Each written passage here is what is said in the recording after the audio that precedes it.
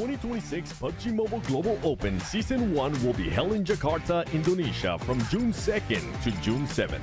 Top teams from around the world have qualified from their respective national and regional tournaments to secure their slots in this coveted main event. This is the final stop on the road to the PMGO Season 1. 32 teams have emerged from millions of competitors. The first 2026 PUBG Mobile World Champion will emerge right here. This is the grand global stage where every player has the chance to shine in the eyes of players across the world. These 32 teams from 8 regions will play in 2 days of group stages. Group A playing on June 2nd and Group B playing on June 3rd. Each group will play 6 matches and the top 6 of each group will advance directly to the grand finals. While teams in rank 7 to 14 from each group move to the survival stage on June 4th. The remaining 16 teams play 6 more matches to keep their dreams alive, but only the top 4 will advance to the grand finals. The stage is set for the epic conclusion. The grand finals will take place from June 6th to June 7th. Day 1, 6 matches, pure fire. Day 2, the smash roll is activated. The smash point will be determined by the total point score of the day 1 leader plus 10 additional points. Once any team achieves the smash point, they just need a winner-winner chicken dinner to be crowned the champion. If no team wins via smash rule after 6 matches, the top team of the leaderboard will secure their title as the champion. Teams will be competing for a massive prize pool of $500,000. The journey to greatness begins here. The first steps towards the one and only PMGC. The results of PMGO Season 1 will also determine the participating teams for the upcoming PMWC, so make sure you stay tuned.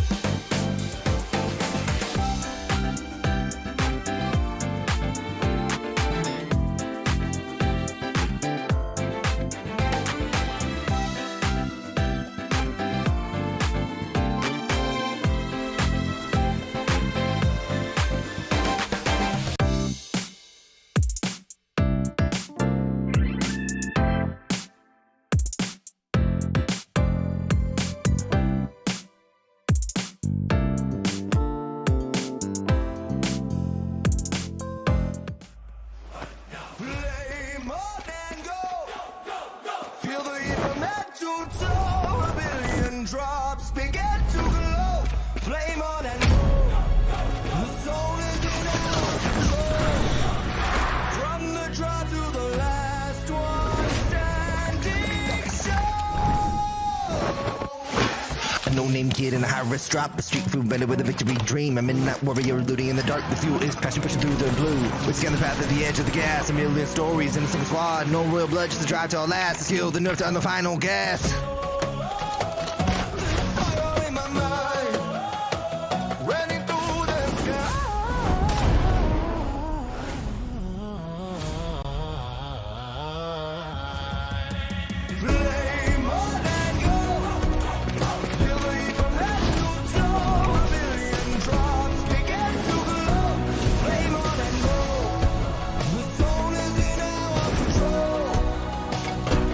Flame on and go.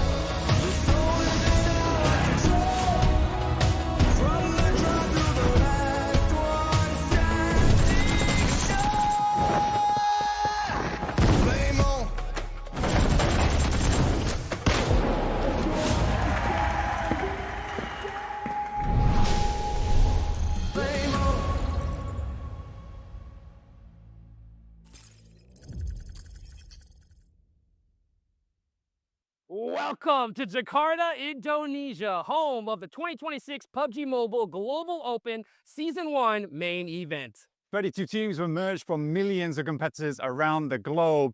But the real test, it begins now. That's right. Today, Group A takes the stage, where they're only going to have 6 matches to prove where they belong. The top teams will advance straight to the grand finals. The bottom 2, their journey ends today. The squads in between, they're going to be left to face the gauntlet of the survival stage. Every point matters, every chicken dinner counts, because the margin between glory and elimination, it's razor thin. That's right. Before we break down the format, the teams, and everything you need to know, let me show you where all this is happening.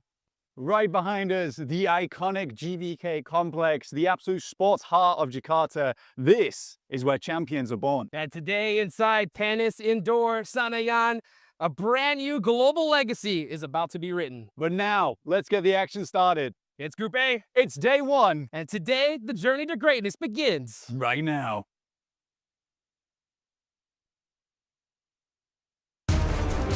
Welcome to day 1 of the PUBG Mobile Global Open Season 1 main event. Introducing teams from Group A.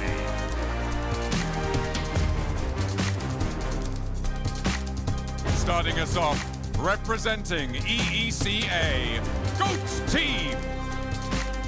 I ain't gonna let that slide. Think you fly, huh? Me and stay wheels up, this a ride off. Ain't no shortcut, heading to the top floors. Me and too smart to drop costs, and I got 2 fists, I'm a problem. Nuisance, who's with anybody not me? They losing, I'm proof that. Even when you down, keep it moving. The move, let's fire with us. Going line up. I said, going line up.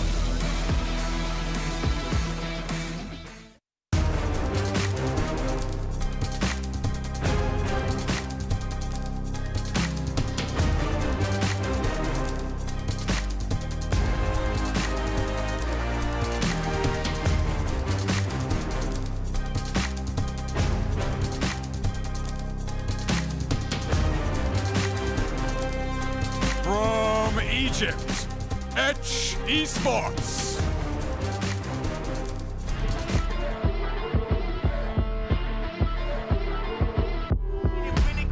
There ain't no talking, moving militant. I'm the big homie, but they dealing with the kid again. Now I'm winning at ease with the soldiers. Never did it for myself, I did it for the culture. I had to come up with a plan for you vultures. Got the upper hand to where I rock, I need a sculpture. Way all, you know what it is, I hold the city down. They ain't see that we could be great, I bet they...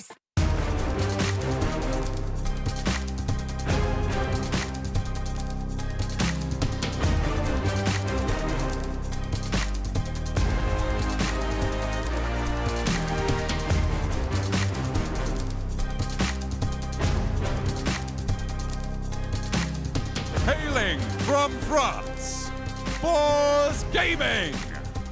Never, you should say the best for last, okay. We here to stay, me and the squad all day. They here to stay, and we don't never go away. We here to stay, I got them saying okay. They here to stay. I'ma stay right where I'm at. Tell me what's better than that. What's better than I'ma stay right where I'm at.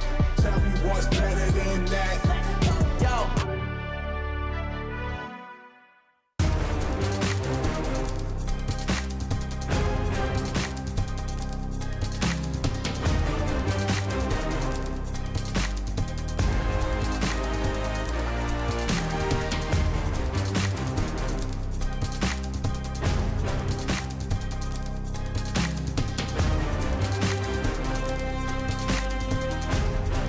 Next up, Furia Esports, the South America champions from Brazil.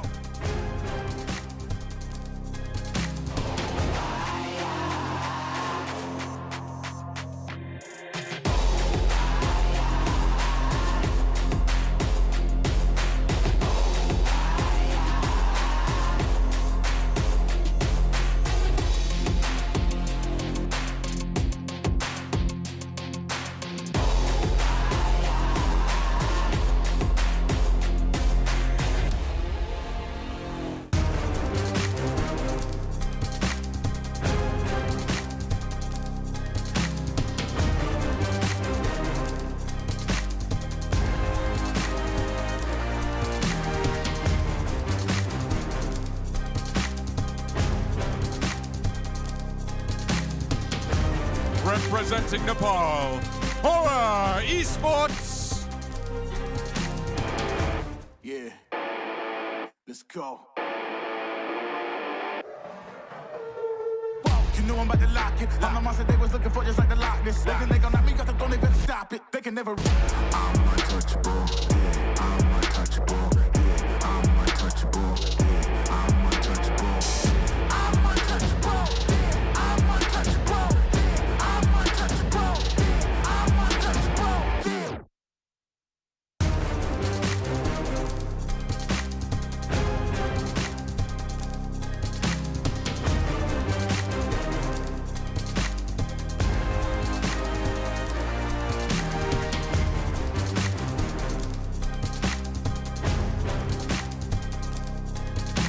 The champions of MENA region from Saudi Arabia, Al Ula Club Esports.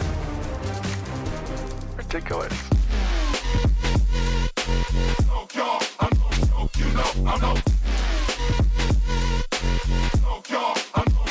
Ridiculous.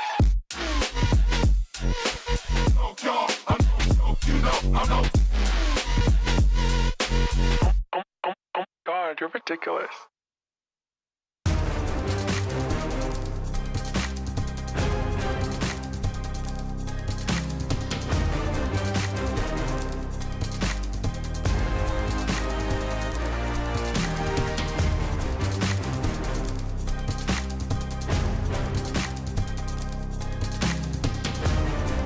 Representing Iraq, 721 Esports. Whoa. Who knew I would make it this far? They hated, they never believed me. Yeah, I would never drop the ball. I know I make it look easy. Yeah, Mayweather with the defense. I don't care what a critic got to say. I got them picking up the pieces. That to me, you really playing with your life. I'm about to come and run it all back. I'm the new era, about to snap back. You ain't fitting for it, cause you all cap like.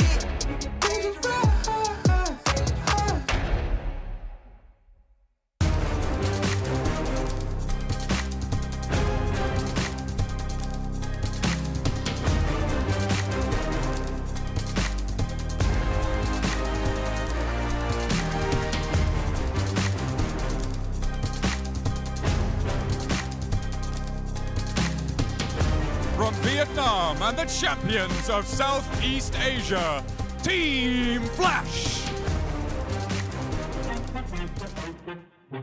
Yeah, gotta aim for the top like. Hold up.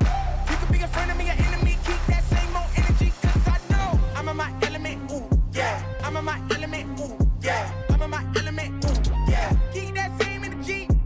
I'm in my element. Never switch up. Never switch up. Never switch up. Keep that same energy. Never switch up. I'm in my element.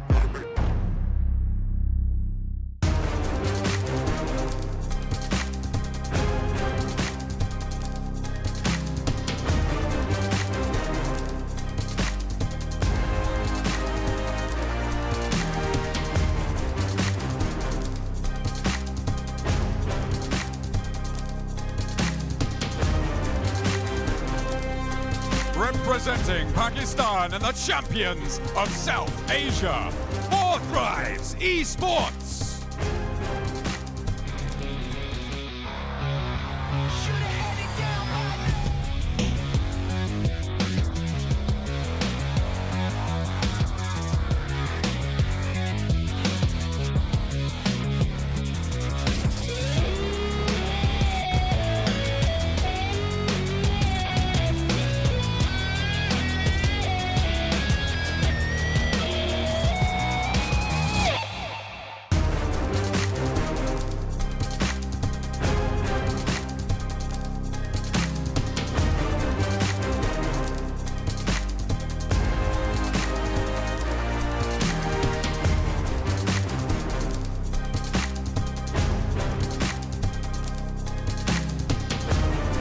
From Indonesia, Boyn Chaikari.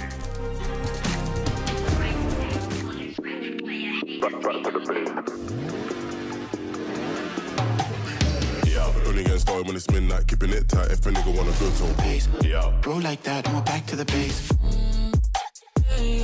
Back to the base.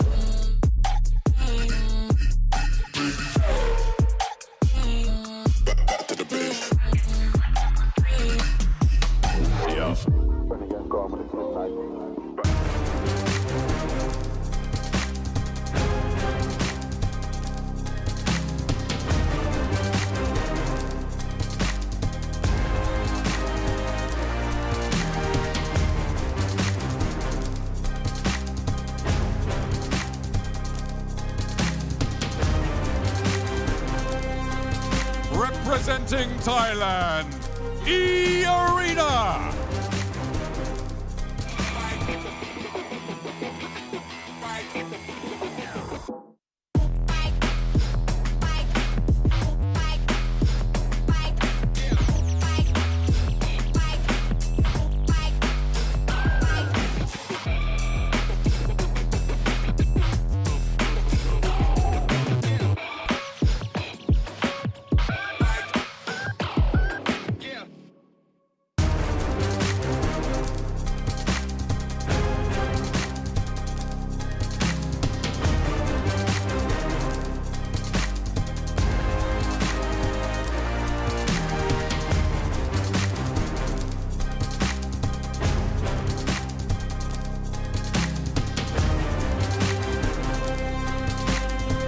From Turkey, Ida Esports. Hello. Yeah, I'm going in. Counting up wins, run it back again. Count a few wins, then we spend it all. Get back to work, stack it up again. Never drop the ball. Year after year, I'm the one they call. Took a few L's, but I never fall. Not my fault, you're an L and I never stall. Okay, my foot's on the gas, I ain't slowing down, get out the way. Okay.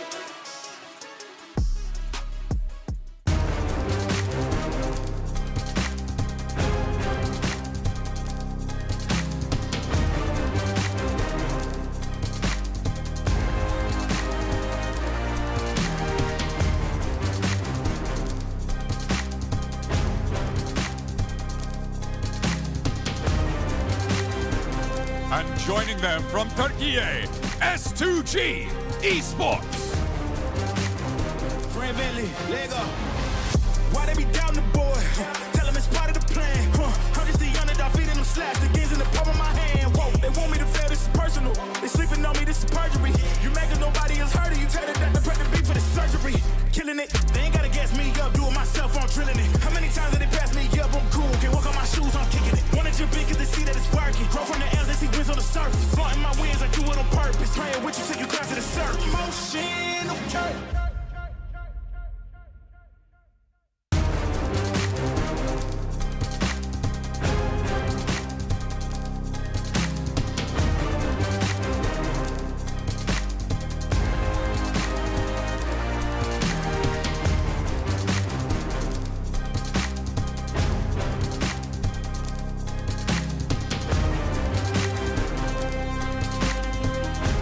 Representing Mongolia and the champions of EECA, Aurora Gaming. Bring it on, let me do my thing.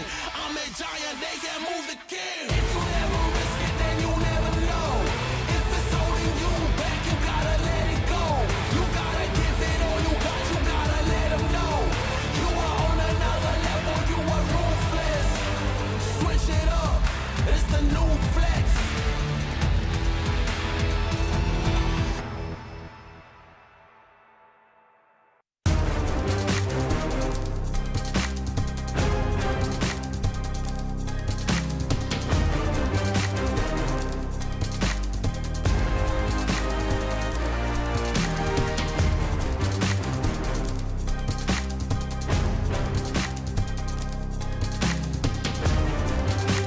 The PMGO Indonesia champions, Team Pandem. Hello, why do they doubt the kid? I'm about to prove them all wrong again. I got a low tolerance, cause they don't even know what the problem is. It's me. You waiting on the boy to fail, then hold your breath and face your death. Cause you play a roulette with each step I progress, no less. Go ahead and place your bets. Cause we know where we at, we know we top tier. Cause all the hate that you bring, we know it stops here. I'm taking off like a rocketeer, ain't stopping here. It's strange how they cannot see the future, but see profit here. Wait up, we gon' always win. Promise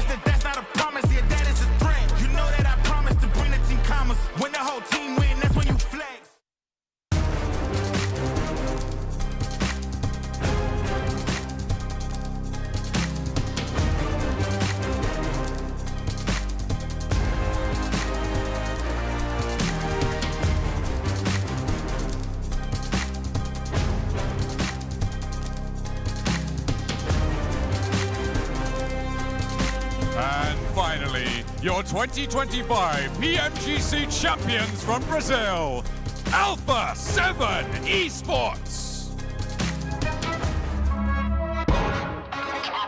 Ain't on the game, we got not more than the minimum. I ain't got a bread when I'm in my bed, no, no, no. No time to compete with so-and-so. No time to compete with so-and-so. I ain't got a bread when I'm in my bed, no, no, no. Been through a lot, don't know the half, no, no, no. When I'm on track, never lose control. Hand on the game, never lose control. It ain't my fault that I'm in control. When I'm on track, never lose control.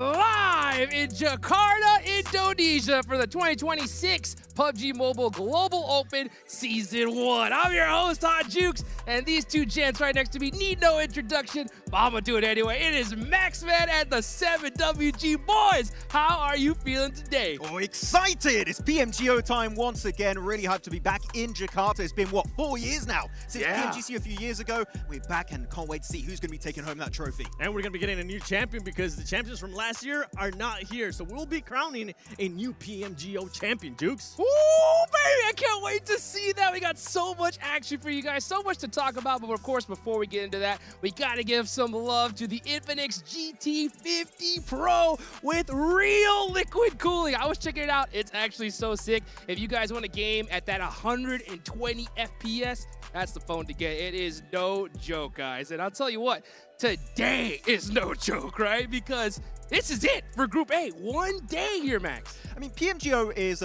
brutal for this season. We'll look at the format a little bit later on, but I can tell you things are going to get spicy here for some of these teams, but so many big names have qualified here in Jakarta for this tournament, and this is only the first half. We're going to have PMGO Season 2 later on, so man, I can't wait. This season, this year, is looking insane when it comes to PUBG Mobile Esport. Every year, it just keeps going up and up and up. The skill level, the amazing gameplay that we've been able to see here, not that level 1. We're talking about that level 10 gameplay from some of their squads, and honestly, I can't wait to see what it's going to be bringing this year because we already saw some people pop off in some of those early tournaments too, qualifying to PMGO Season 1.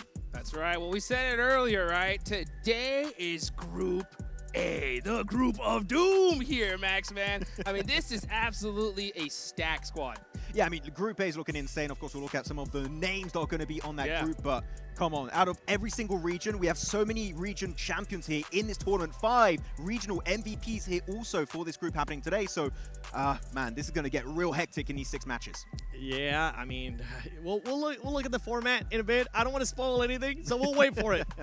Let's go. Let's take a look right here, right now. You can see it, guys, right? We got right now Group A, the top 6 teams are going to be going straight to those finals here, Max. Yeah, of course, finals, that's where you want to be at the end of today's 6 matches. But of course, the bottom 2 do get fully eliminated. So normally you're like, oh, group stage, it's chill, you're making it to the next stage. No, if you underperform significantly, 7, you're fully out, but the middle teams will go straight into that survival stage. And if you think this group stages are cutthroat, wait until we actually see what's going to happen at the survival stage, because it's not going to be the top 6. It's actually going to be the top 4 that are going to be moving over to the grand finals, and then we'll have our sweet 16 teams on those grand finals June 6 and June 7. Jukes? Ooh, that's what I'm talking about. I'll tell you one thing, boys. I do not want to be in that survival stage. That's for sure, right? I mean, this is going to be so crucial for the squad. And one thing, Max, I know that you want to mention something. Yeah, I mean, looking at the finals, you might have realized that's 2 days only. That's right. That's a bit short, isn't it? And also, we've got the Smash ruling in play. Yes, so we could actually end up seeing just only 8 matches. Only 8 matches is crazy. And you know what? We got some serious cheddar on the line here.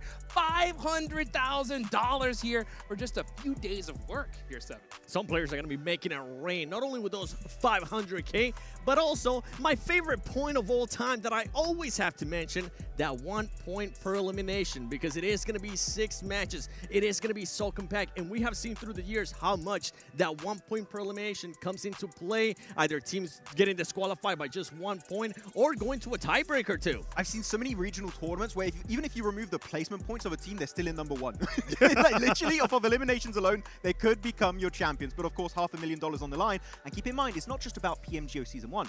Also, if you do well in this tournament, chances are you will be qualifying later on for PMWC. So there's not just money on the line, also a spot in one of the biggest tournaments of the year. How much money? $3 million.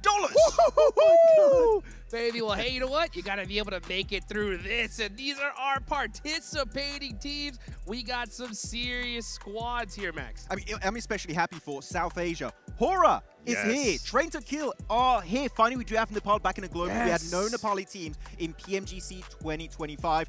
They took a while, but remember back in PMWC 7 last year, Hora did really well for themselves. Maybe they can bring that heat back at PMGO. No cursing this time, no choking this time. It's time for them to show us what they got. And not only that, I'm happy to see some of the other teams there from Southeast Asia. And the one that I'm looking at is none other than Team Flash, because this is going to be their second global event.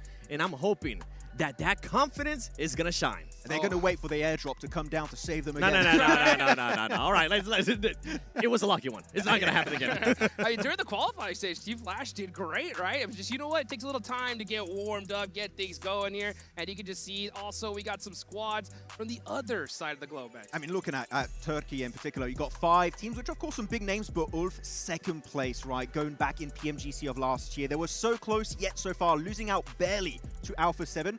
And now with also Calci on the team, I'm telling you, Ulf, they're going to be hungry for that trophy, for that championship title here on the global stage. So Ulf going to be a big contender for the entirety of PMGO Season 1. Talking about another Turkish team, S2G, no longer having to do a hashtag invite S2G on social media. They were actually able to qualify based on their skill, and I'm hoping that that skill is going to showcase here in PMGO Season 1. But they're in the same group as Alpha 7, and we know there's a little bit of drama over on Instagram, but keep in mind also, HamCG on that team has won here in Jakarta in the past with S2G in that PMGC, so who knows, maybe he's going to have that area advantage here in Indonesia. Dude, I'll tell you what, there's been tons of drama online here. I love it. This has been so intense coming up to this year's first major event, and you can see the different time zones, and also, again, 7, look at that, the group stage, just 2 days. Group A today, Group B tomorrow. Cutthroat, honestly, that's what it comes down to. Just absolute cutthroat. You're only going to be able to play 6 matches. I can't wait to see how some of these teams are going to get started,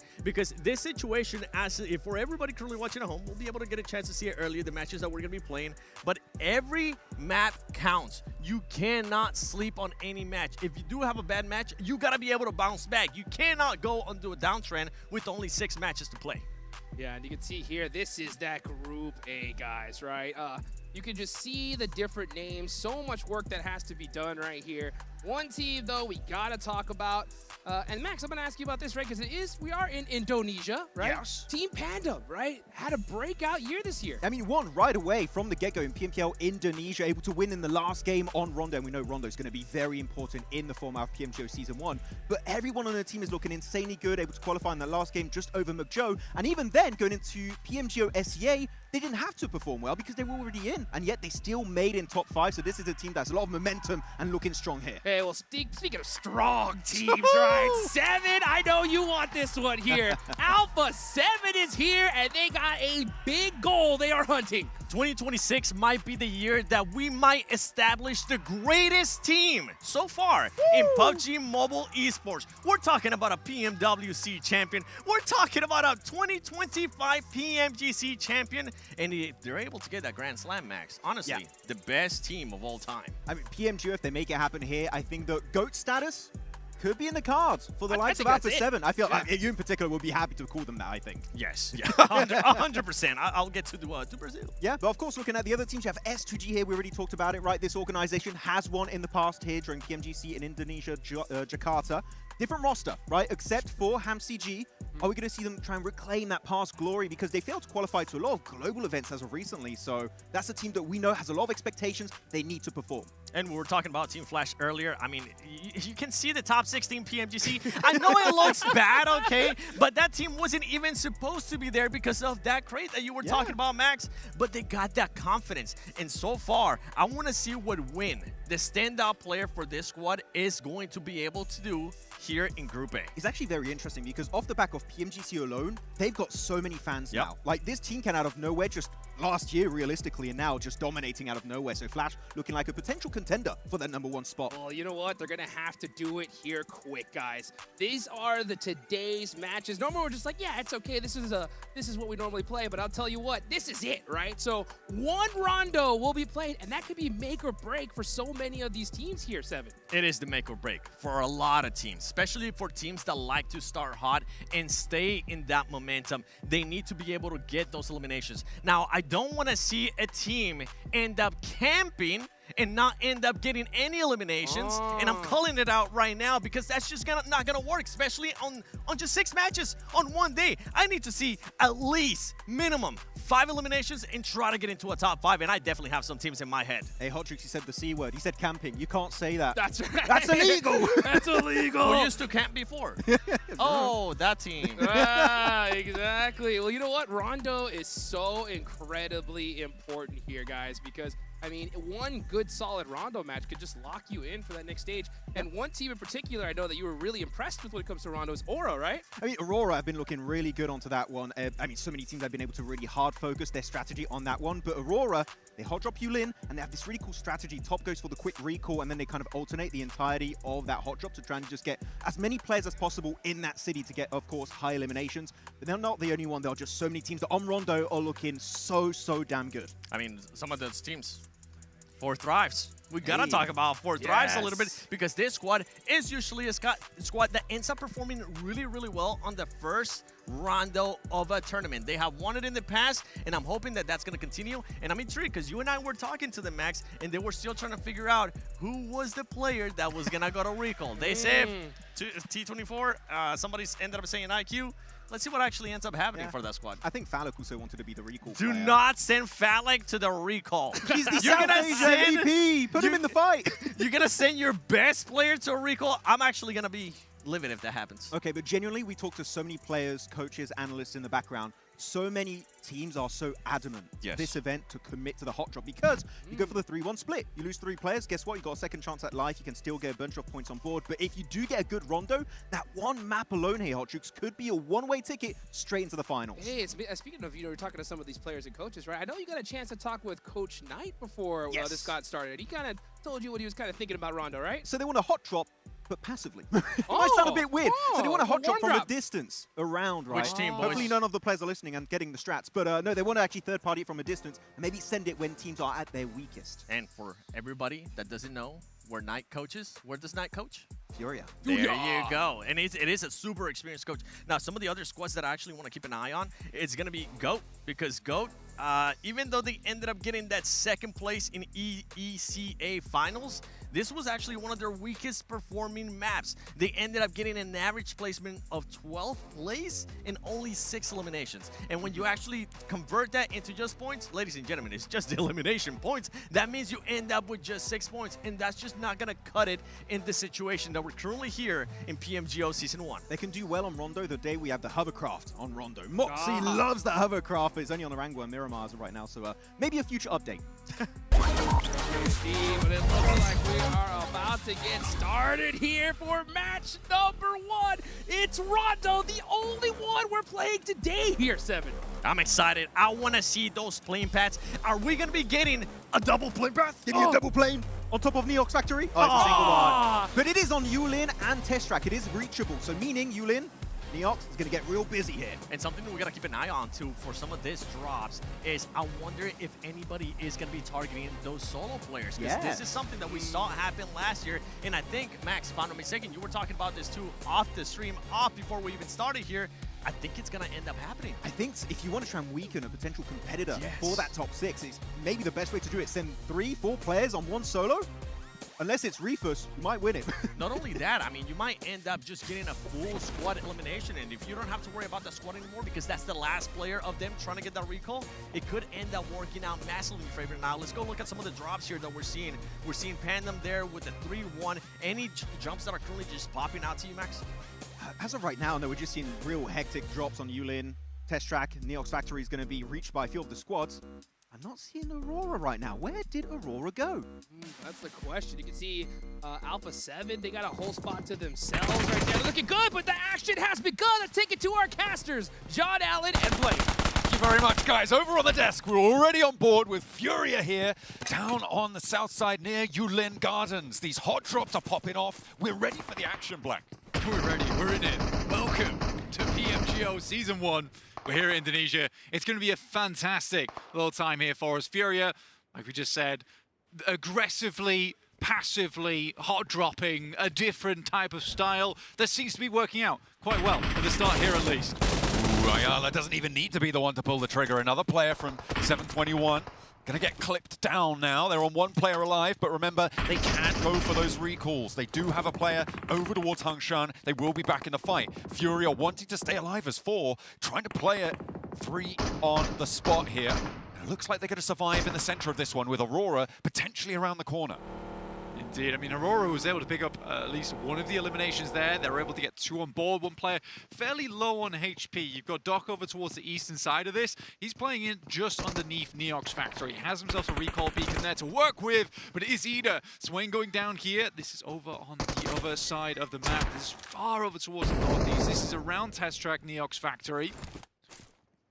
Alula locking horns with Ida in Test Track. It looks fairly deserted, actually, over towards Test Track to what we may have expected here. Yulin is popping off, but even then, a lot of teams sending out to the 4 wins blank. It seems like maybe people have decided to take a little bit more of a reserved approach here. 4 Thrives, ooh, do take a knock on the forefront against Hora as the regroups look to come on through, but I'm not expecting anyone to go down just yet, Blank. There are so many opportunities to go for these recall beacons. Falak taking the knock there and the flush, but we're happy to see him in the fight. A bit of a weird one here for Thrives, because this is a team that quite likes to drop over towards Neox Factory. They gave up on that. They've moved down towards that southwest side, towards Yulin. I think part of that is choosing that playing path. Not really ideal to go over towards Neox Factory, but it is funny. You only get 2 teams there, and I think it's exactly like you say, John. Teams are really taking today at face value in terms of it being incredibly difficult to mitigate that variance. So the way to do it here is you play a slow rondo. You try and get as many consistent points as possible. You ignore those teams getting all these points in the early game and hope you can make it towards that late game. But someone is potentially going to earn a whole lot of points. Furia wanting to add 1 more to the tally with Zhol going down. Aurora going to have to go for another recall there. Top, we saw him earlier beam down a player on the southwest side, and it looks like they're not really going to go for those rotates. They do have quite a decent position closer to the circle. Might look to try and recall up there. Boars in the meantime, Blank a little bit further over towards Stadium, west of Neox Factory, are going to be back and forth with S2G. Now, Boars seem to be on the back foot. The nades pouring on in through the windows. They are answered, but nothing really finding its mark right now. Finally, some damage come through from a nade, but Vagnazada's on the back. Snowix playing it quiet on the ground floor, might be able to catch a player unawares, and nearly Vagnazada goes down, but no, he just about stays alive on a sliver. Snowix still holding his nerve, waiting for a corner to turn, not going to hop in just yet. Spots 1 as he darts through the window. I don't think that they saw him in response either, Blank. And he's waiting. He hears these footsteps. Huge. 1 on the broadside. Looks for another. Second to breach through. It's from the back. He needs to worry, though. And now he'll be back into the plane almost immediately on the recall. Yeah, it does go down now, unfortunately, but almost had the slip on them. I think Snowix has been putting a huge amount of work behind the scenes alongside Vagnazada as well as Robs. You know, this team has really been trying to get things into contention. Terminus looks like a good player on the team, but I do think this guy needs to bring the levels up a little bit to closer towards Robs as well as the other boys on boards. But overall, a pretty good team. Pandem now up against the Flash, a similar situation they faced before here. Win on the front side towards Zeus, sending some nades in over towards Leo. Pandem with 3 players in location. Near to Test Track, just on the outskirts of it. Team Flash. putting nades forwards. Furia getting lit up in the Elim feed in the meantime as well. Jubran holding the cross, doesn't quite spot the player. The smoke bloomed in time. The shotgun now around the corner, jousting back and forth, and Jubran able to win out that trade. And able to get away pretty healthy as well there. Nice and tight amongst it. Team Flash going to lose one. Zeus is down, but they can definitely still get him back up. They just need to make their way to a recall tower. There's the hop forwards for Leon, trying to get some more extracted from Team Flash. If they can keep these points coming on through, they're looking to try and raise the bar on Rondo. And they are. Flash went down to a 3-man in their final match in their region, but was still able to put up a fantastic performance, getting themselves that #1 spot. So going down to 3-man here, it doesn't feel like it's going to hurt them too much. They are up against Pandem at the moment, though, who are doing a good job to pen them in. Win looks to hit this challenge well, but won't quite find it. Luckily, Bozy is here as backup. We'll find one player in Leon's.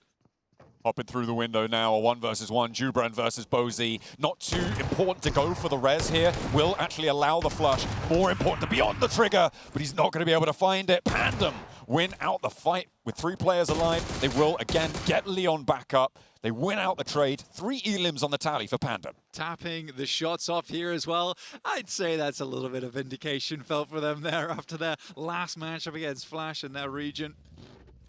But good stuff. Aurora. This is a team that a lot of players are very worried about, and a lot of fans at home are cheering for.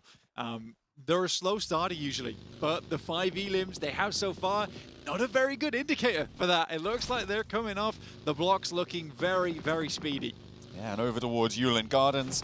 They only have Horror to deal with now, but they might want to get a move on fairly soon with the circle moving up towards the north side. Clearing this one out is going to be great. They add a 6th point to that tally blank, and they are looking pretty fearsome. Reefus leading the charge with 3 elims already, doing a lot of work for the roster, and they'll be happy with that.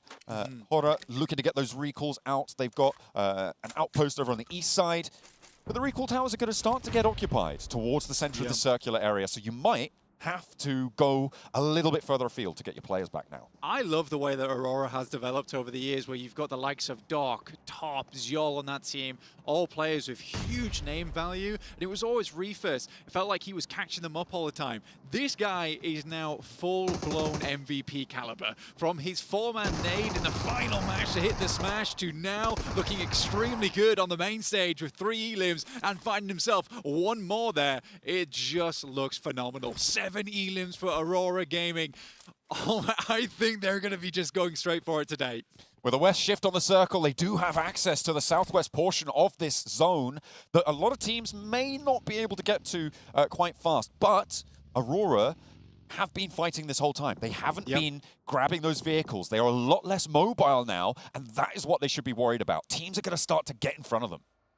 Now, we haven't had much chance to actually talk about the circle, to talk about the rotations. That's understandable. It is Rondo. It's action-packed.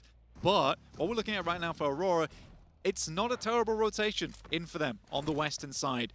They can make their way up, swing through, they're right on the edge. Most teams are playing on the northeast here, which is a little bit strange considering that initial playing path. I think Aurora Gaming, though, they've kind of taken out a lot of their competition on this southwest side. Obviously, they'd like to see another south shift on this one if they want to get something good done, but I like this heavy rotate coming in from Boars. They are quick, they are fast to the mark, straight towards the center of the circle. On this western side, a little bit of terrain to play around with. And they've got that, I think they're on control of a recall as well, so a nice position to stop teams, if not use it for themselves, to stop other teams from using it. A very important position to hold on that southwest point, potentially very profitable. Oh, the EMP zone's just popped up blank on the north. Yeah, EMP zone's going to be a bit of an issue for some of our teams, especially on that northern side. It has limited rotations a little bit, makes it slightly more difficult to make that full send towards the center. Dissipated now, so teams can start to get themselves a little bit of a move on. Alpha 7 is marshalling that north side right now, though. They've got E-Arena underneath them. E-Arena, definitely not a team to be scoffed at either. Looking fantastic at the moment. But in this game, 0 points. Nothing found just yet. But they are a full 4-man. They are towards the center of the circle. Hope they can start to pop off a little bit soon. There's only one team with 2 players alive, and that is Team Flash, who are struggling to get a recall, it seems. They're up on the north side near Stadium, so could potentially go in there. In the meantime, Alola and Furia. Ooh, what a turnaround there, quick. Able to do a lot of damage to Furia. This is over near the south point of Test Track as well. And the recall opportunities are going to start to become a little bit slimmer over time. Alola on the front foot of this fight, but a nice nade from Chief, able to get an answer back in through the door. And that's going to maybe slow Alola down on their roll. Furia happy to see a little bit of a falter in the step. But can either team swipe fully through the other roster, Blank? It, again, as I say, may be impossible now to go for these recalls with the density of teams we're seeing. Yeah, it gets very difficult. You need to have full control of that position to make it happen. Circle does move over towards the eastern side, which gives a real good chance towards our teams on that center edge. Looks very good for the likes of S2G. Ida also moving in. Our Turkish teams mainly, it seems here, are having a good time of it. Chief for more, able to find one on the hop. Needs to get back behind cover. That was risky going for the flush, but it comes off good. And now Chief with a second challenger. Might have to try and find something pretty deep on this one. Furia branching out all the way into the blue to try and make it work. Quick wants to shut him down on the inside, but Chief's not giving up without a fight. Won't go down without swinging once or twice, but will fall in the end. Not able to do the damage to get another knock there, and Alola claimed the south side of Test Track. Yeah, good stuff. I mean, that is a really, really hard fight to win as well. For Alola, that's what I would call an upset. But the boys over on Furia, it's kind of the successors to the Team Liquid squad, right? They have some extremely good players on that team, but not being able to win against Alola is a rough position to be in there. But they should be able to get themselves back up on their feet, back into action. They're down towards the south side, got themselves a bit of a recall towards Igor as well as Ayala. Got to find a spot to go for it though, Blank, and that's not super easy right now. Team Flash are trying to send on through. They only have 2 players, and they are putting all of their eggs into this basket on the south side, trying to get through this roadblock. Maybe make their way out towards a recall, potentially, over towards Yulin, maybe? That's still technically open, but no, okay. They're committing to playing as 2. Just play the shack here. 4 units already. Yeah, it's the best thing you can do. I think, honestly, once you get to this stage of the game, you're sort of forced to play this sort of style, try and get as many points as possible, confirm yourself up towards that top 6, which will get you through from the groups. Look at the map feed, though. It's a strange part of the map, honestly. You look over towards that western side, a lot of fielded areas around here, around Boars. For Boars, I think it's most important for them to clear this portion of the map. They will likely be looking over to 4 Thrives. Falak has just arrived on the scene towards their northwest. If they can clear him, their movement over towards the east becomes a little bit easier. Alola now have to fight through Aurora with their outposts. A lovely shot from, actually, this comes through from Reefus. Okay, I thought it was top. It turns out it's Reefus. You were singing his praises earlier. He wants a little bit more of that sauce as he's going to layer it down on top of Alola. One more player on the inside there, trying to make their way through. Nightmare. 4 players are alive for Alola, and there's potential for them to still get a recall, but it's going to be really, really tough, as it will shut down an opportunity. The backline's being solidified as well by Doc for Aurora, playing that more adjusted, supportive role. It's a great position to play for Doc as well. He's playing elevation right now. He's gathering as much information as possible. They're mainly looking to control this southeast side. Once again, the circle moves away from them, up towards that north edge, towards Team Vicious. Now, Team Vicious actually has a surprisingly damn good squad. Got the likes of Narvala one side, Koa, a lot of names you'd recognize from Western Europe, playing from a different region this time around. But this is a good squad. I like the way that they formed this team. Seems like they've got a lot of synergy on board as well from watching their regionals. See if they can bring that to bear on the world stage. Alola still going for this fight. Yasa is down, but R38 wanting to find those angles a little bit faster. Aurora do have to leave this position blank, so it's not really a holdout at this point. 721 having a tough time against Go, as they are getting lit up. The nades, the volleys are just sailing on in, and there's S2G as well chiming in. Okay, yeah, Vicious are there to party too. It is a tough spot, and I don't really see 721 getting out of this. Yeah, it's sort of like mini Hung Shan, honestly, over towards this side of the map. It's an area that can hold quite a lot of teams inside of it, but it's pretty sparse, pretty open, not too fun to play around with. So for teams getting over here, it's a bit of a mad send. 4 Thrives, though, they do manage to get a send on towards the north side of things. They're currently playing with 2 players, though, which is a tough thing. I think that for 4 Thrives, a bit of survival options right now. Having Falak up and alive, though, is useful.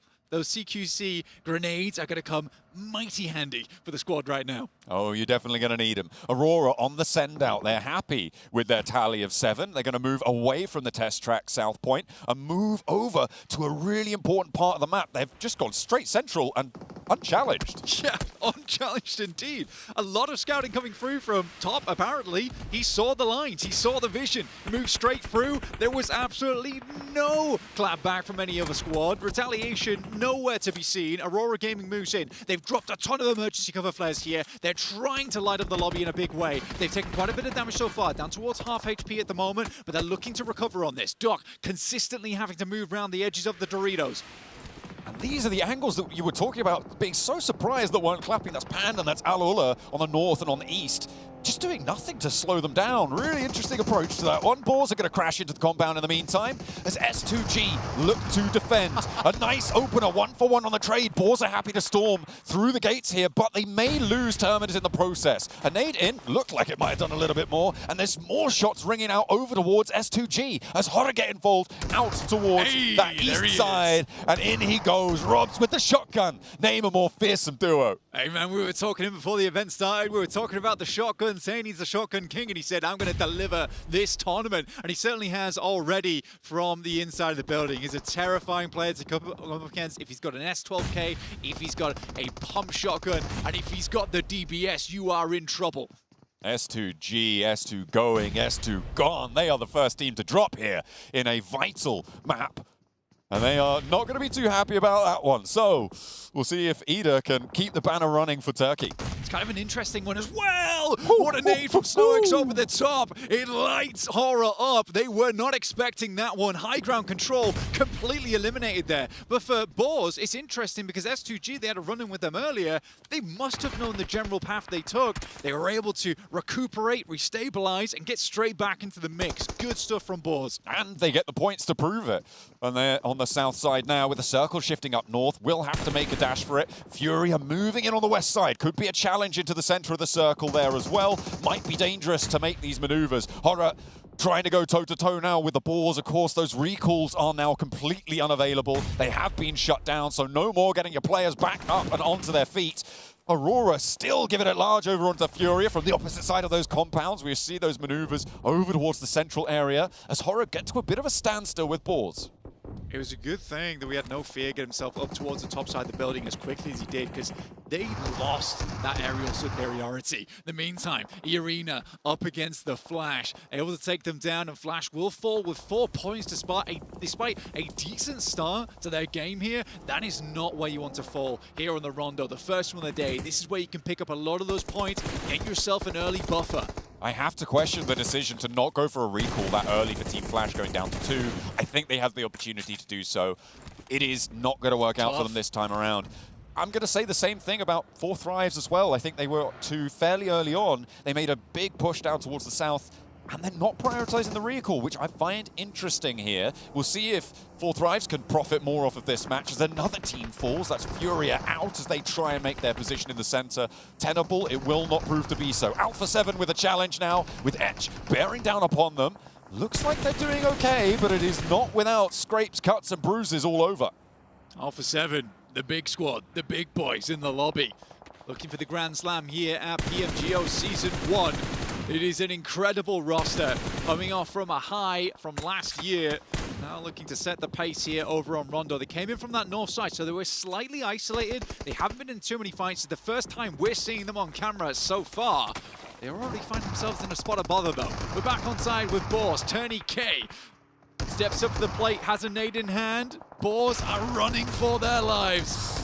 Ooh, they've sent up to this north side, leaving their position on the south. They're doing okay, though, Blank. They're doing okay. A big nade onto the back, and Schweppes falls as well. Damage is done to Wagnazada. It will bring him down, but SnowX charges forwards, moving in to envelop the Fury laid down upon them by Irina's regroup. A nade onto the backlines, and there may still be a res here.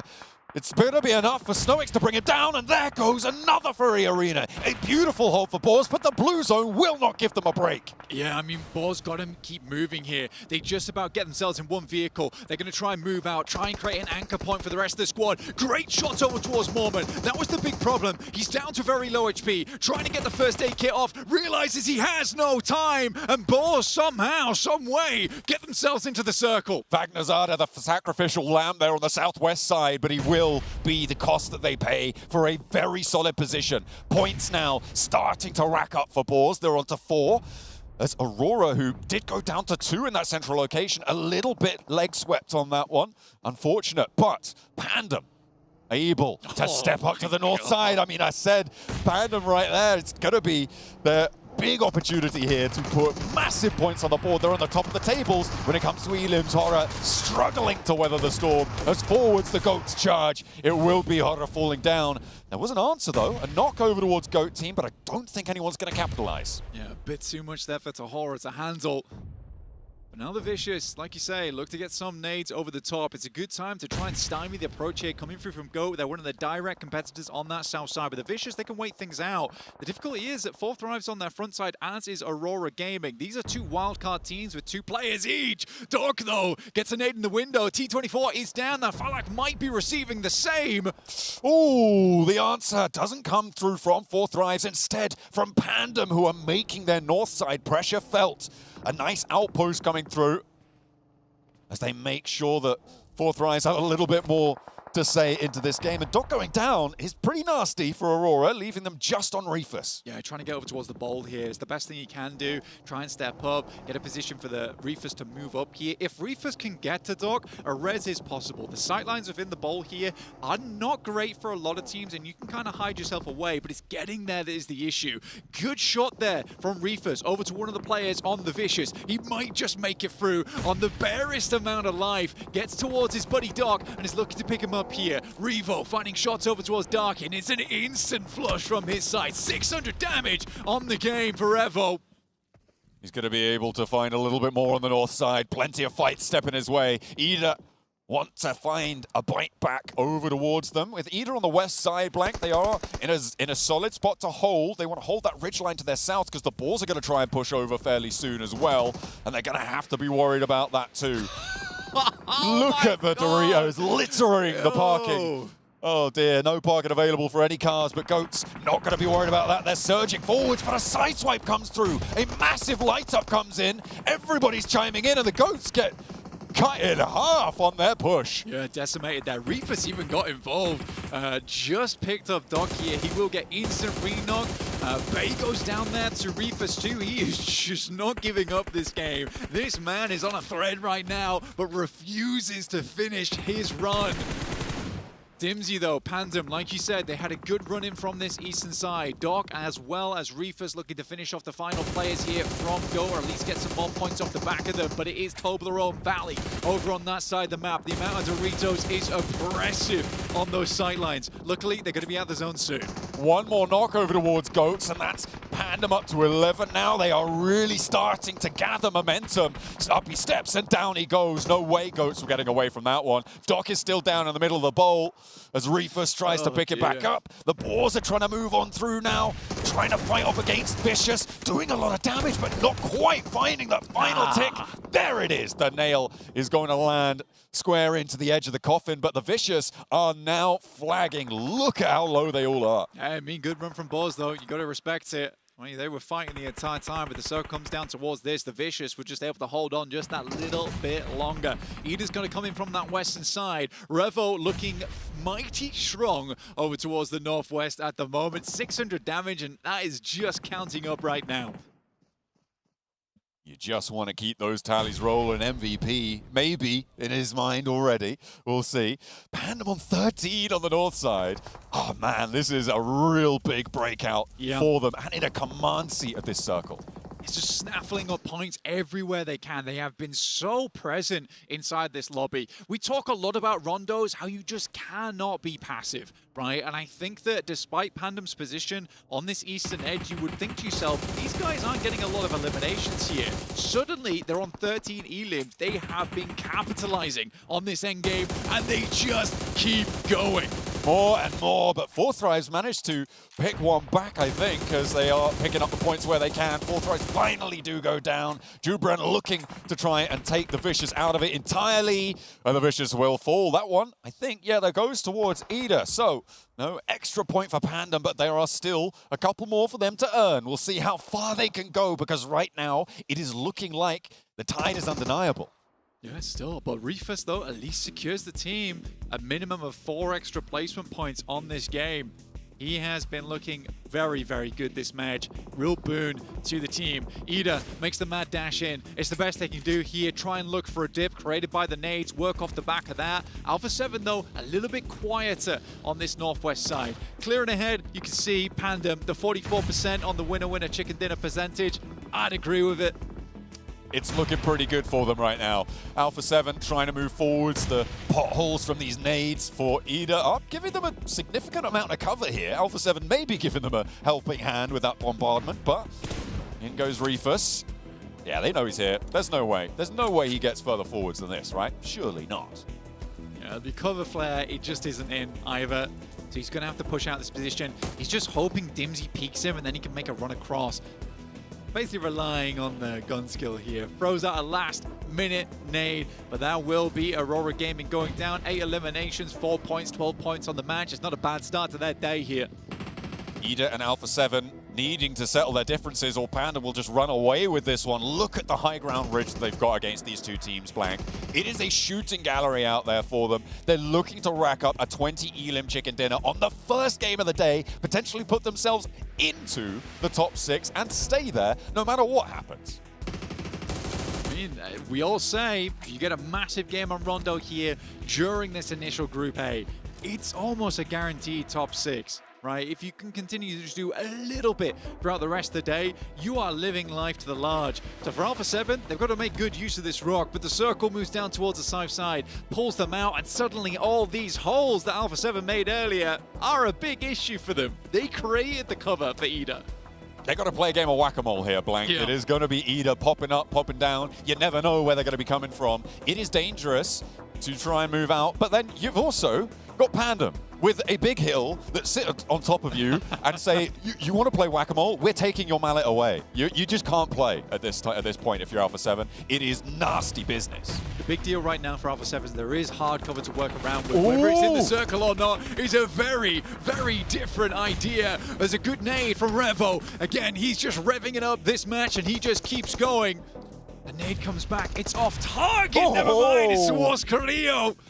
Guizao looking to get the res off, but Pandem, they see their opportunity and they look to strike. And they want to add those points, remember? Those points, if they go down now, go down towards Ida. And they do not want to let that happen. You want those points in your bank. Push yourself even further beyond. Guizao looking for those reses. The nades are bombarding back from Alpha 7. May be able to find him, but in come Pandem. The side swipe comes through. They are marshalling their forces. They are not going to let these points get away from them. Now Revo goes down, and Pandem slurp the whole milkshake. This is just everything going their way. They've got tons of util still left remaining. Pandem looking to secure it right now in the first game of the day here. There's nothing clapping back towards them. There's no retaliation, and it's over. Pandem with a massive game 1. What a way to break it out. First day, first match. They are here to play on their home turf. Pandem put the Pandem in pandemonium. They go crazy. Insane stuff. I mean, for them, this is just such an easy day for the rest of it. That buffer is very hard to catch up to going forward. For Alpha 7, it's not a terrible game. They showed that they're still some of the best in the lobby, some of the best in the world, but versus that position that Pandem had, it is so difficult to work with. They almost created that little foxhole as well for Ida to play around with, and that sort of came back to bite them like the fox itself. Unfortunate stuff, but yeah, Alpha 7 getting in late. Ida doing pretty well as well, getting in late. We had Aurora commanding for a lot of it. Look, until they have to move. There's only one thing to say right now. Oh my God, these are some amazing teams in Group A. There's a reason why it's called the Group of Death. Yeah, it's very, very great stuff. Great plays, great rotations, really good decisions being made. It all looks clean. It all looks decisive. It all looks It's nice cohesive. PUBG Mobile. Absolutely. Took the words right out of my brain. That is fantastic stuff coming through from Pandem. They've had a great start, and now they are going to command from the top of the tables. Will anyone be able to assault that position and join them in the top 6? We'll see you guys in the next match.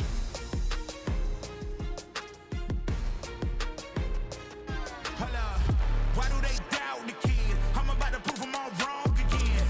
I got a low tolerance, cause they don't even know what the problem is. It's me. You waiting on the boy to fail, then hold your breath and face your death. Cause you play a roulette with each step. I progress, no less. Go ahead and place your bets. Cause we know where we at, we know we top tier. Cause all the hate that you bring, we know it stops here. I'm taking off like a rocket here and stopping here. It's strange how they cannot see the future, but see profit here. Wait up, we gon' always win. Promise that that's not a promise, yeah, that is a threat. You know that I promise to bring the team commas. When the whole team win, that's when you flex.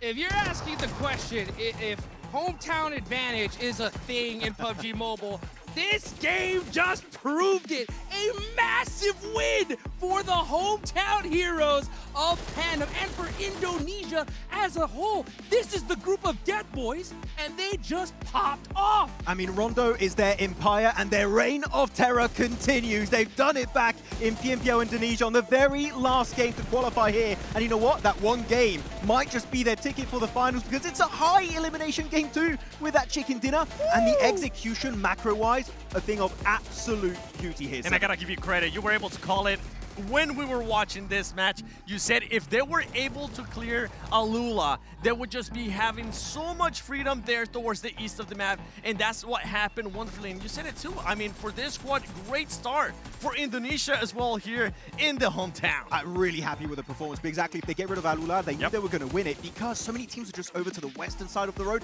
and especially in that southern compound, just all busy in fighting each other.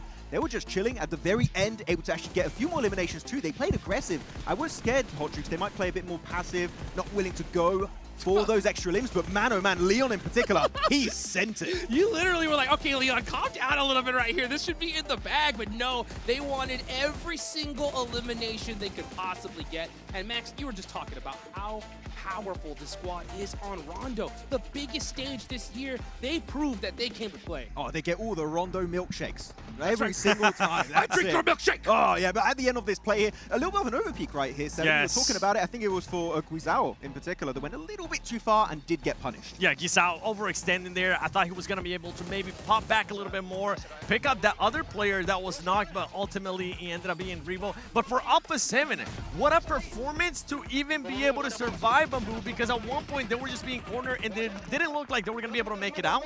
Something to keep in mind though from Alpha 7 is they played so passive at the start until they finally decided to end up making a push on, I think it was Circle 5 on ETSH, but they ended up losing one player. Normally you go in Bamboo, you don't come out alive from Bamboo. So indeed, as you said, really good podium finish from the entirety of Alpha 7. But here we go with the overall player stats. Ooh. And my boy Julbrenki putting up the numbers, followed up also with Frenzy and Leon's getting 6 eliminations apiece. But Leon, when it comes to SCA, he's a standout player with that utility, and those grenades and Molotovs, whew, those were good to wrap up that match. Man, they were just straight money. I love the fact that, you know, when you get to such a big stage here, you know, the nerves can kick in. You know, you might have that slight hesitation in some big decision moments, but on Rondo, Pandem, they didn't hesitate at all, and they shut things down here. Boys, 19 eliminations? Woo! Are you kidding me? To start off the day, too, especially with how much we've been hyping up. I honestly, I was kind of joking around a little bit when I said, show me that 20 elim match with 10 points that you'll get from that chicken dinner. Boy, did they end up performing. You can see there Leon with the MVP, and yeah, I mean, he was scaring us a little bit there towards the end, but the confidence just came in full flush. I mean, it was a really strong position, maybe overly aggressive, but all of the nades of Alpha 7 and also the other side were just completely used up, right? So they were not able to really fight back efficiently, so he was really safe with that utility, and peeking so beautifully too. So his peaks were amazing, and because of that, he was one of the main catalysts for this chicken dinner on Pandem's side. And sure, one big game, but if they just get a few more points here, Hot Jukes on Erangel and on Miramar, boy, that top 6, it's locked in. It's a lock at this point, all right? I mean, there's no way they screw this up at this point because, I mean, with a performance like this, you should be able to see them in those finals here because there's only 5 more matches left to go. These numbers are just crazy, Seven. Talk about a lock when you have the top 3 players out of the top 4 players for Pandem right there. Not only Leon getting that MVP, we saw the stats from Frenzy, we saw the stats from Jabranki, and it's just a full sweep for Indonesia because it is another player from Indonesia, a player that was able to win the Southeast Asia Finals, Seta from Boyne. He was the MVP Yep. last year, right? So Yep. they're definitely able to get himself some good points. 29 points are coming out from Pandem. Jeez. Ooh, insane stuff, but hey, Aurora not trolling really on the first game. And no stepping up, able to clear the entirety of Yulin against Aurora, using that strat of having Top going for the quick recall and then joining the fray in Yulin itself. They got rid of Furia, then Hora. Man, that was a great hot drop for the entirety of Mongolia. Yeah, that's how you got to get it done right there. I mean, we saw them put up some serious eliminations right off the rip for Aurora. Unfortunately, they weren't able to finish it off there, but they put some points on the board. 12 to start things off is definitely not something to shake your head at here, Seven. Let's rewind it a little bit. You said series eliminations. 10 minutes into the match, they were already up to 7 eliminations. We do have to talk about them a little bit in regards to a push that they were able to do that we didn't quite like because they ended up just crashing onto a fence that was just open on the parking lot, and they ended up being forced to use just all their cover flares. Yeah, it was a good response. You get in the parking lot, it's very open, especially when you have teams like Pandem that literally have the game-winning position right up north of you. So they used all the cover flares, which was a good idea, but unfortunately, cover flares can only take you so far, and it was down to just Reefus. Again, the guy just keeps keeping Aurora in the conversation, but at the end, the Rondo win does head the way of Pandem. I mean, that's what you got to do at that certain point, right? I mean, Alpha 7, they were there on that edge. I think they did a good job for the position they had, right? They put up some good points on the board, but Pandem just proved here that if they have that dominant position, they are not going to lose it, Seven. Yeah, and Alpha 7 show what happens when you end up getting blessed by the circle because, my goodness, that was a blessing if I've ever seen one. And yeah, Pandem, I mean, the way that they were able to play, you already mentioned it, Max, too, and I'm just going to double down on it. I love the way that they were able to just execute that. They were aware of where everybody was, and they were able to take full control of the map. Now, I want to see them if for some reason the opportunity comes about where they can actually do that again, whether it's in Erangel or maybe later today we end up seeing that in Miramar. I want to see that kind of consistency now to some of the other teams that we ended up seeing there on the leaderboard towards the bottom. I want to talk about 4 Thrives. I was expecting a lot out of this squad. 4 Thrives, they're used to known to being able to perform really well. A very low start for this squad. In regards to eliminations, they didn't really have many. They ended up finishing the match, if I'm not mistaken, with just 2 eliminations. So I don't know what's happening there, but the main question and the main thing that's always hindered this squad is that mental. And with only 6 matches, now 5 matches, you can't really get into your head about it. Yeah, you know what? Speaking of, rough performances, S2G, first team out in this one. And you know their rivals, Alpha 7, did good. What do you think's going through their head here, 7? With their owner doing a watch party, you best believe they're probably like, we got to perform. If not, they're probably going to end up switching us out because that squad loves to change their rosters every single month. Yeah, I mean, it was very unfortunate because Boars initially go for a fight onto them, and they initially have a really good defense, right? Able to actually get a few knocks onto it, but then Hora were very opportunistic, fully send it right back into the compound. And not only that, they had, I believe it was Jiggle, who was onto the mountaintop, trying to also get an off angle, so they can't even leave the buildings without getting instantly shut down. So Hora, sure, only gets 7 eliminations, no placement points, but the overall aggressiveness and also passiveness and the macro around the map was just well executed again for the first global event from Nepal in a long, long while. I'm with you. I got to double down on that point that you just made. For them to be able to adapt the way that they were able to do, to make those pushes, to make that third party, to have the awareness to live that last player on that mountain, and making sure that he didn't overpeak, because even though there was 2 players from Furia looking there, if it would have gotten knocked, that's not a position that you want to be able to put your other teammates in. So great awareness out of Hora. They might not end up getting the win, but it's a good showing nonetheless. It was also not just an off angle to be aggressive on Boar and also S2G. If they wanted to leave, which eventually they did because of the circle, they go to the anchor point player, which was Jiggle on the mountaintop. So it was an aggressive position, but also that kind of saved the day in case they do have to play it a bit more slowly. Love to see that kind of macro play there. You got to know when to flip on that aggressive switch and when to say, hey, you know what, this ain't worth it. Let's back off and live a little bit longer here, because this is it. We got 5 more matches left to go. Bottom 2 teams are out of here. We're going into Erangel, though, right? Now, when it comes to Erangel, we got to talk about something here that's been meta changing completely, and that's the loot truck, Max, man, right? Oh. Just how huge is this going into Erangel? Oh, I love myself some loot truck goodness. You got 4 of those happening all over the place in Erangel. Teams dropping in Saverni, Yasnai Poliana, inside of Pachinki, gonna have a big advantage. And actually, as I talk about Yasnai Poliana, I believe we're going to have Horror versus Team Flash happening over there. And there's a bit of drama online that they might actually commit to the fight. And if you do win the fight, you get 4 eliminations and access to a loot truck here, 7. That's a big early game win. Hear me out. Even though Team Flash, I think they ended up getting some eliminations this match, they didn't end up having a good rondo. And if there's anything we know about hot drops, and especially with, I have to keep saying this, especially with only 6 matches, now 5 matches left, you don't want to waste that time. You really don't want to get into an ego battle here over just a point. You have to have those backup places where you're going to end up landing. Yeah, it's going to get a little bit hectic there. Hopefully they don't commit, because Yasnai Poliana, in particular, is a city where you can have 2 teams. You don't have to commit for it. If a fight does happen, it's purely out of ego. Though, just to wrap up my point on the loot truck, which is where the conversation initially began, exactly. you're going to see late games with so many P90s and maybe a few MG3s. It's absolutely mental. The loot truck, if you do go in one of the main locations where it spawns early, it gives you such a significant advantage that you can take any fight at that point and possibly come out on top. Yeah, I'm looking to see if that's going to spark an engagement in Yasnaya here, because, I mean, that loot truck is pretty broken. I mean, in the games I've played, you go and you get that thing, you're going to be fully level 3'd out, so much ammunition. The whole looting phase is pretty much just done right then and there, so we're going to see how that's going to work out here. But, you know, we're going into Erangel. This game is, I think, extra huge for the teams that didn't perform well in Rondo. I think they really need to bounce back here early, because we're going to see some of these top squads continue to dominate here, Max. Yeah, and it's going to get really hectic. You've got 3 Erangels back to back to back. It is your bread and butter. So any team that took a massive L on Rondo, this is their time to redeem themselves, because normally group stage, you don't make it to finals, don't worry, you still got the next stage. You know, if you're bottom 2, you're fully out. You're eliminated on day 1 of PMGO Season 1 2026, which, of course, 7, you don't want that to happen to your favorite squad. I want to see some teams starting to be a little bit more aggressive, especially just kind of set the pace here in this match. If they do end up getting in a position, kind of like what Pandem was able to do in this last match of Rondo, I want to see them being able to do that too. And I mean, if we're calling out teams there towards the bottom, Hodgix, you got to call out S2G. Yes. Hey, we didn't plan this, but it ended up happening. If you're seeing S2G, if you for some reason can hear us, we need to see a reaction out of you here as we're going into the first Erangel.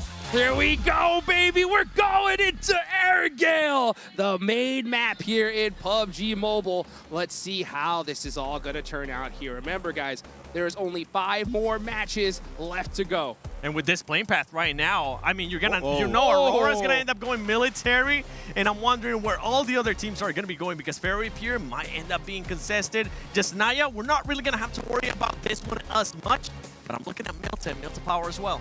I mean, Yasnai Poliana is out of reach for some of these teams, right? Flash, Horror, are they going to try and go for a secondary option? This is the perfect playing path to have a secondary drop location up your sleeve, just in case this kind of situation comes your way. Of course, you have a very southern playing path. That means Aurora. They drop Military Island. Yes. That is their main location on all the battlegrounds on Erangel. That is their bread and butter. If they get a circle off the back of that too, man, oh man, that could be a big Aurora win. It depends where they end up getting the circle as well, because you can see GOAT is going to end up going towards Novo too, and we know GOAT can be aggressive with what we just saw them do, especially in Rondo. You don't want to end up getting too long or taking too long there looting in military base. We have seen this in the past from Aurora when they were APG, so they got to be aware of that. I mean, also you've got to think about it. For GOAT, Moxie will get the hovercraft here from Novo. Well, let's get it going, guys. Going into Erangel. Let's go ahead and take it on over to our casters, John Allen and Blake. Thank you so much, Hot Jukes. We are ready for our first Erangel, but I wasn't ready for that blank. The circle just gives us the fright of a lifetime. I mean, this playing path into this circle is absolutely devastating to so many squads here. It's a really, really rough start to the day here on Erangel for our teams. A super southern playing path into a heavily eastern shift on this one, with still chance to head down towards Sosnovka here. It's not out of the realms of possibility. For Alpha 7, like the guys on the desk were talking about, it's very important to have those alternate drop spots, and Alpha 7, they have quite a few. They've got Zaki, they've got Georgopol, they've got Lipovka, and here that really supports them, where they're able to instantly head over towards Lipovka. This is a very good spot to start from. They can move down towards the crates on the roadside. This is a very easy peasy game here for Alpha 7. Well, to start off, right? Yes. Because it is going to get tough. There are a lot of teams going to be shunting into the southeast side of the mainland here. Pivotal points include places just north of Milta, around that lumberyard hill. Controlling the rotations along that stretch of land will be so important to make sure that you're keeping all of your players alive in that location. That's teams like S2G, like Al Ula, like Alpha 7 on the north side of all of that up and towards prison, as well as potentially looking at control over a bridge when you get closer down towards Milta that could be important in the future. I mean, for Goat, Aurora, you're absolutely right. Having control over towards that eastern bridge, super important here. It's a really, really big factor for how this game's going to progress, because you know a lot of teams are going to go for that southern rotate. It's a rotate that makes sense a lot of times. If you can squeeze in on this western side early, it works out quite well. And Alula's already tried to go for something like this. They've headed on towards the Dead Woods, just towards that northwest side of Mini Milta. Not a lot of loot down here, though. I mean, they can play up towards Lumberyard. That's a potential. But they're not going to be getting a huge amount of crazy loot on board early in this game, but they have position. So that's the trade-off. They may be able to find 1 or 2 goodies in the process, but it is going to be tough for them. Over in South George, one of our furthest dropping teams, and out late on the plane, remember, it went from east over to west. E-Arena probably were one of the tougher rotations coming into this one, but they might wait for that second circle, wait for it to give a little bit more clear intention moving into this one, and see if they can find that one going. Leon obviously topping those damage numbers there, breaking that 1,000 barrier for Pandem, and they will sit pretty atop the pack right now. A lot of points on offer this match, not quite as many as over on Rondo. Rondo is always a fire starter, though, really, and the fire is just getting started as we're going to get ourselves into a bit of a bonfire towards the end of the day, looking towards our top 6 who will remain around that bonfire.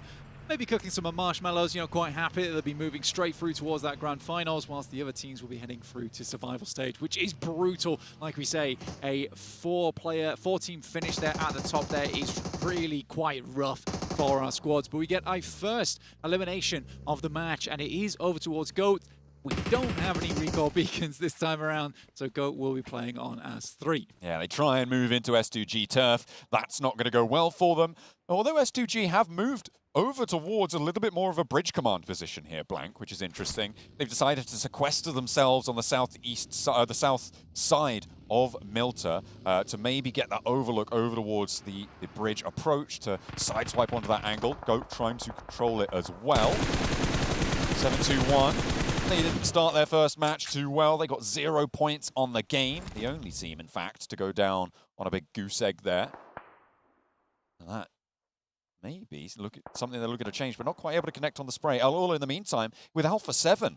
2 of our more central teams actually clashing as Alpha 7 goes south. Al Ula try and move all the way out to the east, and Guizhao is the casualty for it. Al Ula pushing all the way over the Lumberyard Hill. It's greedy, right? I think that's the only way to describe this for Alpha 7. It is very greedy. They try to play through over towards Lepovka, which makes a lot of sense. You're trying to get these 2 players really looted up to assist you in that end game. So they've got the frags, so they've got the smokes. I think taking 2 buildings is too much from Alpha 7.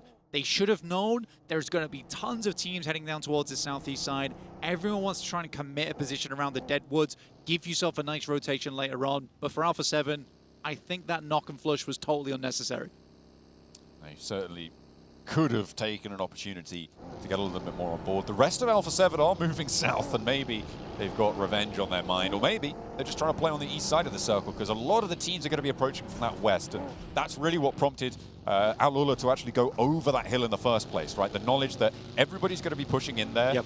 It's going to be really tough to hold out all of them. Let's give the better position, potentially, to another team who comes in a little bit later for our own survival. Well, the thing is, in a weaker lobby, that play would have been totally acceptable for Alpha 7. But I think as we come into this year of 2026, we have so many tournaments this year with cracking teams, unbelievably good teams, over 4-5 separate events. It is amazing to see, and Alpha 7, they're going to wise up here, realizing that they can't really be taking these similar tactics they would versus feeder team lobbies. They don't exist here.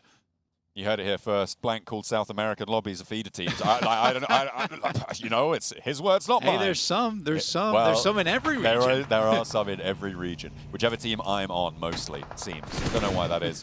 Draw your own conclusions. Alpha 7 looking to try keep it together, but Revo is now the second casualty of their approach towards the south. Team Flash move in unabated, potentially with Aura breathing down their necks, but it's not going to stop them from taking these shots out. They're going to take these buildings from them. Alpha 7 have no choice in this game.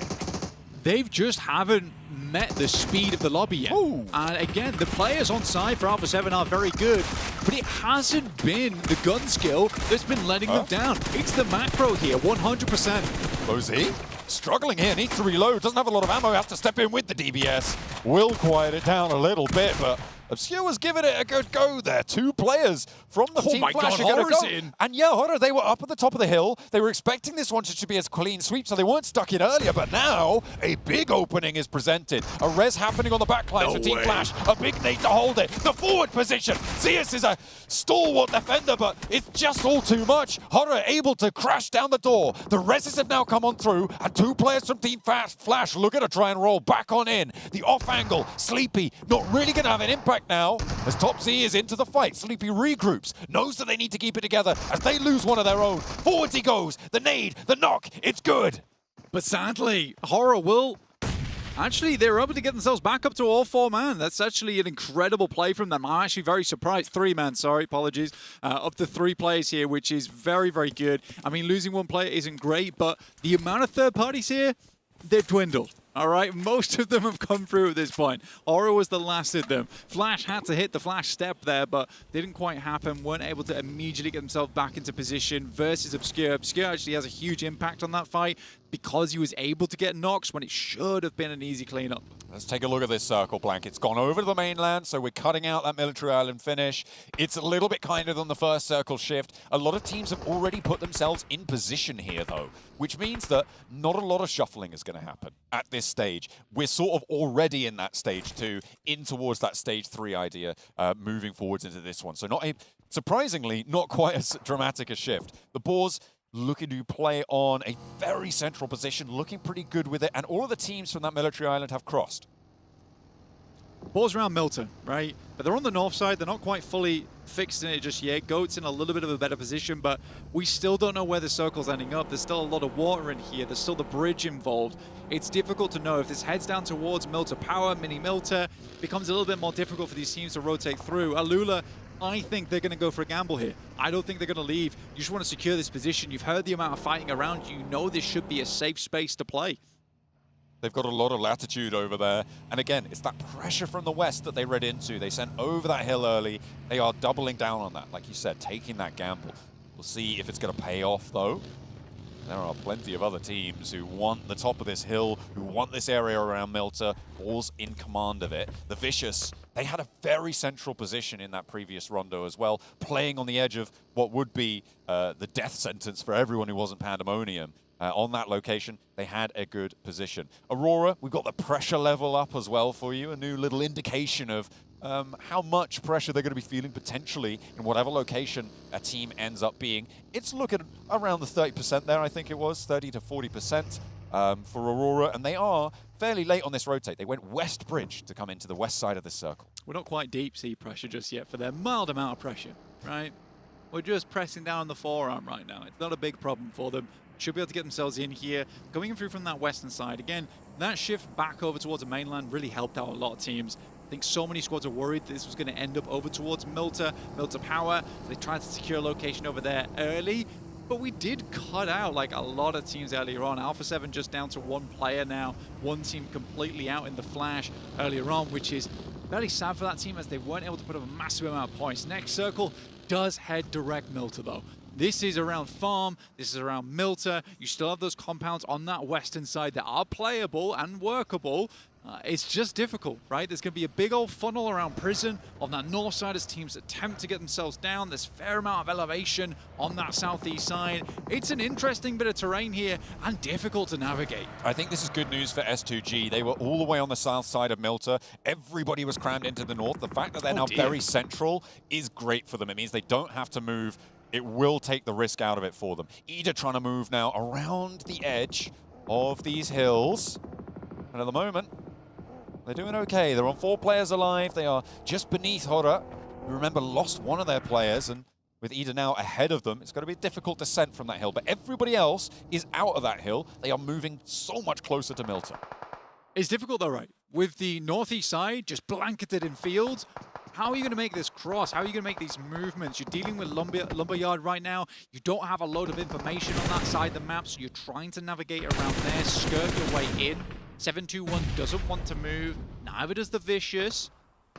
Pandem's on that north side, and 4Thrives are coming in. You wonder how much information Pandem has on 4Thrives as they make their way down from that northern edge. You can see shots here coming through from S2G, trying to ruin the day of Alula, who did make this bit of a mad run across those fields early on, and that was when the circle shifted. That was probably the only time they were going to make that cross happen. Absolutely. They managed to thread the needle there and get on in there. Playing, I think, as 3 now, as they have lost 1 on that crossing, on that move from the east side. And nobody will really be running them down at this point blank, so they do just need to weather the storms.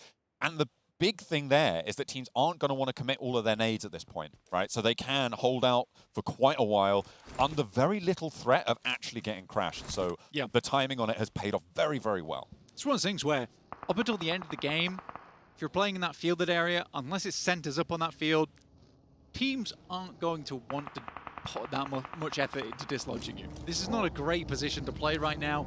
It's a workable spot. It's a placement-giving spot. Is it a game that's going to give you a ton of elimination off the back of it? Probably no. Unlikely stuff. 4Thrives on the northwest side, playing from the angle close to Arena, just across the road, who are on a wide west side split. So not all of their forces are close to it. Aurora navigating very well. They're playing that roadblock to the northwest side of Milta. Looks like the Boars haven't been able to control that one.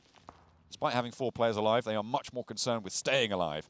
All as 4. You can see the circle sits dustily as the next one just about to pop. That west side. Ooh, 4Thrives are poking their noses over the road, but have to get turned around there. No entry.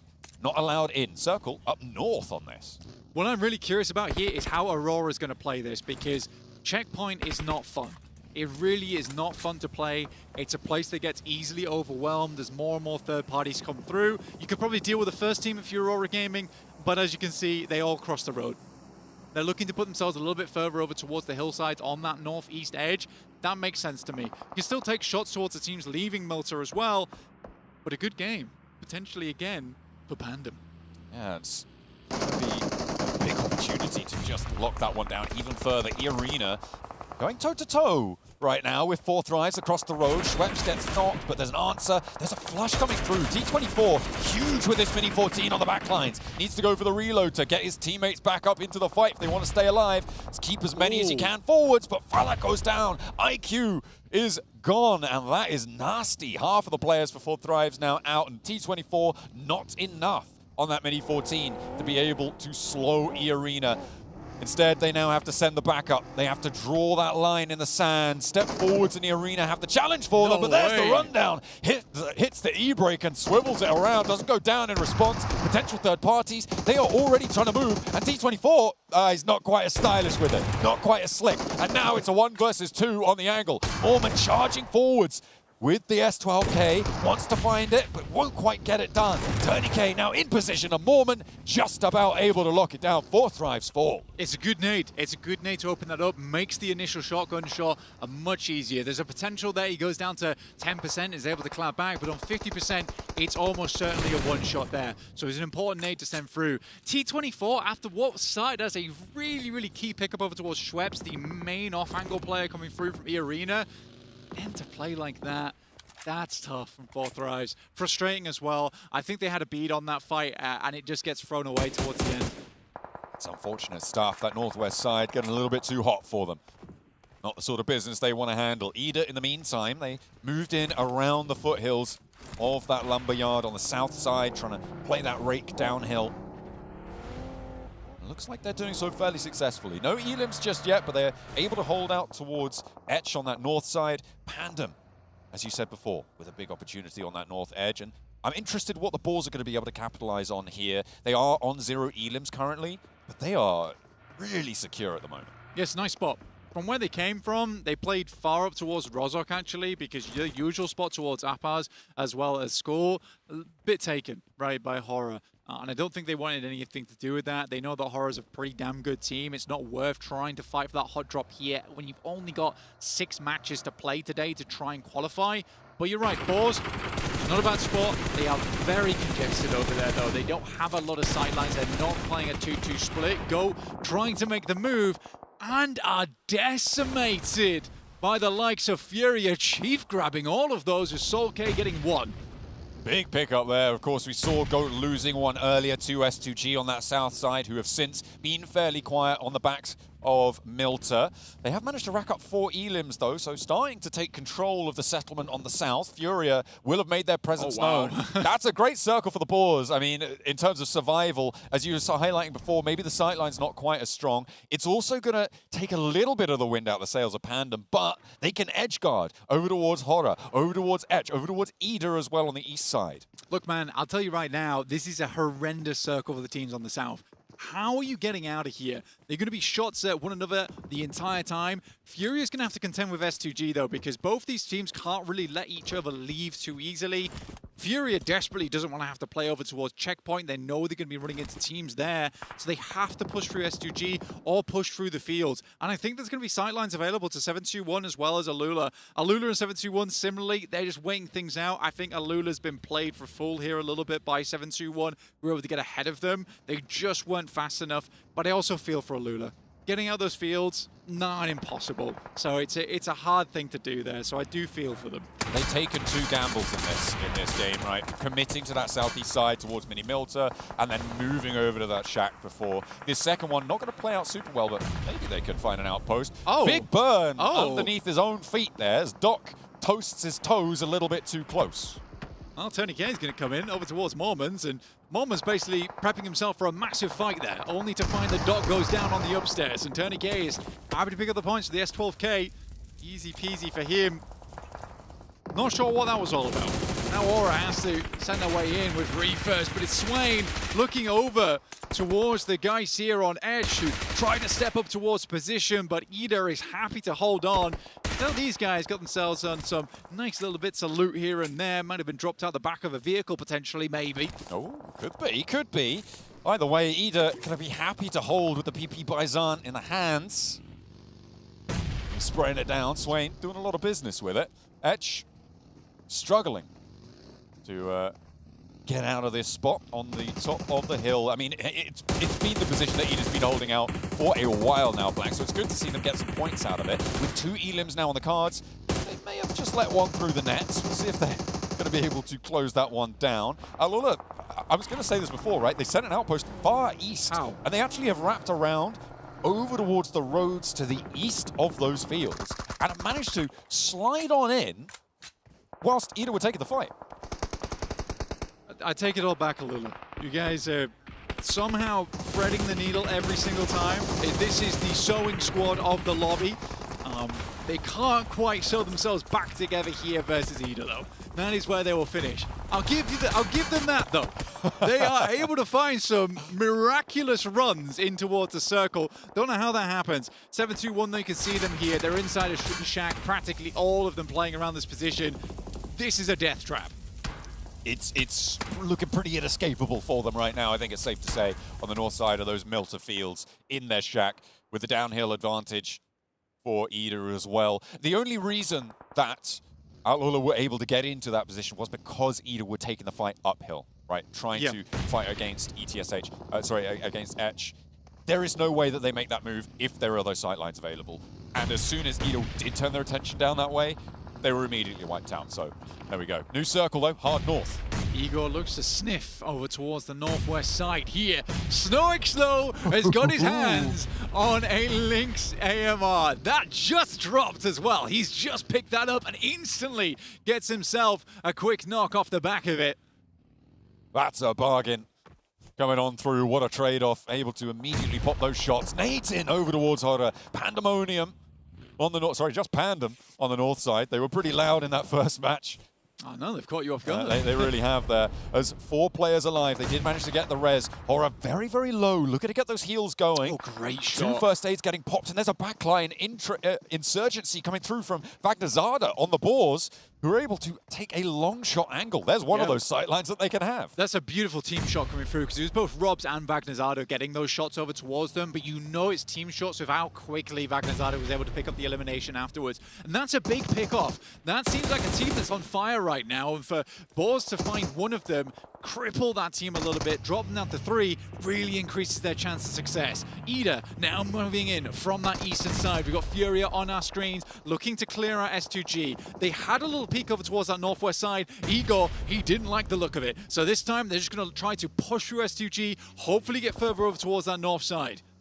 There's Aurora in the way. 3 players alive on the hillside, but they're sending towards it anyway. They don't really have much choice, though, Blank. Into the zone they go. They managed to hop out unscathed. And S2G now playing as 2. They've left 1 player for Furia to face off against it and lost. Can't quite find the face. Well, he's lost the rest of Furia, that's to be sure. Igor left as a bit of a sacrificial lamb here versus the guys on S2G, but he's doing his best to put them in the graves before he gets in it. Gets 1, we'll find the first. Now looks for the jump shot. It's disgusting. Igor's not having to pick himself back together. He is going to be dismantling the likes of S2G.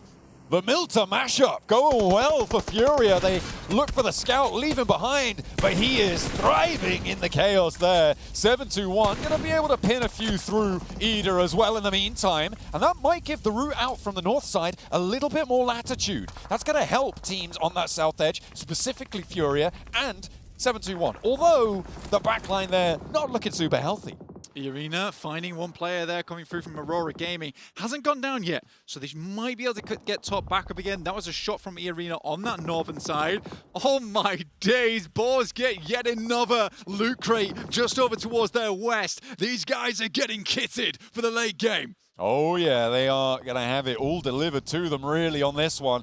This is Boar's game to lose, I think, in this position, at this stage. With Furia on the south having to deal with Aurora, I don't think anyone's getting out of this unscathed, but I may be wrong if Furia can bare their fangs over towards the team on the west side, but the uphill battle against Arena may be the ones to topple the western edge. Yeah, playing Watchtower right now, they have a huge amount of sightlines. And the thing is Doc was protecting that position for this exact reason. It has sightlines down towards the south side. Doc had to hold on a little bit longer for that assist, but it's Aura coming in, removing Pandem from their rock, and it's so swift you can hardly believe it. A west side shift on this one. They've sent all the way out to the east. They need to get back fast now, Blank. As Ida charging in from that eastern side as well. The Boars need to hold their nerve against Furia because with the diminished power of Aurora, all of a sudden, Furia have more opportunity to move up the hill. But there is a knock that's going to slow Aurora down. The Boars at the moment, mainly they need to start taking some more shots towards these teams, but they just can't quite get the sightlines on them just yet. You can see it's all uphill towards them. Arena, not likely going to be leaving their position either. They're currently playing the Watchtower. Reefer's got himself back up again, only to instantly be felled by the boys from Horror on that top side. Now they know we got to go east on this one, lads. Got to send it, got to get out of there. Try and play on the edge now. Aurora playing as 2. Really no hope of getting Reefus back up unless he can make a mad crawl across. Or want to try and challenge from this north side. They spot Reefus, get that flush coming on in. 8 elims apiece for Ida and Ora. They have really been getting stuck in, but so are Furia on 7. And on the south side, with 4 players alive, they may have a better opportunity here. But again, it's the Boars who have been so quiet. With 1 elim only so far, and Ida looking to try and snatch 1 or 2 more away from them. Nades over the top from Aurora, not quite landing, but there's more coming on in, and the Boars finally open the cannons. And this is what they've got to do. They understand that from their position, they have a huge amount of control over the map, and they only have 1 elimination right now, but I think that's fair from when they're playing. I don't think it's near enough what they need at the moment. They have to get this chicken dinner to have a chance to get up towards this top 6. At the moment, I think that's the only way, or get involved in some more of these fights, because at the moment, Ida is just cleaning house. 9 elims on this match. They are, but they are only playing as two, and the blue zone breathing down Darkin's neck is going to force him forwards. Rob steps up, and Chief goes down for it. Furia now cut down to 2. That's going to give Swain a little bit more opportunity to move forwards, and a big nade over the top sees Chief down, and the Boars don't get the point for it. They get the knock, but that's another on the tally, and it is Furia now with a raucous volley sent their way, not quite able to close it down, however. Furia have flagged, and the Boars have been delivered this match. Aurora Gaming just going for the crash here, and his Boars looking to hold them out, but Robs goes down immediately. Someone might try to capitalize off the back of this one. Boars might just be able to get their player up. Terminus goes down on the back line. Ooh. This is a disastrous moment for the Boars, and Horror, they're sending it. It makes sense. No fear first forwards. 2 players on the back line for Horror. In he goes. 1 res comes through. So Blank, we've still got Robs in action. He's got that pump action around the edge. And Vagnazada on the upstairs looking with that P90. A good smoke. A good stunner out the window as well. And No Fear is slow. So Horror don't quite have the same opportunity to find that opening. A little bit too slow potentially to capitalize. Potentially that. I mean, for Boars, they're looking just to recuperate here.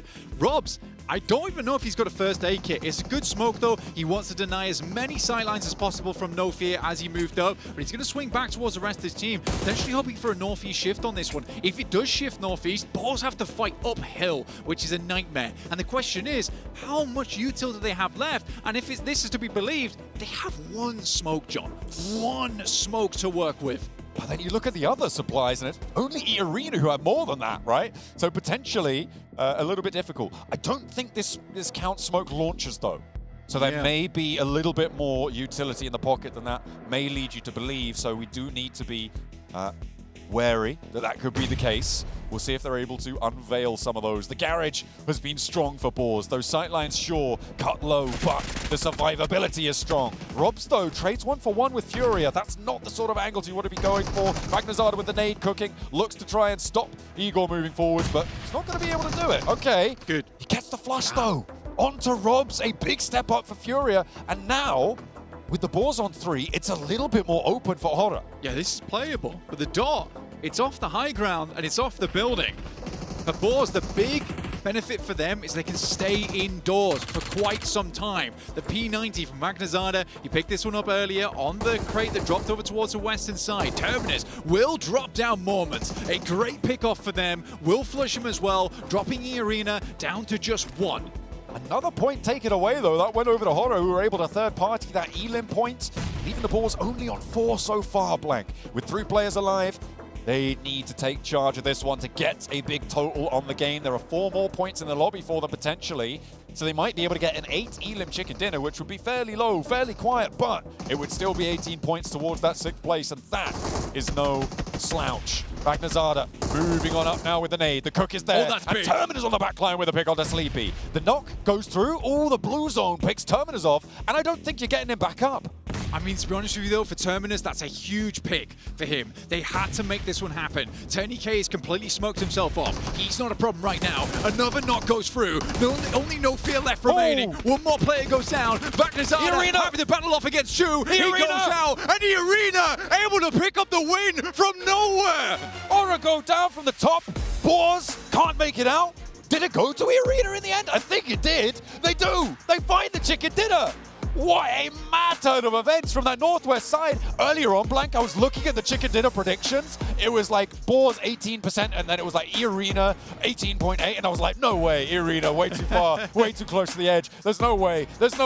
But they make the way happen. They find it. The thing is, for E-Arena, they have the dot, right? He's playing further towards the dot. He has hard cover to work with. He has the smokes. I think what was unexpected was the fight that Boars put up there. Terminus gave his life for an opening over towards Horror, which I think was a really big play, because Terminus, let's be honest, during Western Europe, it felt like Terminus was the player lagging behind. For him to step up like that there at the end, incredible stuff for the Boars, but they don't get a lot of points off this game. I feel like the Boars really stumbled over their own feet there, Blank. Vagnazada not getting that nade onto Igor, allowing the flush onto Robs, who plays 4. That's a different match entirely. You're confident in those angles. It is so unfortunate that they won't be able to find that, but Aura, a great game from them playing up on that northeast side, getting deep into that match. E-Arena, obviously, with that chicken dinner, a beautiful close down.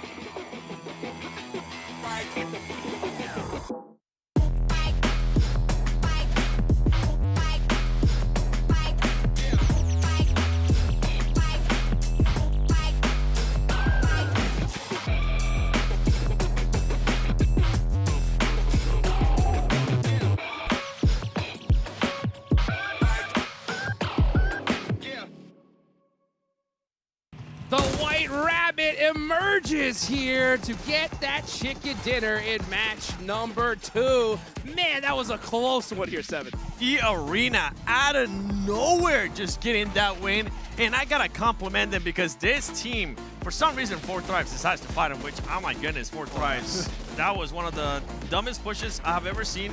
You were pretty much going to end up gatekeeping them, but E-Arena was able to come clutch on that, and then they just ended up playing this out perfectly, Max. They were staying to the western side, just biding their time, waiting for all the other teams to get involved in those skirmishes. Then the numbers are just not there anymore because Balls are so hell-focused right onto Hora, and he gets to backstab player. And as a solo, Tony K is able to snatch away that chicken dinner from the jaws of the French team and also the Nepali team. And the splits that they were able to do, especially after that fight with 4Thrives, they were just making sure they got ground and they were able to be aware. They were just scouting for all the players that were there towards the northeast, and it ended up working out perfect now with you know what, I might hold off on what I want to say for Hora because it was a great game for this team, and I felt like they could have definitely gotten the win. I mean, you can talk about it here, actually. You know what, I think this is actually a good opportunity as we have the replays happening for them because they have such a good high ground position the entirety of that time. They bully, Pandem, out of position, eliminate the entire squad.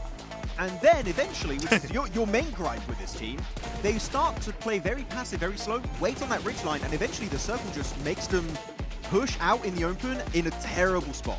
And we know what they were doing that, right? They were waiting to see what E-Arena was going to end up doing. I don't think they were expecting E-Arena to be that passive, but you're going to have to be forced to fight at some point, or we know you for being able to third party. That would have been a perfect scenario for this squad to third party, and I'm talking about when Boar was fighting Furia, that would have been the perfect example. He's going to see it later into the highlights, but I mean, oh my goodness. It was a bit of a throw for me when it comes to Hora. They could have gotten the win, especially with the amount of elements that they were able to get this match. I mean, I do have a theory that they were waiting for E-Arena to clash directly with Boars and just pick up the pieces for the win. But playing passive will only take you so far, and eventually Boars see the mistake and they just push it up to the mountaintop, and then in nade range, Hora just completely fall apart. How do you allow them to push up on you? How are you not just being able to get angles right there? Hot jukes! I mean, they could have held that left side and they could have taken him out immediately. But man, just I'm telling you, one little mistake and we'll see a team take advantage, man. E-Arena clutching it up that win right there. I want a new drama. I want Tony K versus Tony K on Instagram. Who's the better one? Honestly, I'm surprised this squad doesn't end up having even more eliminations or even more damage with everything that they were able to do, because whenever they did end up finding a fight, it seemed like they were able to just execute it perfectly and do it fast too. I mean, especially punishing mistakes, which we have to talk about that 4Thrives push of earlier, right? Sending it for no reason whatsoever, and E-Arena just, what the hell are you doing? That's a terrible push. That's the free, what, 3 eliminations they got off the back of that. And honestly, for 4Thrives fans and for 4Thrives, if you for some reason end up hearing this, and first of all, congratulations, Tony K. That was an MVP performance. You were able to get that win with those 4 elims. But going back to what I was saying with that bad push from 4Thrives, even after they saw Falak go down, just sacrifice the player. Be willing to sacrifice a player. You don't have to push outside of the circle. You're going to end up gatekeeping them. And imagine if 4Thrives would have actually stayed in that position. They would have been in the same position that E-Arena was in, meaning that they could have gotten a win. But no. You know what? I'm feeling an evil mood here on the desk. So I want to talk about another team. Alpha 7. Oh my God. What's going on with that early game? They have a good split in Lipovka. I like it, but the thing is, if you want to play for an early game split, if a team gets close to you, you play passive, you regroup, but no. I think it was Gizao to just like, I'm staying here, and well, what can you do? I think that's one of the times that we're actually going to have to disagree. You said it was a good split. I was just scratching my head. I was like, that is way too split. Way too split. And it's Gizao, once again, you said it, he was able to just stay in that compound. He didn't even give himself an option to just back off. And that is the second time today in this 2 matches out of 6 that we're playing that Gizao has made a mistake for this squad. Look, we might disagree on the small details, but at the end, we both agree it was not a good play. And you know what? Horrible play. Hey, but you know what? We all can agree on what was a good play, right? And that is Igor, right? We thought we saw him in Milta. We thought he was the sacrificial lamb. He said, not today, baby, with that 1v2 on the S2G. And that was another play that we actually thought it was a bad play, but boy, did they shut us up, Max. I was like, there's no way they're just going to commit to the fight on S2G, leave a player behind to kind of actually keep them busy, which that was not a terrible play, but I think they were going to go out instantly off the back of that rotation, and Igor's like, I'm going to take that easy 1v2. Yeah, and you can see right here, these are the rotations that we saw here in this circle, all the way over to Milta, and you can see Furia, right, holding down that Milta side. They thought it was going to work out, but you know, then that zone started pushing north. Yeah, I mean, they had a really strong 3-1 split. That one place to the west, I thought they were going to send it onto Aurora's dip, but instead go back into the city of Milta, sweep the entirety of SGG, thanks to Igor in particular, and then get to that ridgeline. So I thought it was not going to work out, but they actually shut us up. They definitely did, and I thought that they were going to be able to maybe get away with it a little bit more when they went up against Boars. But for them to be able to do that and actually clutch up a top 3 finish for this match, that's great. For them to get 13 points in E-Arena, they're 17, but Hora, oh man, what it could have been there with those Illims. I feel so much for Hora because it was right there, and we haven't seen a chicken dinner in so long for a Nepal team here. Now, I'm looking at number 6 right now. I'm looking at Aurora Gaming because this squad, at one point, Max, they had a perfect setup, but for some reason, Doc, which usually ends up doing the docketing, what are we going to call this now? Because the man ended up Molotoving himself. The dog Molotov. We got to work on it a little bit. Yeah. But no, he goes barely outside the smoke sometimes. Acts a little bit, interestingly, around these staircases. He goes a bit too far outside of the Wizard Tower, and the entire setup falls apart. If he doesn't get knocked, we saw for, I think, 5-10 seconds there, Hot Jukes. Actually, they got some good suppressing fire from that dip down southwest, but the moment he goes out and gets knocked, the entire game plan just does not happen as intended. Great setup, but, unfortunately, poor execution right there. You can see the overall rankings. Team Pandem is still on top. I do want to talk about Team Pandem here because as far as that crazy aggression that we saw in Rondo, at least from my perspective, they kind of slowed things down a little bit, Seven. What do you think about that? Slow it down way too much for my liking, if I'm being honest. They had a good amount of control, and honestly, we were looking at it, Max and I, we're saying they might end up getting the win here. With what we saw there out of what they were able to do in Rondo, I wanted to see a little bit more proactiveness, but I know you don't necessarily agree with that, Max. I mean, I think this was kind of the complete opposite of their previous Rondo game, of the way they played it, where they knew their main weakness was the team placed behind them. In Rondo, it was Alalula. Here, it was going to be the side of Hora, and they just let them get way too close, and the peaks are just not there, and the nades in particular were just allowing Hora to get the full reset and then push up on their location, and they get bullied out of position entirely. I think there was a lot of potential in this game for them, but unfortunately, they were just not able to follow through on a wrangle. Well, I'll tell you one thing, right? Remember, we got 4 more matches left to go. Bottom 2 teams, you can see are highlighted there. If you're in the bottom 2 at the end of the day, you are out of here, guys, right? So, I mean, these bottom teams really need to start stepping things up, and we can even see a major squad like 4 Thrives with only a few points on the board here, Max. Yeah, it's going to be a little bit tough for them. They need to step up right now. Seven, as you're chuckling, what are you laughing at? I'm just surprised that they were not willing to sacrifice Falak. Like, I know that is a star player. I know that is one of your best performing players. But you have to be willing to sacrifice a player when it's going to end up hurting your whole performance for a match. And then you have Aurora seeing Doc get knocked like, yeah, we're used to it. Yeah. Don't rest that guy. But no, overall, though, I do want to go back to a point we mentioned before this Erangel game. Okay. The loot truck, we saw P90 at the end. Yes. We saw also a Lynx AMR being used by SnowX on board. Man, we're going to see these finishes with airdrop weapons so much more often in regional play, and especially here in these global LAN events. Well, you know what? I'll tell you one thing. We're going into the next Erangel match. This first one had a really southern playing path, right? So I wonder, once we get a kind of a more northern plane, how that's just going to play out here, Seven. I want to see how some of these teams are going to be rotating, actually, because we saw the rotation earlier from E-Arena, how they were able to go from George Grades all the way to Milta and find a way somehow in after 4 Thrives. I'm just going to stop because I'm going to piss myself off. But then, I want to see those quick rotations. I want to see teams being aggressive. I want to see them being able to, if not, find a spot in the middle of the circle like Goat was able to do. You're going to end up getting blessed, and you're going to end up be able to secure some points. 4 matches left. And just like Boars too, right? Sure, they're given a golden circle with Squad House on the mountaintop. Yes. And they do just use the Lynx AMR, and especially all of the weapons in their arsenal to kind of get every single shot on the teams around them and get actually a decent amount of eliminations this game. Sure, they don't get the chicken dinner, but they did use that central position to its full potential to exude control on that lobby. Yeah, we're reaching the midpoint here, guys, right? Once you get this match done, half the day is already over. We need to see those bottom teams really, really clutch it up. Here in this next match, what do you want to see more from one team in particular? I mean, already a good playing path would be nice. Yeah, we'll take it. We'll take it. And no weird early split from Alpha 7. If you're not going to play passive, that is my main little issue that I had for them last game. Big issue. It was a big issue. I didn't mind the early split from Alpha 7, if I'm being completely honest. We're used to seeing them go to Lipovka, all the players there. I didn't mind those other 2 players going to prison. but then it was just a long split down to Milta. You were exposing yourself. You have zero intel in regards to all those teams that are towards the north and that are going to be coming down and possibly crashing on you or moving up and end up losing to yourself. And we saw that actually happen with Alula. So for that squad, I'm just going to call it out. Gisao, you need to do better. That's 2 mistakes in 2 matches out of 6 matches. You need to do better. Yeah, and I think that's totally fair, right, to be able to shout that out right now. Because, I mean, if this was, a week-long tournament, we could be like, give them a little bit of a break. But this is it, right? I mean, you've got to clutch it up here and now. You don't want to end up in that survival stage. One question I got to ask here, Max, right?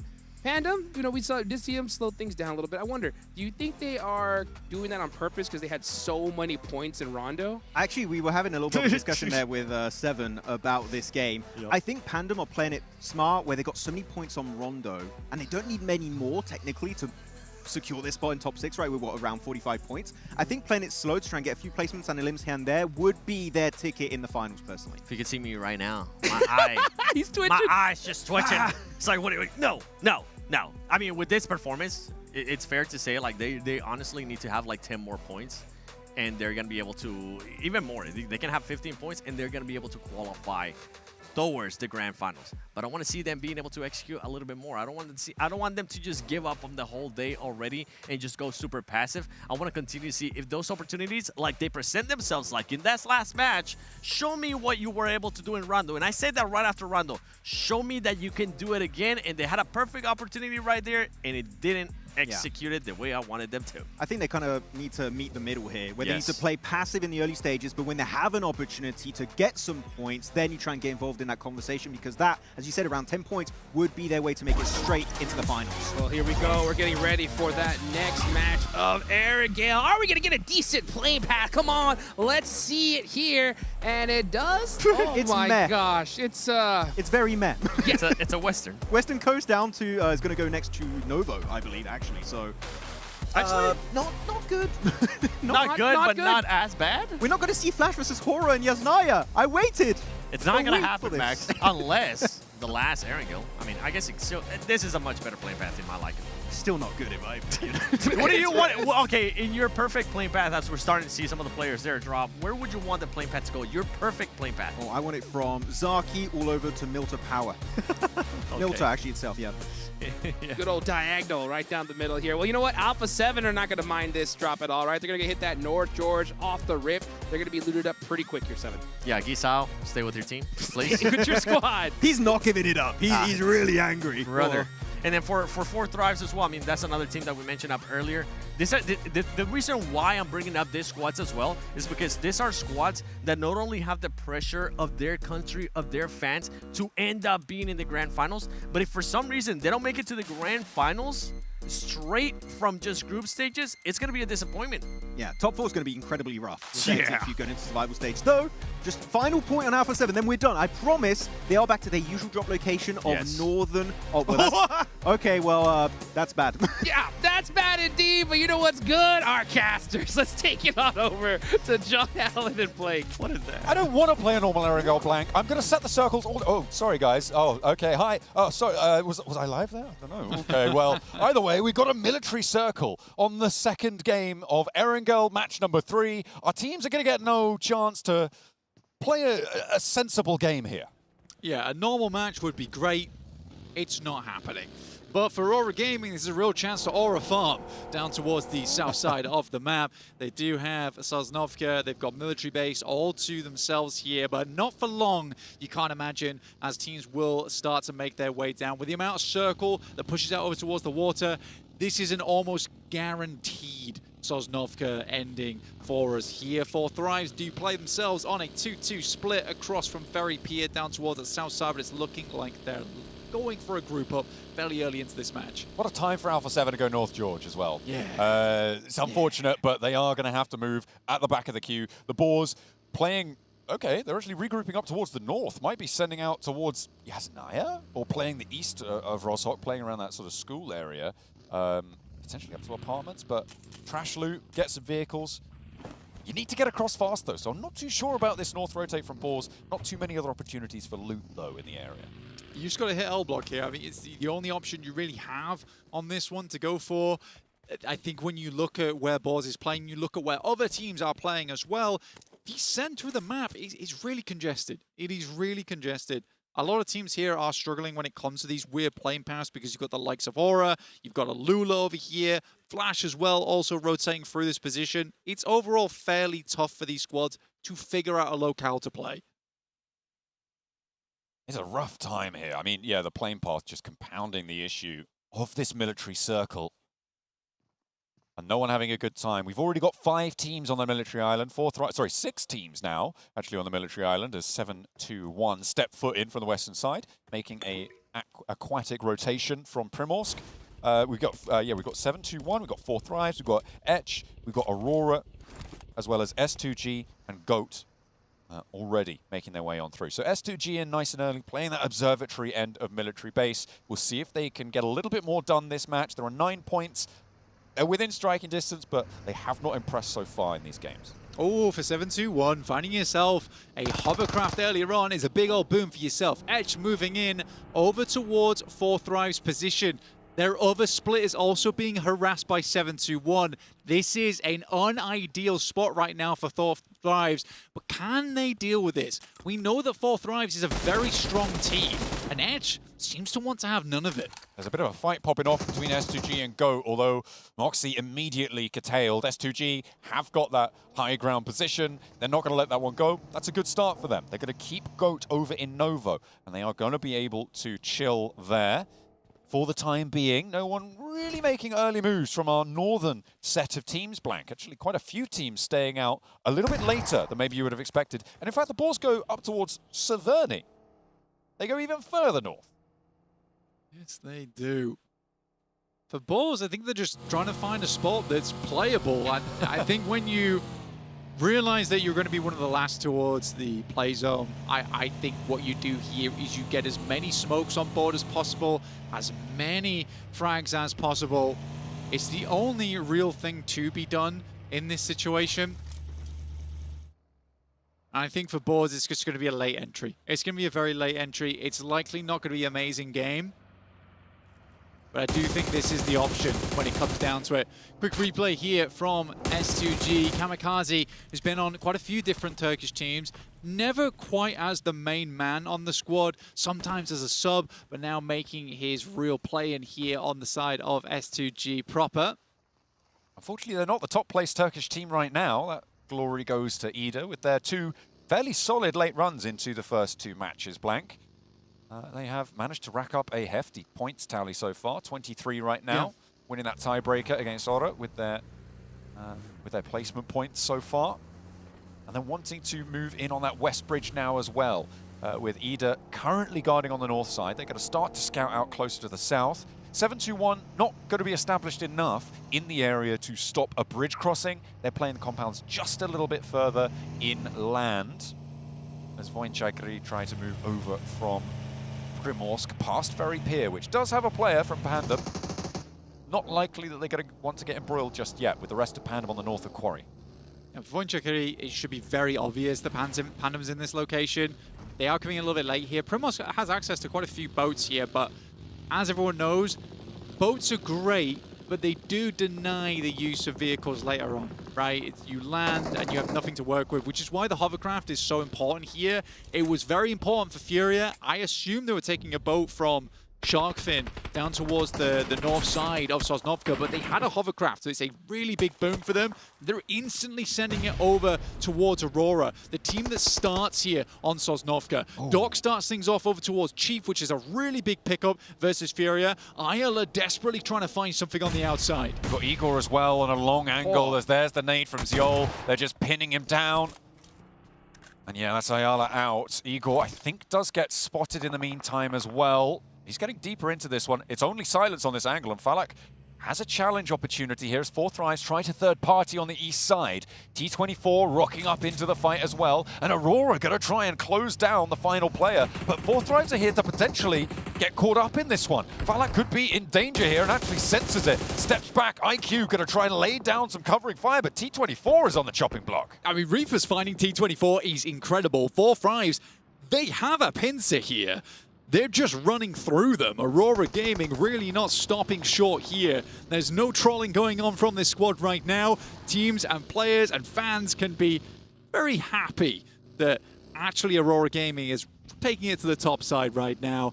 Maybe teams a little bit more unhappy, potentially, just because having a really switched on Aurora Gaming in your matches isn't fun. But for fans, this is lovely. I don't want to call it too soon, though, guys. All right, please don't hate on me. All right, I'm not jinxing it. Aurora Gaming could do well, okay? They could do badly. They could do really badly. It's still possible. The good news for teams chasing for the top 6 right now, Blank, is Furia have gone down to 1 in their engagement here. They are on the bubble right now. They now only have 1 player left standing, and they're not really going to be able to do too much, you would expect. In the meantime, Ida have a contest as they try and get across this bridge. Not able to do so successfully just yet, and they are being harried on the backline. Emre needs to flex those muscles here as the arena bearing down upon him. Has that Molotov out, but yeah, Mormons just spots that angle, goes underneath and hits the ankle. Not going to be able to get Emre back up, most likely. A knock sent back their way, though, by Swain. A little bit of covering fire, but yeah, there's no saving him. Yeah, it's a good long-range shot, and look at that. Furia, at the very beginning of the game, we're just 9 minutes in, are now out to Aurora Gaming, who start the match with 5 elims. This is lovely stuff for them. Revo going down to Horror.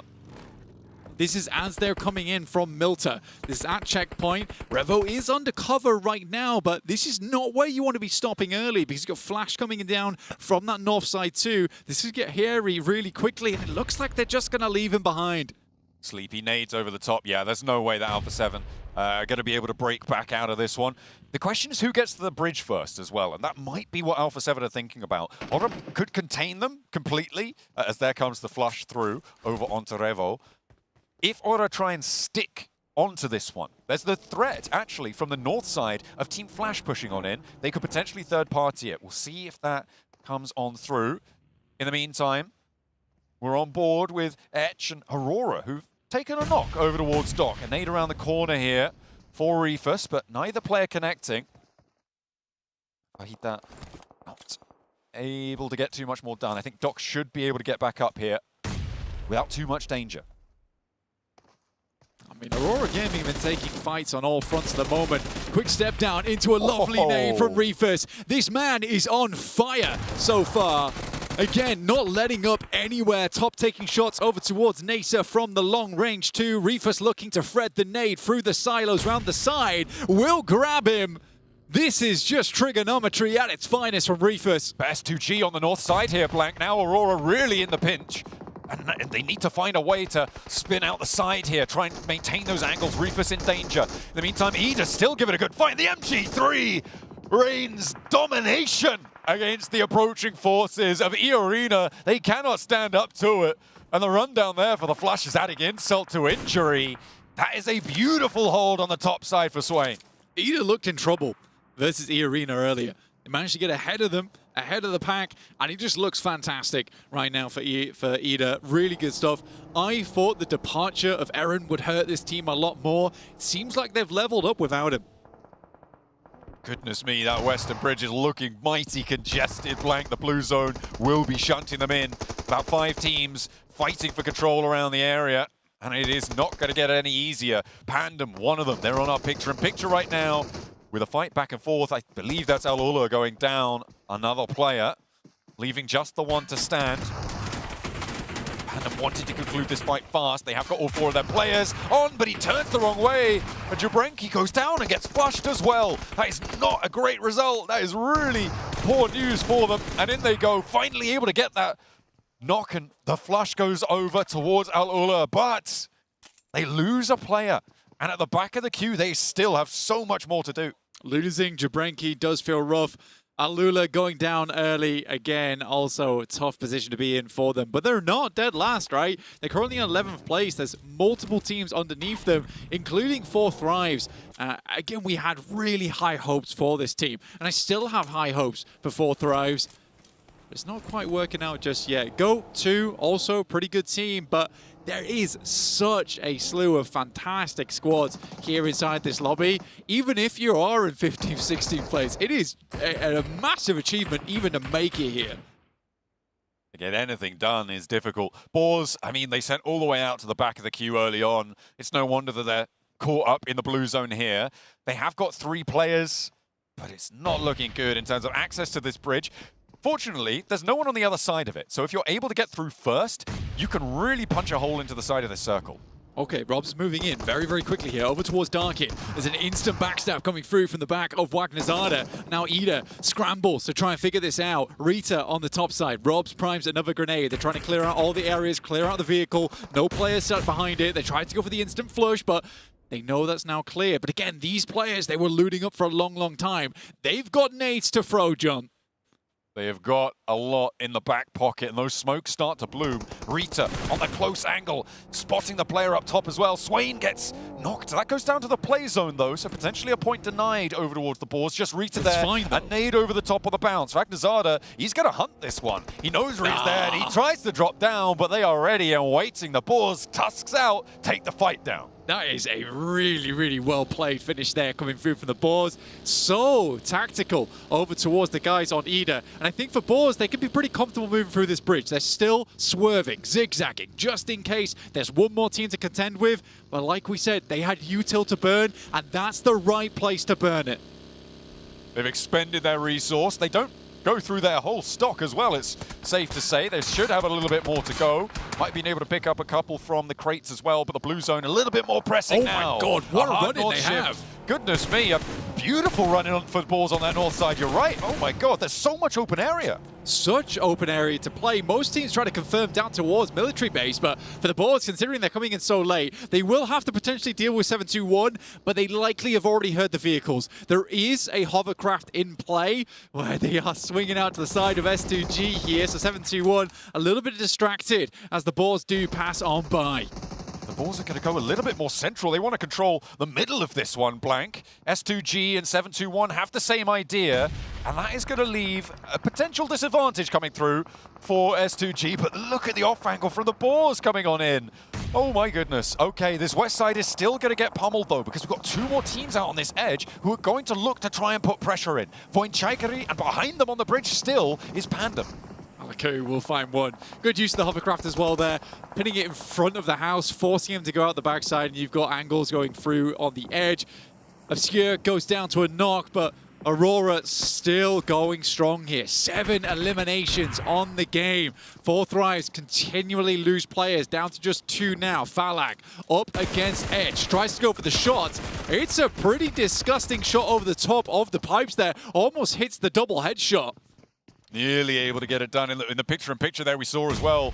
How brutal it's been for Alpha 7, but Falak is not done. Over the turbines, lobs the nade straight into the mouth of NASA. And now they can start to charge forwards, playing as 2 on the inside of this base. Etch wanted to try and hold their nerve, but it's tough stuff when you got Falak to face down. Steps around the corner, does a lot of damage, not quite able to get that final sliver down. Runs out of ammo on the pump action. The Bison's not going to happen either. And they are able to play off one another nicely. 4 Thrives live to fight another day, but they have to move north. It's a good play from 4 Thrives there. I mean, you're playing off the back of one another, like you say, but it's panic that sets into Edge towards the end there. They just cannot deal with the 2 players. Aurora, they send Pandem packing with 9 eliminations now. They continue to pump the points up here in this match, and it's at a pivotal moment too. A great result to continue their pace. They didn't do so well in that first Erangel, but 5 points here is definitely good news. S2G losing another. They are now down to, well, just the 1 now with that knock going through. That flush almost immediately.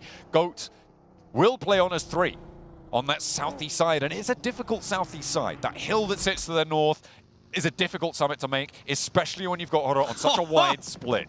Oh, they're just towing Snowix. They're taking him with him. Malak will jump out, but Snowix immediately sends away, but Boars are in a terrible spot. Wagnazada has to clutch up now. Gets a double spray through the smoke. It's unbelievable. And he's worried as well. Voinchaikari there. Needs to get this res. Needs to get it now. Drops the smoke instead. Charges into the danger.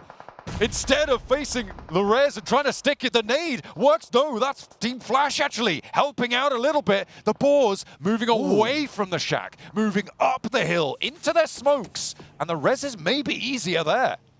Maybe a reset here for them. I mean, it's 3 players down. Terminus gets back up again, sends him over to pick up Snoix inside of the smoke.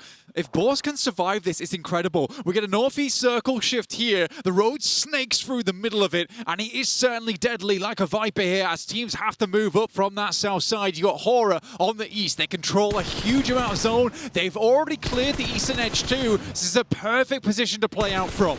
From the rooftops, Falak is raining down damage over towards Aurora, who already have 10 eliminations. It's already a good game for them. Don't worry about that. But Falak might be able to make it. Done and dusted for them right here, right now. Placements are in play as well as we are into the top 8. Falak moving forwards. Reefus looking for the nade cook here instead of going for the res. Doesn't quite find it. Falak charging down the halls here. Looks for the shutdown with the shotgun. The nade goes at his feet, and Falak is blasted apart at the seams by it. Reefus wins that one. Leaves a landmine on the stairway. Reefus barely lives with his life there, but versus now just Hazaifa. He can pick up top as well, and this is a really awkward situation now that Hazaifa is in. Good play from both Fourth Rise players trying to win it out. Now just Reefus in a 1v1 with Hazaifa. Drops out the window, moves in back through the bottom floor, can clear out the player underneath as well if he so wishes. Don't think he needs to though. Falak unlikely to be able to get back up with the blue zone pushing. There's just not going to be enough time, and it is Reefus to keep it together for Aurora. They're up to 12 elims now, Blank. They've managed to make a meal of this one. They are on 1 player, but it's good news abound. They may have just sealed the deal for them. In the meantime, though, Boars have looked to solidify. Over towards the center of this circle, Voinchaikari on a free north edge have a lot of control, and Aura on the east looking to take it away from Goat Team. Yeah, you've got a massive amount of space here to play with Voinchaikari. It's a really, really good spot to work with. You have the road cutting through, and there is a little bit more zone on that north side. So for Voin, they're looking to clear out that west side. That's smart. They move 1 player out towards the edge here, preventing teams from wrapping towards that western side. But it really is Horror as well as Voinchaikari who are really in control here. They have 2 portions of the zone. They've fully cleared out, and now they're just looking for players. It's a miracle that Boars are able to keep themselves up at 4, and they have Vagnazada to thank for that. This guy has been really practicing in the back end. Snoix talked a lot about drilling discipline into this guy because he's an incredibly good fragger. Sometimes he oversteps though. That's his biggest weakness. That seems to be somewhat fixed now. Back up to 4, and you're right. A massive presence for them in their regional finals, and a massive presence here to keep them alive and kicking. They definitely want to get more out of this game than the last one. They had a big opportunity there, maybe threw it away a little bit. A big opener on the spray down comes through, and over towards Goat Team. The nades are going to ring out, no fear. Slamming it into reverse. Not going to take too much damage there from the nade. And they'll back off. Happy just taking the 1 here. And Aura can reposition to re-angle for this next push. Yeah, it was almost a really cool swing here from Goat that came through. Didn't quite work out though in their favor, and Horror held their nerve on this southeast side. They've immediately reinforced this location as well, put up the brick wall, and Goat just could not climb it. Spray downs from Boars. They do have a little bit of difficulty here. Out of that window, up towards the high ground, you have to put yourself in massive amounts of danger to take that peak. You have to assume that Goat are hiding, are huddling, and you're only going to know that because of the shots that Aura have been taking. But as soon as they can start to step out, I mean, Terminus is on a broadside to them. As soon as Goat get an angle onto it, it's very dangerous.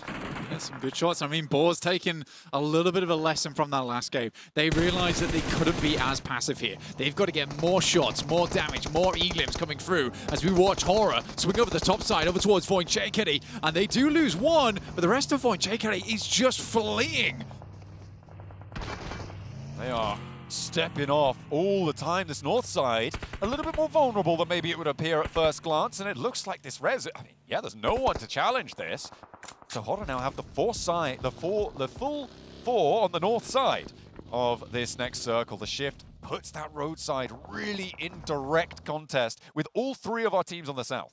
Goat as well as Flash going up against one another. It's an instant shot from Sky over towards Ayato. That's from a long, long way away. Flash will be able to get himself the knock and the flush off the back of it. Force underneath. They haven't quite figured out how to grab him because there's still shots raining in from above them. This is a tough position to play. Force as well as Flash look like they're going to have to work with one another here, but doesn't mean they have to be friendly about it. Bozy doesn't bank the nade correctly. Don't know quite where Force is, but there's a nade into the ground floor. He steps out, and that is actually Otto who takes down the last player from Force. So Team Flash can rest a little bit easier. The north side assist coming on in. In the meantime, stepping around and giving the slip to Aura, potentially, Voinchaikari have moved into a much more central spot. Go a little bit further towards that south side, yeah. As soon as they tried to push them, they backed off towards the buildings.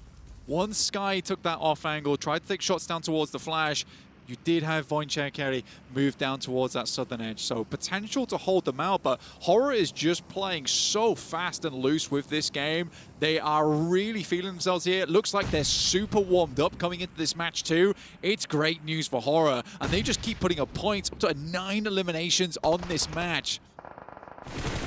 Beautiful stuff. Team Flash, though, getting some spots over towards Voinchaikari, who are starting to tumble. The Boars eat a big nade. They brought themselves back up to 4, but that is not what you want to see on the push across the road to the solo player in the building. A double knock on the nade. And now Snowix and Vangdazada have to piece it back together. No one really going to push to their angle, which is to their benefit right now. But the crossing's just going to be made so tough. And Terminus gets flushed away as well. Yeah, and this is your last vehicle to work with now for the guys on Boars. It's this buggy.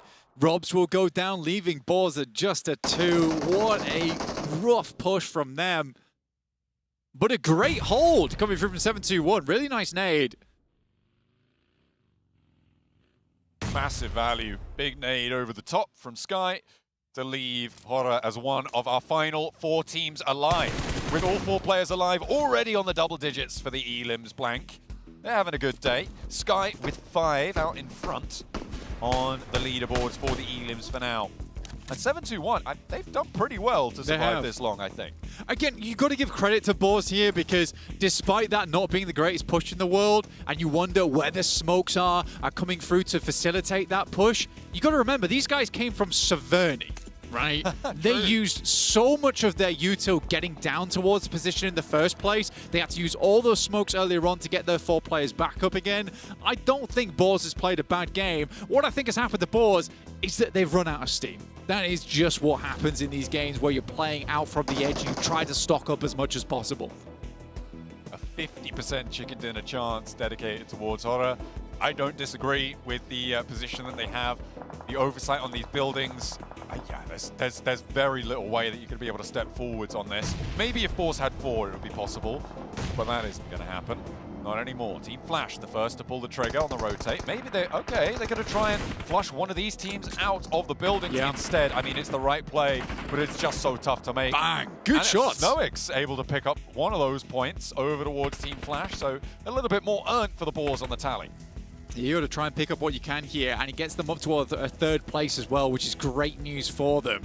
Boars get themselves 5 eliminations on this game, and Horror, despite getting pipped at the post on the last match, this time the party is looking for that big chicken dinner. Now in South Asia, there was a big chance for them in their last game to get themselves up towards a chicken dinner. Sadly didn't quite work out for them, and they might have got themselves a 1st place over 4 Thrives that didn't go down as early as they did.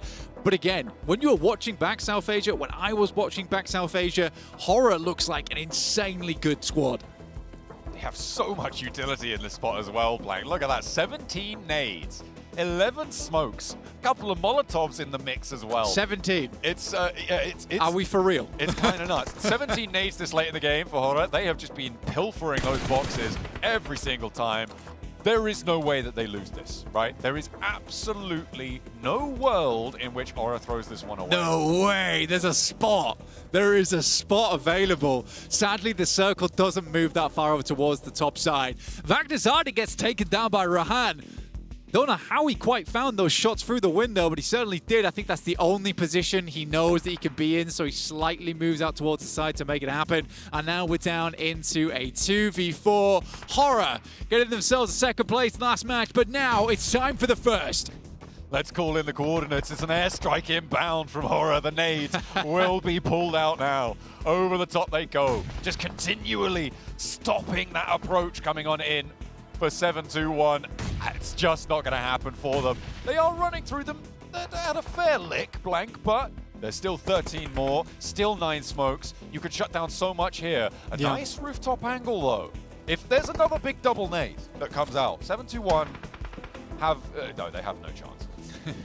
Look, man, we don't have the mortars and esports just yet, but what we do have is the cosplay variant, is the 17 grenade endgame. It's a good shot over towards the side on Horror. Sadly, one goes down. Now it's just up to Rehan. Can go for the res on this one. There's only 2 guns in play right now, whilst there's one player getting back up again, but Sleepy, he's just sending it. There is a Molotov as well. Can he swing it perfectly? It's round to the side. Another nade is perfectly placed. For the re-knock, he is able to make it work. Rehan now needs to do a lot more. The res, I think, is only just coming through for them, but it's not going to matter. The nades land, they do the business, and that is how you close a game down. Horror, east side domination. They move over to the north edge. Voinchikari have no resistance, and everybody else falls beneath their feet. A big Elim game.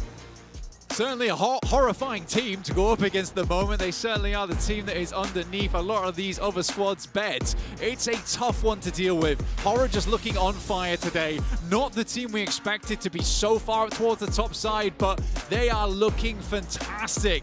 And again, it's a return to form for Nepali. Beautiful stuff. Looking to try and take the top of the tables, but remember, it is about top 6. There is a few teams in contention right now. Looking to try and keep that charge up. One of whom is decidedly not Alpha 7, which is disappointing again for an Eastside rotate. A difficult circle, though, to capitalize on another difficult plane path. That early game was brutal for so many teams playing.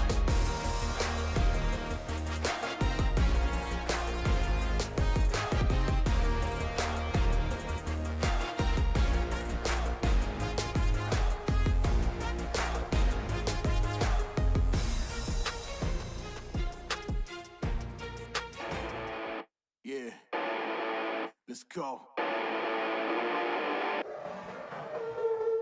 You know I'm about to lock it. I'm the monster they was looking for, just like the Loch Ness. They gon' knock me off the throne, they better stop it. They can never. I'm untouchable.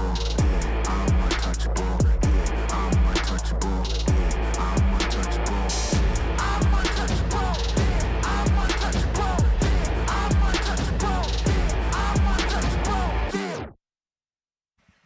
It's been a while, but the Nepali squad finally gets a chicken dinner. They missed out on PMGC. They come here into PMGO Season 1, and they get a dominant win here, Max. Oh yeah, Horror were trained to kill in that game. Able to give themselves a massive win this time around. And actually really good execution of their rotations on the Eastern Bridge, getting rid of main competition such as Alpha 7 and Flash in one easy rotation, and then just kind of holding teams at bay. No one able to get even remotely close to that team, because if you did, guess what? They had 17 grenades to instantly shut you down. And the way that they were able to just eliminate those squads that you just mentioned, Alpha 7 and Team Flash, they were just able to spread out, have a full split for that roster on the east side, and it ended up working out perfect. And yeah, you mentioned it too, Jukes. For a squad that didn't go to PMGC, I think they're trying to send a statement on what a lot of people are calling the group of death. Man, I mean, this is a tough group, and honestly, I think Horror's been one of the most consistent teams we've seen right here. Of course, we did see this play here from Four Thrives, and Balak.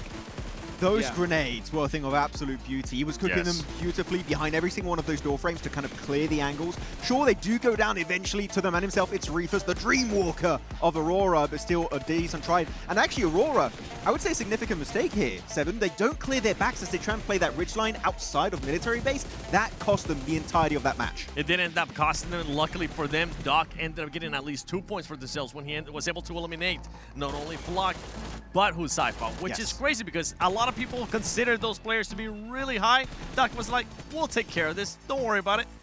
We got this in the bag. No, it was definitely a really good attempt, but looking at the end of this game, it was just a fight for second place between Flash 4 and 721. And actually, Rehan This guy got the double nade knock instantly onto Boars. That is literally their saving grace to secure the second place. Without Rehan, chances are they go out in top 4. By the way, you might have been a little bit scared here on this finish, but the way that Hora just had that utility, they were able to control this perfectly. Not only with the Molotovs, but also with the nades, making sure that they didn't lose any players, making sure that they didn't overextend or did anything that wasn't going to work out for them. I love that play from Sleepy there, right? He pushed up, and I remember hearing you, Max, like, hey, whoa, calm down there. And that's exactly what he did, right? He just said, you know what? We got all the utility in the world. There's chicken dinners in the bag. Let's just get a little bit closer, put the pressure on, and it worked out perfectly. It was especially good because he stayed on the wall that his teammates had direct vision on. Yes. So as long as you don't push inside the building, you don't put yourself at risk, you're not forcing a 1v1 fight that you could potentially lose. No, he just gets him rage, get a really strong angle, chucks that nade and Molotov to secure the win. That was some good, respectful gameplay, yet aggressive, which is what we need to see from Hora.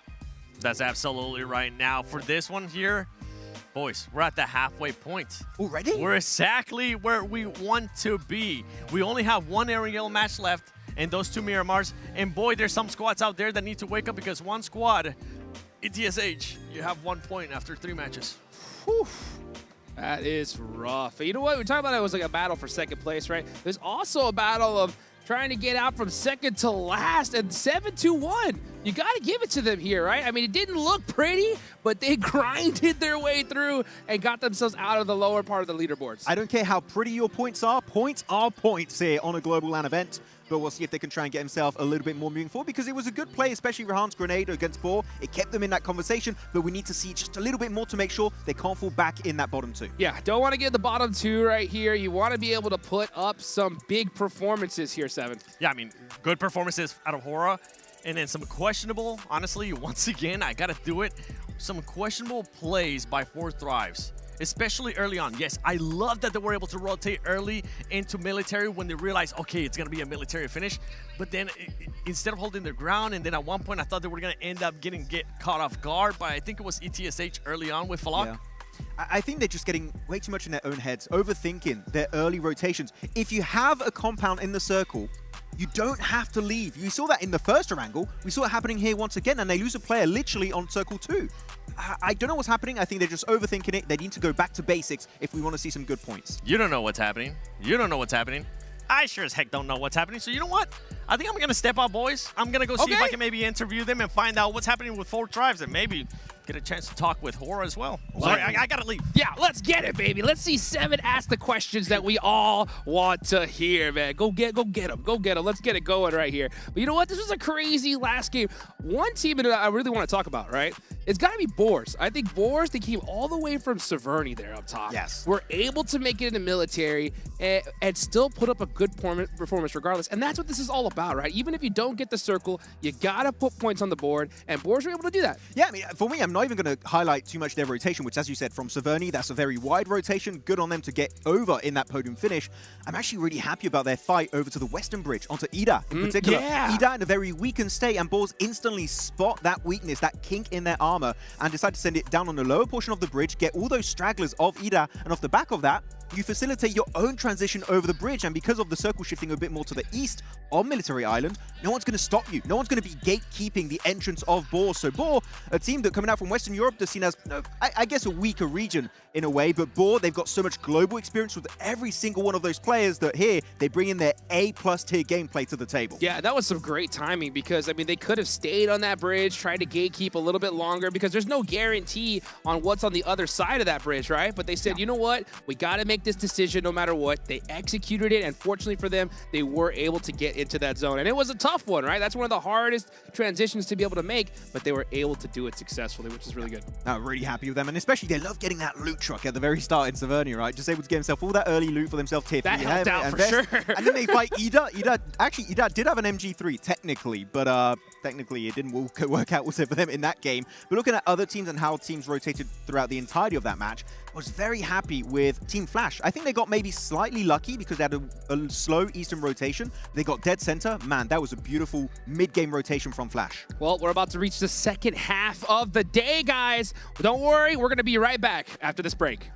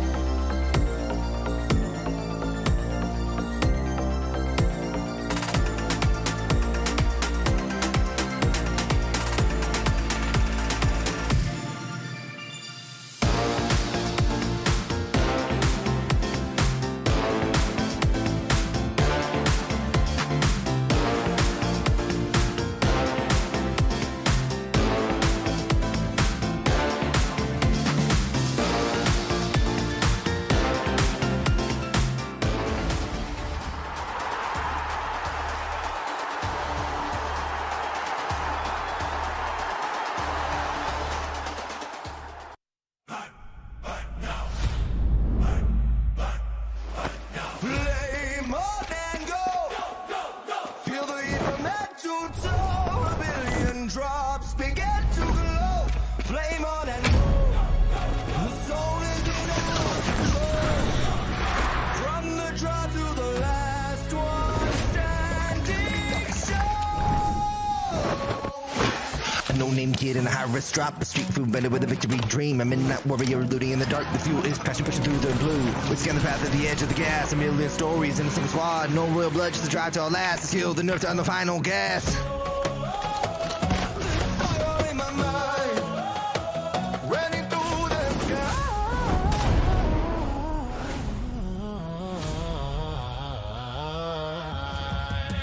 Flame on and go. Feel the heat from head to toe. A million drops begin to glow. Flame on and go. The soul is in our control. Flame on and go. The soul is in our control. From the draw to the last one standing show. Flame on.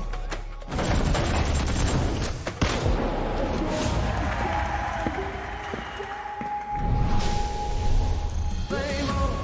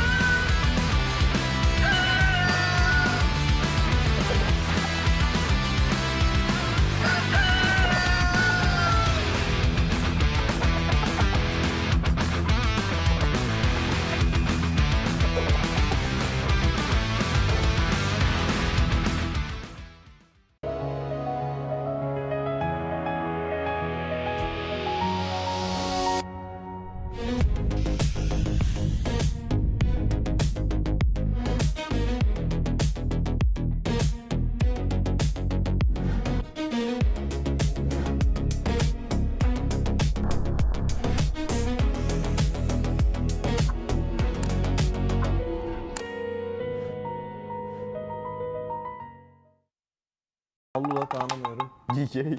Ben ETS'yi de tanımıyorum. GK. GK. Ele é. Oi rapaziada, eu sou o Revo, sou jogador da Alfacete Esportes. E aí galera, sou o Carrilho, jogador da Alfacete. Merhaba arkadaşlar, ben Keç. Ben de Scarface. Hello, aku Reji. Hello, aku Rezak. Hello, I'm Falak from Team 4 Tribes. Hi guys, I'm IQ from Team 4 Tribes and today we are doing PMGO Season 1 main event prediction. Chimpando. Vamos começar assim já? Eliminado, acho que é demais. Ô galera, lembrando que eu torço pra todo mundo, viu? X-Force Reader. Kau di sini lah ya. Sorry. Which team is this? I don't know about them as well, so I will just put them there. No head guys. Fortrice top 3 yapar diyorum. Yapar, kesin yapar. Mortiki. Kasih. Kir. I know about them. They are a very noob team. Place them where 40 noob. Gaming Stars. Ben top 5, top 6 Hemen düşünüyorum. senin için yerleri değiştireyim mi? Hemen yerleri değiştiriyorum şuraya. Welef. Top 3. Rapaz, tem muito time, viu? Tem muito time ainda, viu? Time USA. Next team is all. I think they are really a good team, so I will just put them there. Bana Uf geldi. Hemen. Hemen ortaya şuraya eğlensem mi acaba? Şunları ele sen koy onu. Ligetron. Vitality. Vitality gibi oldu. Ligetron. Ligetron. Yazıyor. Aqui? É. Certeza? Não, coloca mais em cima, mais em cima. Fight'tan da kaçmıyor. Bence top 5, top 6 ya şuralara bir. I got Aurora Gaming 100% champion material. Tamo junto. Looks.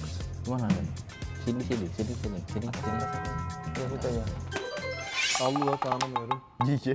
Ben ETS'yi de tanımıyorum. Ya GK. GK. Ele ya. 5 more eliminated. Maybe one can be Etish. I think we will choose the teams we don't know much about them. So I think Etish. Wolves भी है वैसे. 7 वो Linda udah ada. Berapa lagi? 1, 2, 3, 4, 5, 6, 7, 8. Ya, dan Sebenarnya bisa aja ini bisa nih taruh di sini, tapi sama ini juga bisa nih. Nah, tapi enggak. Takımın kesinlikle gidebileceğini düşünüyorum. Tanımıyorum. O yüzden eliyorum. Yani Allah'ı hiç tanımıyorum, o yüzden eliyorum. 1, 2, 3, 4, 5. 6. takım nerede abi? Onlar Buradaymış. Orada direkt buraya koyalım. Onlar böyle. kendinden elendi zaten. Fortree'yi de 3'e koymamızın sebebi yani güçlü bir takım. Sonuçta onlar da şampiyon olarak geliyorlar. हाँ we are just noob team. या अबे हमें आई चाहिए था सबको eliminated में था. मेरे को ऐसा अच्छी चीज के elimination में डालते हैं.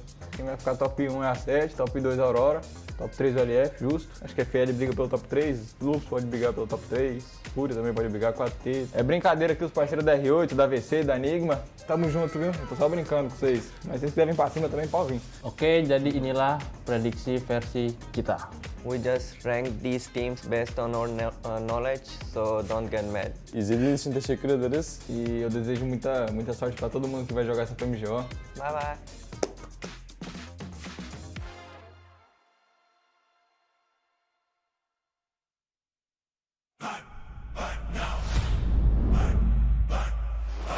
Play more than go. Feel the heat from head to toe. A billion drops begin to glow. Flame on and go. The soul is in our control. From the draw to the last one standing show. A no-name kid in a high-risk drop, a street food vendor with a victory dream. A midnight warrior looting in the dark. The fuel is passion pushing through the blue. We scan the path at the edge of the gas. A million stories in a single squad. No real blood, just a drive to our last. The skill, the nerve to on the final gas. Fire in my mind. Running through the sky.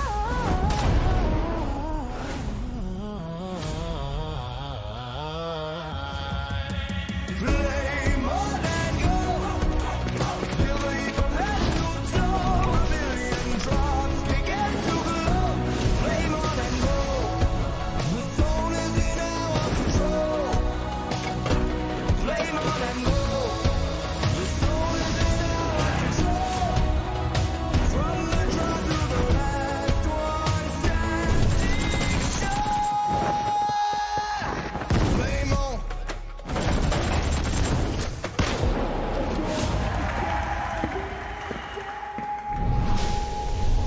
Flame on.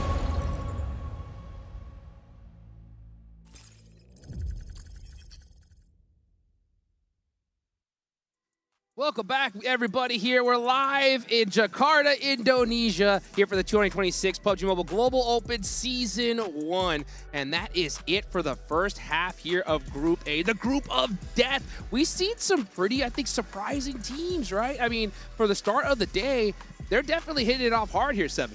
They definitely have. I mean, Hora, that's the biggest surprising team, as well as Pandem. I got to give Pandem some credit because the way that they ended up playing that rondo, I know I was being harsh on them on that first Aaron Gill because I wanted to see that again. I'm really driven with that kind of stuff, especially when you show such a performance out of that squad. But also Hora, the third party, and the way that they're able to close out games, and now more than likely they're going to be in first place. I'm actually going to go on a bit of a limb here and say I think Hora has the best macro of this entire tournament so far for the Group of Death. Oh, yeah, I think for sure. they've shown willingness to be aggressive, respecting teams around them. I think they've got overall their gameplay down to a T in this lobby that, again, is insanely stacked with just great international squads. So the fact that Hora, despite missing out on PMGC, are doing this good is very impressive, and I hope they keep it up. Well, I hope they keep it up indeed because, guys, the Esports World Cup is just around the corner from PMGO to PMWC at the Esports World Cup. Every match matters. Teams aren't just fighting for trophies, they're battling for EWC Club Championship points, global prestige, and a place at the top tier of PUBG Mobile Esports, with PMWC set for August 6th to the 16th.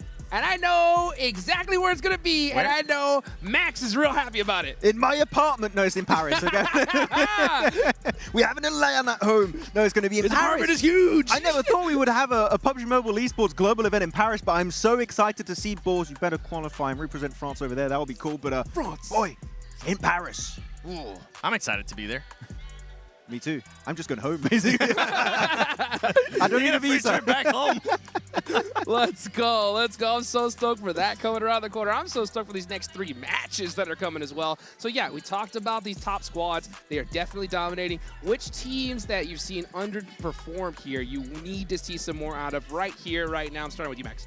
I want to see more from Ida. I think that they've shown some glimpses of opportunities. We saw especially some really good eliminations coming out on the Rondo game, and then it kind of fell a bit more flat, a few eliminations here and there. I want to see more consistency from Ida throughout all of these maps, going on to the last angle, and now also the 2 Miramars later on.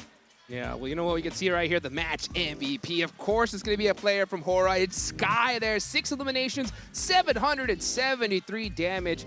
I mean, yeah, the consistency from this squad today has just been nuts, 7. Yeah, and as Max was just saying, the best play, the best macro that we have seen out of this squad, out of this tournament so far after 3 matches. And I'm hoping it kind of continues on. I know earlier we were saying like some teams, after they hit a certain amount of points, they might just end up slowing down. I'm really hoping that's not the case with Aura. I want to continue to see them being able to third party. I want to see them just being able to hold up big teams because of the match ranking. I mean, 23 points. I think it's honestly safe to say, before we even end up seeing the overall, that squad is going to be going to the grand finals. Yeah, for sure. I mean, look, you got so many points. You get 23 pointer right here. And I got to say, for when it comes to all the players, we all know Sky, No Fear, Jiggle doing great. But I love how adaptable Sleepy is in particular. He's a support player from off angles, getting some really good shots onto teams against them. He's playing long range with a Mini 14 or any kind of AR. And if he has to, we saw at the end of that game, he gets in CQC with the backup of his teammates to wrap up those games. He's doing all of the dirty work for his team, and it is so far looking like he is a standout player on Hora Esports. Yeah, you know what? I love to see a player. I mean, long range specialty is what I love to see, and the fact that he can mix things up is really good. But one team that's also, you know, that they needs to mix things up a little bit here is Alpha 7, man. These guys need to put some more points on the board, 7. Yeah, I mean, as you can see, they're currently not in the first page of the overall. And we have our top 6. Hora there with the first place, 46 points. Pandem 36, Aurora 30. I mean, right now, I'm genuinely surprised. And Ida, you were just talking about them. They're there within the top 6 as well, Max. Yeah, there's actually a decent gap between 5th place and 7th place, right? Looking at what is that, a 7-point difference between 5th and 7th place, which is significant, especially when you only have now 3 games remaining before we see which 6 teams will be advancing to the next stage. But looking on the second page, Al-Ula and ETSH still in second, in the bottom 2, sorry, and S2G could be slipping down also. And with what you were saying earlier, Hot Jukes, you were throwing it to me, talking about Alpha 7. Boy, this is why we wanted to talk about this team right now. Because, yeah, they're currently outside. They are tied. They are within striking distance of those top 6. But for a squad that's the reigning champions of 2025 PMGC, we want to see them into those top 6. And for some of the other squads, like Alula, like ETSH, only getting that 1 point after 3 matches, that's just not going to be enough. S2G as well. I think I personally expected seeing S2G a little bit higher. Everything is so tight too, and it's because 6 matches that's going to be played, only 3 left. I honestly don't know who's going to end up qualifying and who's not. Anything can happen. Exactly. I mean, I'm looking at this second page in particular. All the teams are very low on points. And we saw on the first page, there's a big sponge effect happening between the top 3, 4 squads right now. So that means that point threshold to enter the top 6 could be a bit lower than our initial prediction of like around 40, 46. That makes total sense. I mean, look at what happened to 7-2-1, right? 7-2-1 was second to last before going into this match. And just like that, they're into the top 8, guys. If they get another good game, that could lock them in a spot toward the grand finals and knock out some major squads here. So it's crazy to see. And I guess because of this, especially this format, 7, I think it makes a whole lot of sense why you were a little critical when it comes to Pandem, because we need to see dominant consistency, right? Because if you just let off the gas just a little bit, you can get passed up. Yeah, especially for Pandem. I mean, for me, it's not even Pandem getting passed up. I just want to see them being able to kind of use this as a practice, as a stepping stone like that. towards the finals, because you're only going to be playing 6 matches. If you already qualified towards the finals, guess what? You're only going to play those 6 matches. If you're one of those teams that actually ends up going to survival, you get a chance to play 12 matches, so you get extra practices there. That's why I want to see a little bit more consistency. Don't turn it down, and don't worry, even though I walked away earlier, boys, and even though I wanted to interview Hora, I got to interview the coach for Pandem, so you'll have to wait and see what he said. And I got some info from Naki as well. Oh, he loves to be on interviews. Yes. He's always joining if he can. But no, going back onto the point about Pandem you were making, right, about this team now maybe taking their foot off the gas a little bit too much. I did like initially, but this is to such an extent that this would not work out in the finals. So I think that they are going too hard in one direction. You need to pull it back, be willing to take fights. Otherwise, Pandem, I think, are going to lose that momentum and in the finals just fall completely apart. And even talking more about the format, remember, like when we go to the finals, day 1, yeah, you get those 6 matches. Day 2, the tournament could finish within 2 points. Yeah. I mean, within 2 matches because of how many points those teams end up getting. So you need to just be able to play consistency. And this is honestly why I'm so harsh on some of these teams. I just want to see them continue to play like that. If you get put in such a great situation, show me that you can do the greatness that you were able to do in match 1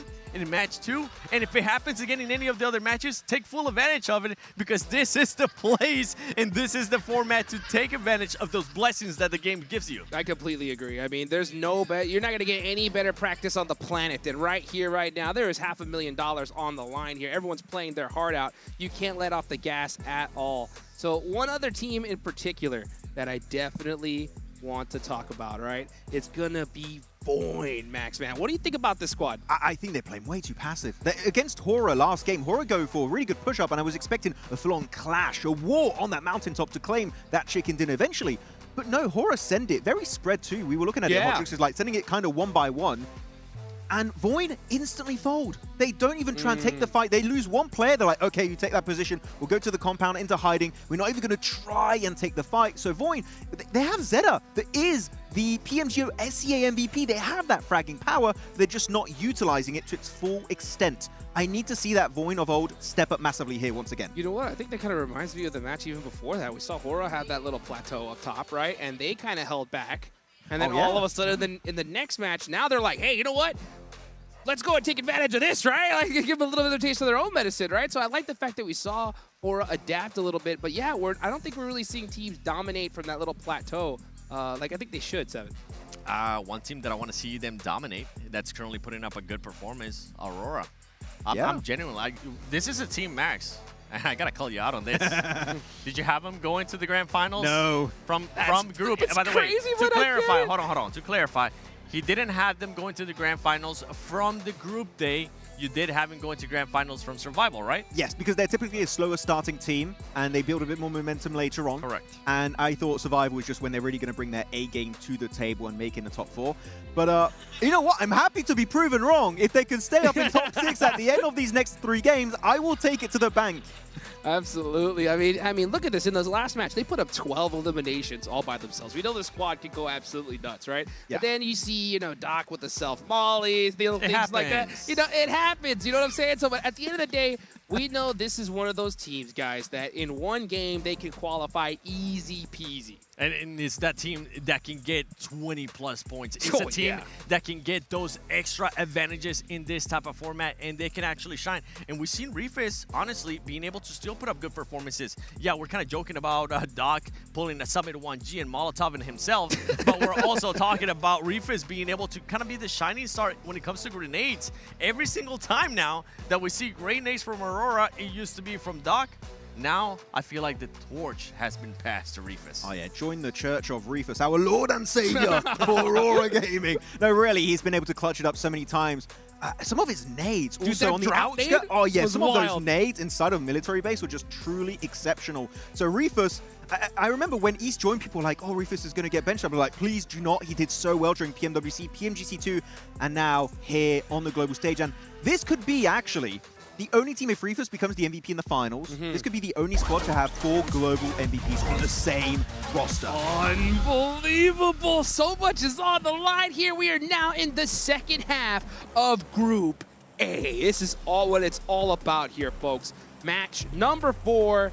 We are going into Arrogale. And let's see this playing path. Oh, okay. A nice one pretty much right down the middle here, Max. I will take a diagonal plane every single day of the week. It's going from Quarry all over to Stolber location. So most teams should be good to go. And you know what? Here's an Polyana. This is the first game 7 that it is going to be in reach of that plane path. Are we going to see that expected fight of Hora versus Flash? Or Hora going to go back to school apartments and play it very slow on Circle 1? The thing now for Hora is that they got absolutely nothing to lose. This would be the perfect scenario for this squad. You got a 46 point, you're sitting in first place, you're able to kind of have a mulligan here. But if you're the other squad, which remind me, which squad was it, Max? Wait, I'm looking at the feed. Oh. Yeah, we have Flash and Hora normally in Yaz, but okay, there we go. Only Ida's playing this game. Well, the reason why I was telling you about Flash is because that's one squad that's currently not in the top 6. That's one squad that is currently, if I'm not mistaken, I think 9 points away from being able to actually be within top 6. You don't want to try to take the hot drop. You definitely don't. That's right. Well, here we go, guys, into the last Arrogale of Group A. Let's go ahead and take it on over to our casters, John Allen and Blank. We get a sensible plane path, Blank, and we get a sensible circle to go along with it. The only Erangel today with a sense of sensibility. Let's head on in to see just what we're going to be able to pick up here. Are we going to get that Yaz hot drop? That's the question at the end of the day. And I mean, the funny thing is, for me right now, is that we played a little special magic trick. You know, Ida was the only one dropping into the game. Suddenly all the teams are here.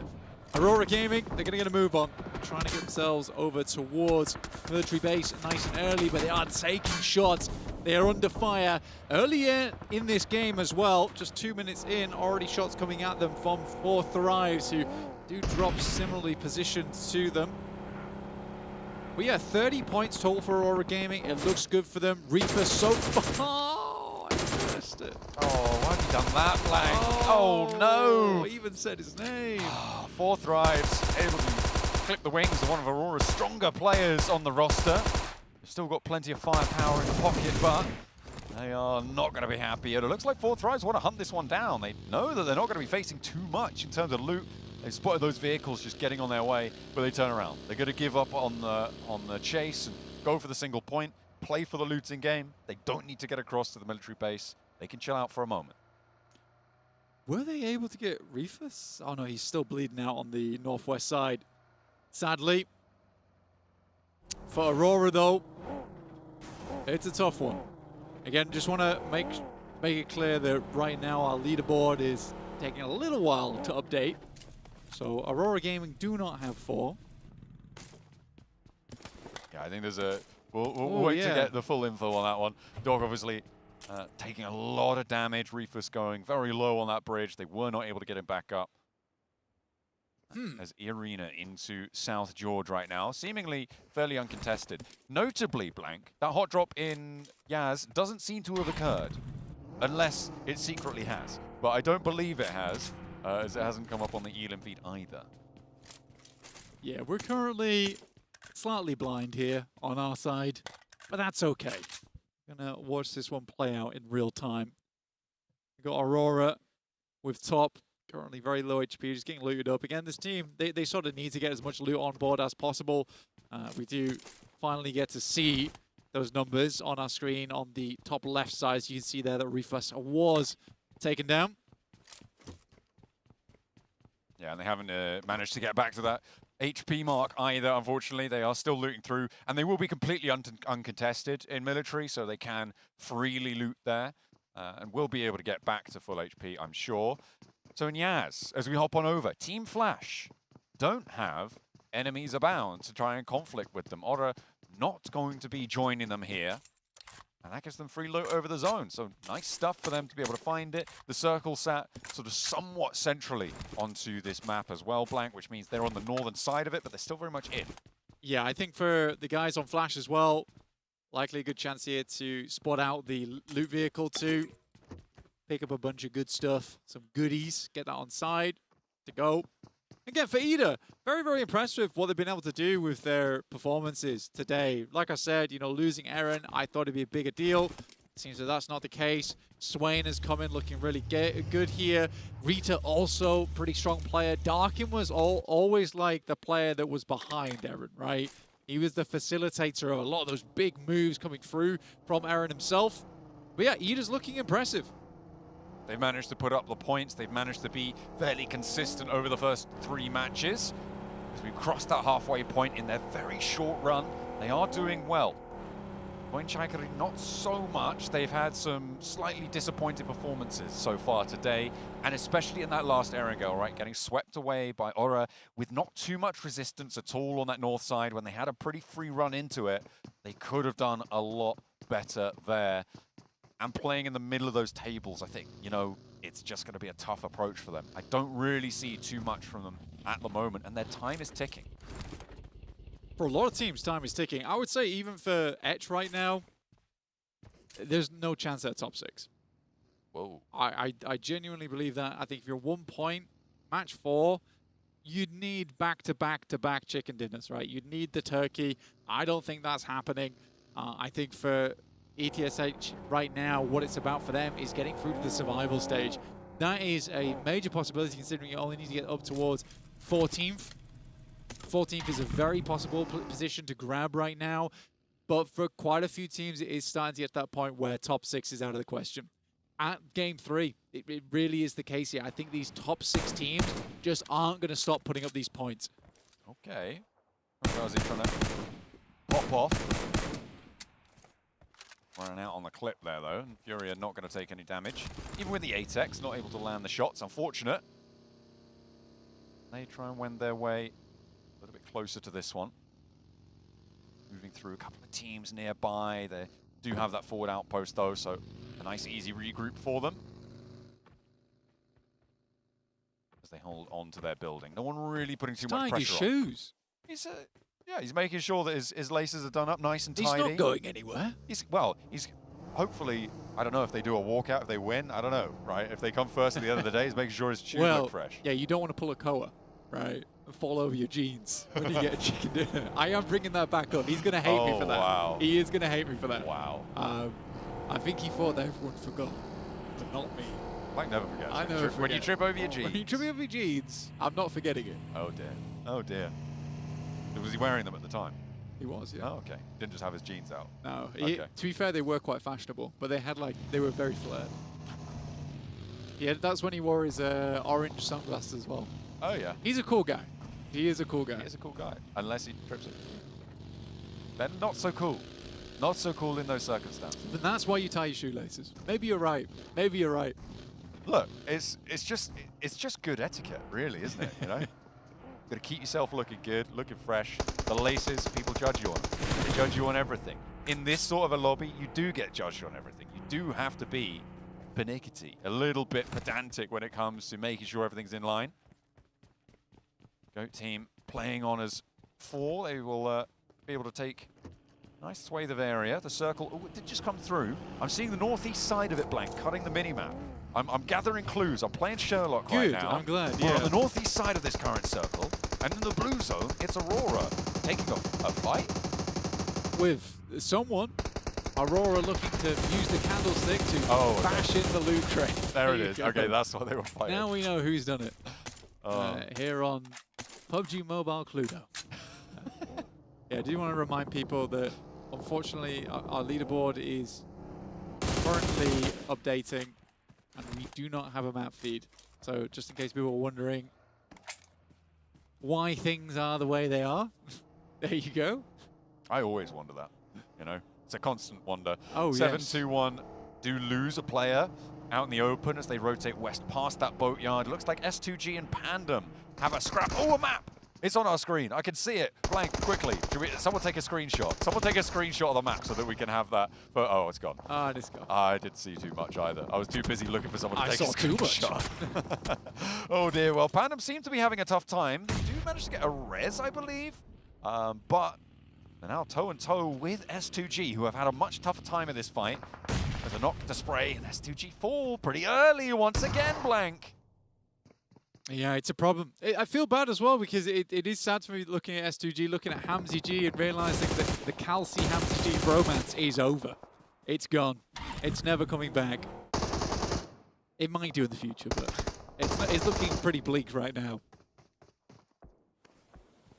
They need to start tying their shoelaces to get something done today, because it is not looking good for them. 7-2-1, they managed to move across, lose a player, but Ida now, with Emre in the area, might prove to be a bit troublesome. We'll see if they can pick up with the rest of the team. Ida do have a full surround on this. There is Al-Ula on the northeast of this fight as well, Blank. Which is going to make it potentially tougher for Ida to fully commit to a push here. To go in. They need to extract that player, right? Emre's in a really tough position right now. Multiple nades going in. He is lucky not to go down to that next second one. He's just on the edge there inside the garage, which keeps him alive in that moment, which was critical. But like I said, for Ida, they have to extract their player. How do they go about that? At this point in time, Ida's probably wondering whether we just play on as a 3, because getting Emre out, it's a tough task. It's going to get harder now. Aleku wants to step forwards. He's going to flush him upstairs, push him into the angle, but that'll give Swain a little bit more prevalence in this angle, but has to duck down, and now they can charge up the staircase. It's all up to Emre on the hold. No assistance for the next 10 seconds, maybe. Pops to the little stair window, but not going to find it. The circle comes through as well. It's going to put pressure on the fight, and in comes the rest of Ida. The cavalry has arrived, and Emre has held his nerve. In the meantime, the rest of them are now up and into the fight, going a lot more even. Potential third party could come into this one, but the knocks are starting to come in. And in through the window, reaches there. Big nade to the back line. And now it's just one player left for 7-2-1 on this angle. Playing well, but only finds the one. Can Voin Chaikari find a third party? I don't think so. That's a pretty wild turn up for Ida. You've got to have that confidence at this part of the day. And with where they are on the leaderboards currently, that's why they're able to make that push. They're feeling themselves right now. It looks good. Swain had the off angle, and they were able to push in. I think they realized as soon as probably Emre's communicating back, and he's like, all I have is a PPP zone, okay? I need assistance badly. And so Ida commits to it. Boars right now in L block, coming up against Flash right now. This is usually Boars' stop-off point, and now they have to fight for it. And it's critical for them. They want to stay in the top 6 here. Magnazada hiding in the alleyway there, avoiding the nade damage. Teammate not so lucky. Robs can't cook it in the kitchen when able to flush him out. Magnazada wants to try and keep them safe, keeps the trigger pulled there, but runs low on ammo, has to step off the angle. Wind crosses, takes a lot of damage. It's not going to be too favorable, but they'll look for the healing instead. Boars still keeping it together despite losing one. It looks like Voin Chaikari went for a pretty big send over towards Fury's position on the south side. And they're suffering because of it. They're trying to take the shack on the top side right now. I think Fury's trying to play the dip that sits just underneath as well as the compound there. It's a good spot to play in, but we're going to check back in with this fight between Boars and the Flash. For the Boars, this is a way bigger deal here for the Flash right now, and it's not looking good for them. Ooh, Zeus actually gets caught with a little fire spread there. Has to pop the first aid, but a nade finds Snoix in the back line. Win able to find the opener. It's all up to Magnazada on the angle. Has got the AK full of ammo, but it's not going to get unleashed. And Team Flash push Boars to the boundary, and they fall. I'm pretty sure that was a 0-point game there, coming through from Boars, which is very, very rough. You've got to make up those points later on, and Miramar is not always the most fun map to make up those points on. You can be a little bit more tactical about it, but I think Boars typically does excel when they're able to take those engagements. But the Flash, on the other hand, this is maybe just the beginning of a great game for them. Very much could be. I don't know how many players they got left in tow, actually, on the end of that fight, so if there was damage done, could be a little bit tougher. Nice nade, posted straight through the letterbox there, and Igor will go down. For Furia, they're wanting to get him back up, and probably going to be able to do so. They got their players to the south of that, can regroup onto it. In the meantime, Voin Chaikari do not have the pressure to push this one forwards, especially with the teams around them. Okay, Circle on our screens right now gives Potato Hill a huge chunk of the west side of it. 4 Thrives. Will they overthink this one? You never know. I think for 4 Thrives right now, they're still playing well. There's still these moments where you really believe they can do it, but there has been a lot of times where they're losing players early. As much as you can get towards the end of the game, it's no good if you're on S2 with Falak as well as Huzaifa up, two strong players, but it's just not enough for them. I think 4 Thrives typically does extremely good in those scenarios where they have 4 players alive. T24 is able to excel as that off angle for the team, and the rest of the team can move in like a spear.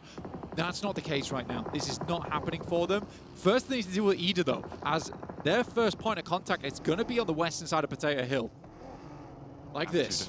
Have to defend. Swain trying to poke his nose in. We'll see if it's a welcome presence. I don't imagine it would be, but you've got 4 Thrives. Maybe able to hold it out. A regroup over onto the top of Potato Hill. And yeah, Ida gonna not go for it. Not gonna fully commit just yet. They do have to regroup still. Get a little bit more pressure on as they get their backstop to join up with their front position. Maybe after that. We are on board with them. It does look like they are a player down. Bozy not in this for the time being, unless he is. Never sure quite at the moment. So we don't believe anything. I think they're playing as 3. I think they're playing as 3. The game suddenly decided to lie to us. Yeah. But we're gonna just take what we get at the moment. 4 Thrives gonna push further over towards that eastern edge of Potato Hill, allow Ida a little bit of ground to work with. A lot of times that's best for you where you're playing a western eastern position on Potato Hill. Sometimes you have to share that spot. You split the Jack of Potato in half. It's the only way to do it sometimes. Just got to get in there, even if it burns the fingers. Necessary to get to the goodness on the inside, the position that they're going to be looking for. Topsy does take a knock, though, unfortunately for Team Flash, leaving them on 2 now active. Otta trying to leave from apartments. They are kind of getting stuck in and amongst it as well, although they may be the ones who are keeping Team Flash locked on the inside. Etch, you said they needed big games to even consider getting towards top 6. It's not looking like this is going to be a big game. They've taken a knock. They do get an answer with a nade back on over. Yeah, it's a good nade coming through from Fajita. But for Edge, if they get another performance where they drop in 9th or lower, then yeah, really at that point it's about getting some big, massive games ahead of that to grab themselves 14th place or above. Top 6 is off the cards. The Flash, though, finding a shot over towards Jiggle. Not able to get away from that one. Potato also goes down there from Voynes. He pushed a little bit too far forward. Poked his nose in a little bit too far. The Flash also, again, another nade to confirm the flush over towards Horror. That gives an opportunity for Win to push further out, maybe ahead of them here. But this is a nightmarish push for him. Oh, the last player alive will fall, and it's Sky to pick up the point. Otta able to rack up to 3 now, as they have to play from the western side. The next circle about to show itself in about 5 seconds, Flank, and we will see where that one lands. Still, Potato Hill on that western side, potentially a presence, but we're moving over east. Yeah, it's involved. I think the crazy thing about this one is Potato Hill being over towards the western edge here. There's this big slope that angles itself on this west side where 4 Thrives might have to play around that. It is going to give them a lot of vision over towards the east, but a lot of teams are going to have their binoculars out. They will be looking directly at you. They will know your spot. So 4 Thrives, do they make a southern or a north rotation? Do they try and wrap into this one? Or on that northern side already, don't really have as much decision to make on this. Furia looking to try and maybe start to step forwards. Furia taking shots over towards Etch as well. So a big opener onto a high ground position. It looks like 2 of their players are down. Okay, Ayala with a chance to nade one out as well, but not quite going to connect. Playing on the other side of the smoke, has to be more worried about the shack. Tries to burn it out. Slips down the slope, loses his footing there a bit, but steps up immediately. Checking these angles, making Furia's presence known. They're playing on a split right now, and Silence is going to be a presence downhill with Ayala playing on the 2-player position. Yeah, trying to clear a lot of the obvious spots. I mean, no matter what happens here for Furia, at least they've pushed him off the shack, which is great news for him.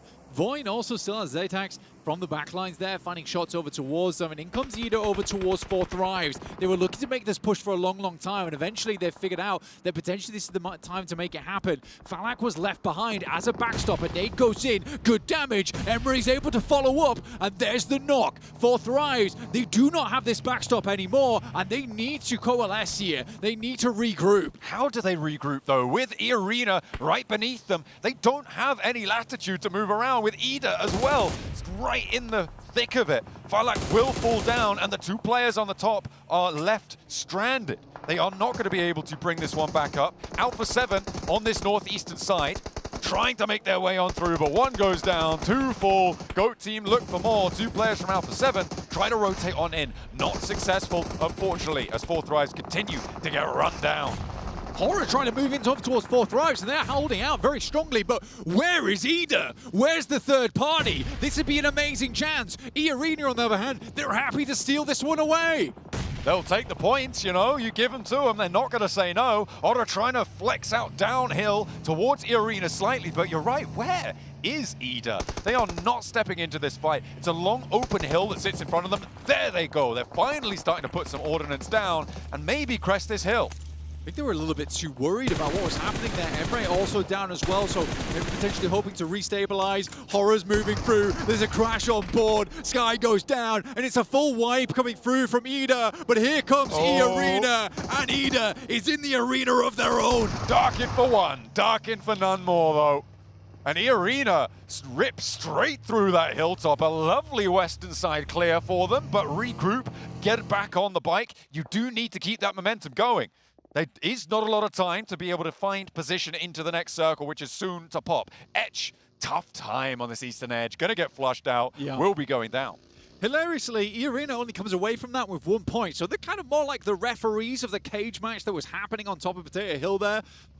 Bit of a weird one coming through from E-Arena. Thought they'd come away with that with a lot more points, but they were taken away by the likes of Four Thrives, Ida, as well as Horror. Again, for Horror, they just try to get as many points as possible, it seems.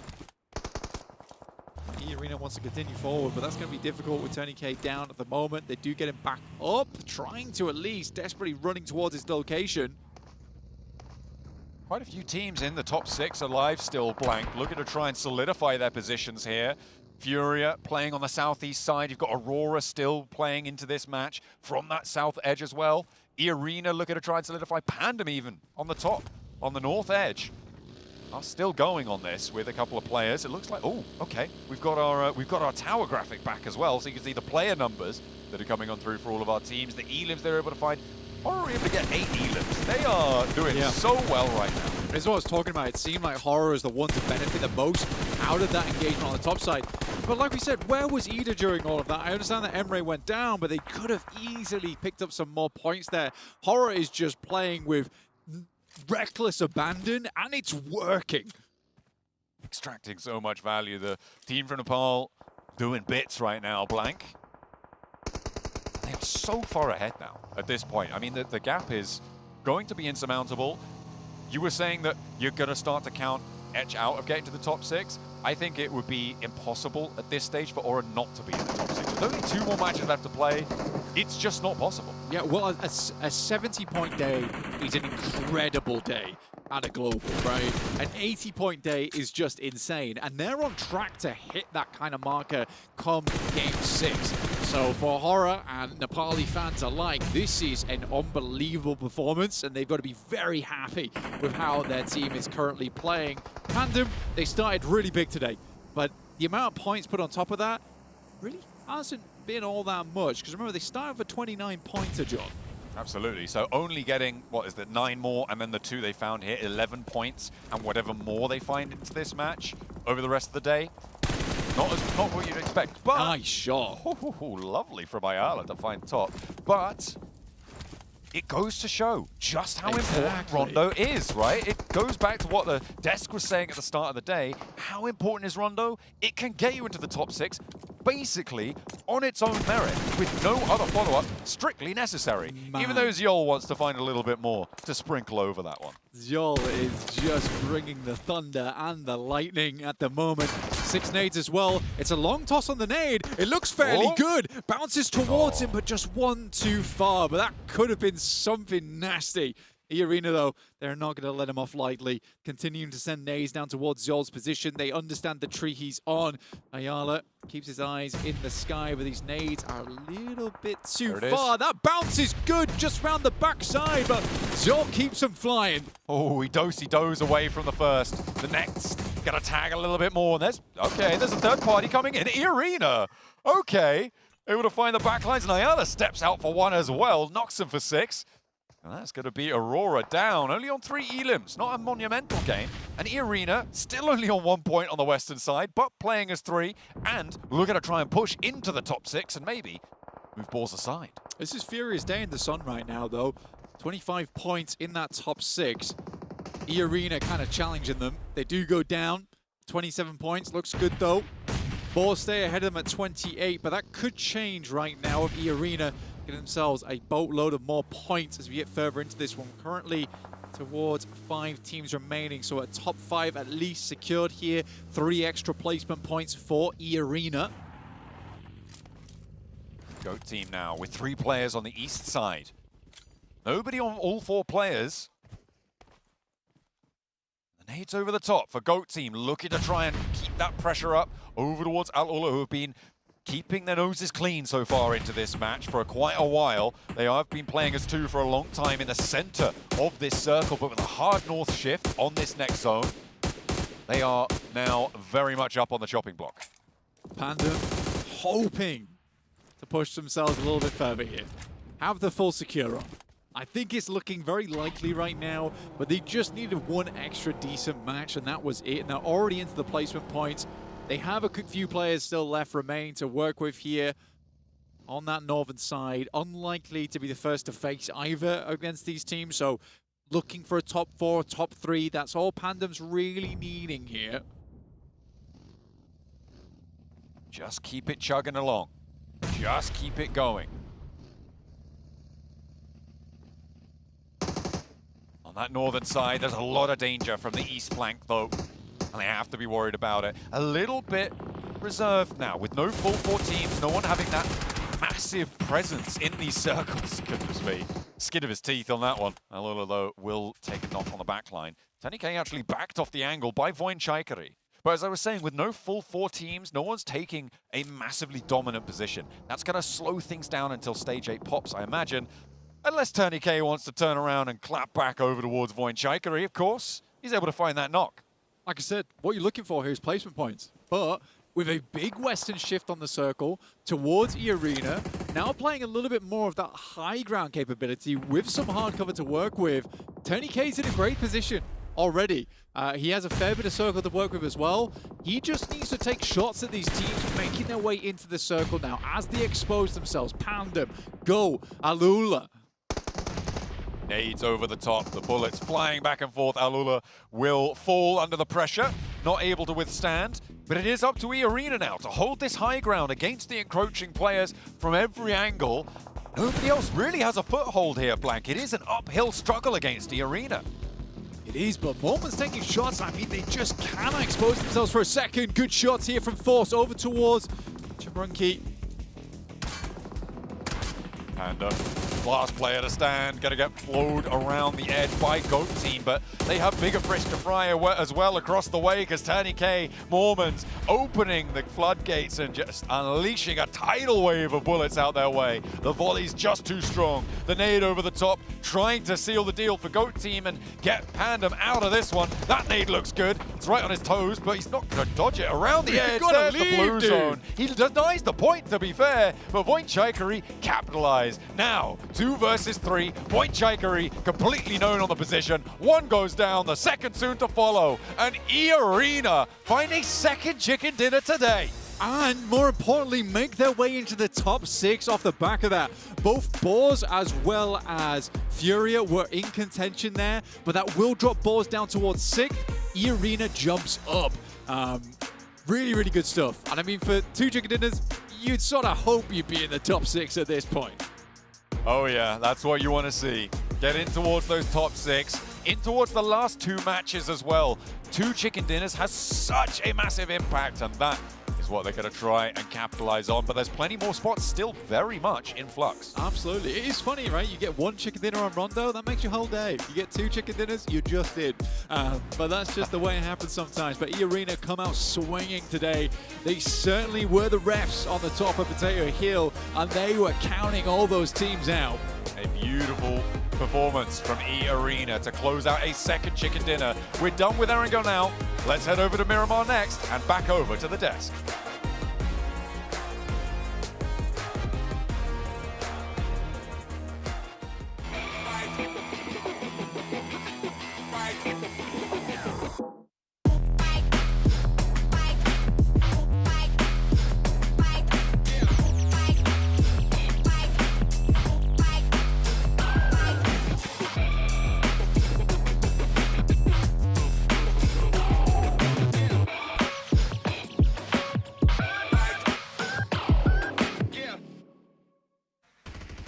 the first team to bust out 2 chicken dinners in this tournament. It's gonna be E-Arena clutching it up in this one, and right on time, 7, because that will rocket launch them into that top 6. That's where you want to be. We have been giving credit to Hora.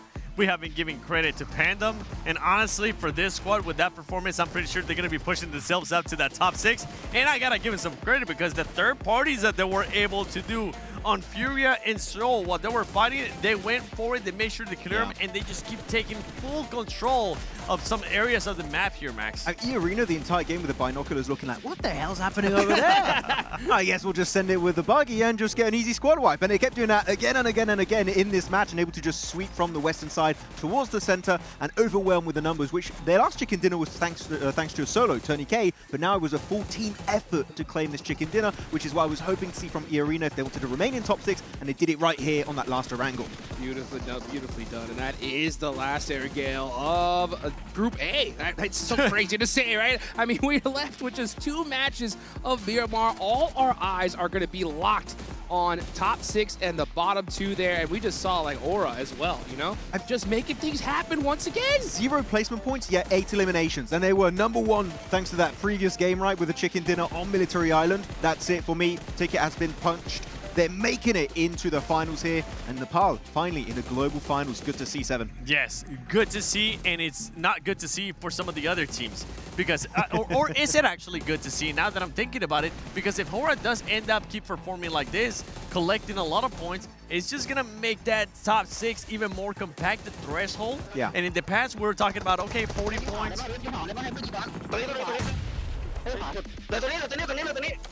ฝาดเลยไว้น่ะเฮ้ย2 เรื่องตรงนี้เดี๋ยวไปฆ่าดิเฮ้ยขวาไปเอ้ยน้องๆเดี๋ยวขวาตั้มขวาซ้าย But they do end up having just a chance to make it even tighter when it comes down to those top 6. Yeah, definitely an opportunity for them to make it happen here, but now we have 2 more games. It's going to be on Miramar. You got to put the foot down to the pedal if you want to make it in that top 6 and remain up there, because otherwise it's going to be hot to make it through the survival stage. Tourniquet. Tourniquet.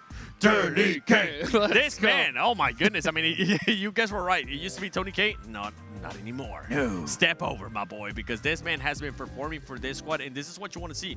Now, I'm hoping, I'm not going to lie, I'm hoping some of the other players do end up start putting up more numbers, because when we end up going to the finals, if this squad makes it to the finals, this is just not going to end up working out when you only end up getting, what, 6 eliminations? I think this is what you got to do, though, right? Whenever your top fragger leaves the squad, right, just replace it with someone whose name's close enough, and the comms are going to be just so simple. You know what I'm saying? It's just Boruto vibes. It's a new generation. Let's take a look here at the match ranking. 16 points, of course, for E-Arena. That is absolutely clutch for them. 13 as well for Go. And, man, Furia, they needed these ones bad, right? So they were able to put up 8. Last 2 matches left to go. I mean, we need to see people pull out all the stops here. One team that actually needed those points bad was Voin, and Voin was able to clutch up there with those 8 points. Hopefully he's going to push him even closer to that top 6. Alula as well, a team that we saw being in the bottom 2. They're going to be pushing themselves out of that. And one team that was still on the bottom that I'm not seeing here on this first pitch after that match is Edge. What happened? I thought you were going to say Alpha 7. No, I mean Alpha 7 too. They're 1 point, like, these are the reigning champions. What the heck's going on? Yeah, S2G2, right? I mean, what the hell's happening there? I'll tell you what, man, it's like you start drama online, it just like comes back to bite you, dude. I mean, 4 Thrives are struggling here. Alpha 7, S2G. What is going on? I mean, at the end of the day, we know that these teams, you know, one good game and it could rocket launch them up. But, I mean, S2G, they're in the bottom 2 here, 7. And it goes along with what I was saying in regards to a team being able to put up good points and just keep stealing points over and over again. It's just going to make this even more compact, boys, as we can see right there. Right now, 6th place is separated by just 1 point when you end up looking at that 7th place, Max. So we're looking at these leaderboards, right? Top 6 is where you want to be if you want to make it straight to the grand finals from Group A. Do we have some teams who are like instantly locked in? I would say Hora, 100% locked in. Even Pandem, I would say for me, I don't see them really slipping out of top 6. Do you agree? Oh, dude. Hora, Pandem, E-Arena, Aurora, in my head, top 4? is locked in. Yeah, top 4 is Oh, locked okay. in. I was going to go like top 3 possibly, but top 4 locked in for you. Okay. I think it's fair. I think it's fair because we're going into Miramar. There's so much craziness there. I think you really got to go with the teams that have already put something on the board. It's always more difficult, right, to pull out a big game, especially when so many squads are so desperate. Yeah, it's going to get really dicey. You're going to have some teams getting really, really desperate. As you said here, Hot Tricks are looking at Furia in particular, having some really good plays. One individual player dodging 10 grenades behind that tree, just like, oh, Matrix style here coming out from Furia. So really happy. We'll see if it would be interesting if the Brazil team that makes it out of the group of death is not Alpha 7, but actually Furia. As there we go to the second page, and Voin Shaw getting a decent amount of points, but still looking to be just comfortably high up on that second page. 5 points away from top 6. That's exactly where you want to be, especially with 2 matches left. Where you don't want to end up being is when we end up looking more towards the bottom. 4 Thrives, this is the biggest disappointment of the day. Wow. I mean, I'm looking at Alpha 7 as the champions. Honestly, I seen them kind of slow down, but for 4 Thrives, the expectations that we had, and I know we didn't get a chance to actually show the interview that I was able to do, and I talked with Naki, but I was pretty much talking with him and asking him, what's going on with the squad? It looks like you guys they're just not able to make up their mind. They're overthinking stuff, and that's exactly what they said. And he came down to, guess what John was able to say during the match as well, how important Rondo was. That was the starting match. That was the starting map. They usually use that as a booster in a way. Launching point. As a launching point, and it didn't end up going their way. And once again, it looks like 4 Thrives. It's just getting into their heads. They cannot overcome that hump. You can't let one single game demoralize you to this extent, because we've seen so many fumbles. Even this last game, they were holding on to the side of Potato Hill, and then they just get completely overwhelmed by 3 teams at once because they were playing just a little bit too passive, in my opinion. They have that potential, but I think that in this case, for Group A, I think it's game over. Yeah, I mean, at this point, what are the chances, right? Wait a second. For 4 Thrives, you don't think they can make it top 6 right now? No, with 2 I don't matches think left? so. No, from the gameplay I've seen so far, like purely mindset-wise, I think it's over. Okay, I was just making sure I understood that. Yeah. I might be with you, actually. Huh. I don't even think Alpha 7's going to do it. I think we're going to see them in the survival stage at this point. I mean, with these last 2 matches, the desperation's at an all-time high. I think everything that you're used to playing is just now kind of out the window. And to pull out of a big game is going to be hard. But, I mean, we know they can do it, right? It's just the odds of it, I think, are really low. Yeah, I mean, normally at this point, be saying, it's fine, guys. Mental reset tonight in the hotel. We'll come back tomorrow. Even, oh, wait a minute. There's no tomorrow. Yeah, exactly. It's just game over instantly. So teams at the bottom, I would say right now, if you are not at risk of falling in the bottom 2, get desperate in Miramar. If you see a fight opportunity, kind of pull the horror card and just start going for big third-party plays, kind of hiking up those elimination points, and that might be your 1 ticket to making top 6 at the very end, because passiveness, it's not going to be enough to put you in that top 6 with only 2 games remaining. I know I said top 4 is locked in. And as much as I am... Oh, here we go. Second thoughts. As much as I am talking about 4 Thrives, I don't agree with what you said earlier. And I'm thinking about it. I'm like, with just how close everything is, and with the way that some of the squads in the top 6 are already performing, I think all they need, some of these teams, like Alpha 7, we know that that's a squad that can put up maybe up to 20 points. We see them perform really, really well in Miramar. I think they can maybe end up making the jump to that top 6, but it has to start here with this match. I feel like after this match, we will definitely have a bigger picture and a better idea of who's going to be getting to this top 6, who even has a shot on the final game, and who's just going to be hoping that they don't end up in the final too, because they'll go home. I'm confused. What were you disagreeing with? I'm disagreeing on also 4 Thrives. I don't think 4 Thrives is counted out yet. I think 4 Thrives can still put up a good performance and push themselves there within contention on the final match to actually make it to top 6. Yeah. But we have to see more. I need to see eliminations. I need to see not just the placement points. I need to see the 4 Thrives that everybody wants to see. I want to see 4 Thrives committed to their locations on the map. If I see that, I will not give up on them just yet. For me, the way they're playing is not good enough to make a final dash in top 6. That's my main issue. And that's when they start overthinking it too, right? We kind of see it throughout just for today. They get into a location and they maybe take a fight, and then they just either back away from it or just go do something completely different that makes no sense. Yeah, really confusing times for 4 Thrives. I think out of those 2, I mean, I think if anybody has a chance, it's Alpha 7. These guys definitely have all the experience in these kind of like tough make-or-break situations. So, I mean, if any squad can do it, it is them. But the odds are so stacked against them right here, right? You got Furia, who have popped off multiple Smash Point wins in other big events, right? Yes. I mean, they are right there on that cusp. They're going to be playing extra aggressive. All those teams in that mid-pack are kind of going to make things more difficult. So it's definitely going to be harder, but I would love to see it. I would love to see some crazy pop-off match from one of these 7th, 8th, place teams on down that just rocket launch them up and just shake things up. I want to see Voin step up. Sure, they got himself a decent finish here. They got a 2nd place, but only 2 eliminations in the 2nd place. That's really low for a team that gets to the podium. I feel for a team of this caliber with a fragging potential, on like Zed in particular, that was the PMGO SEA MVP for this season in spring.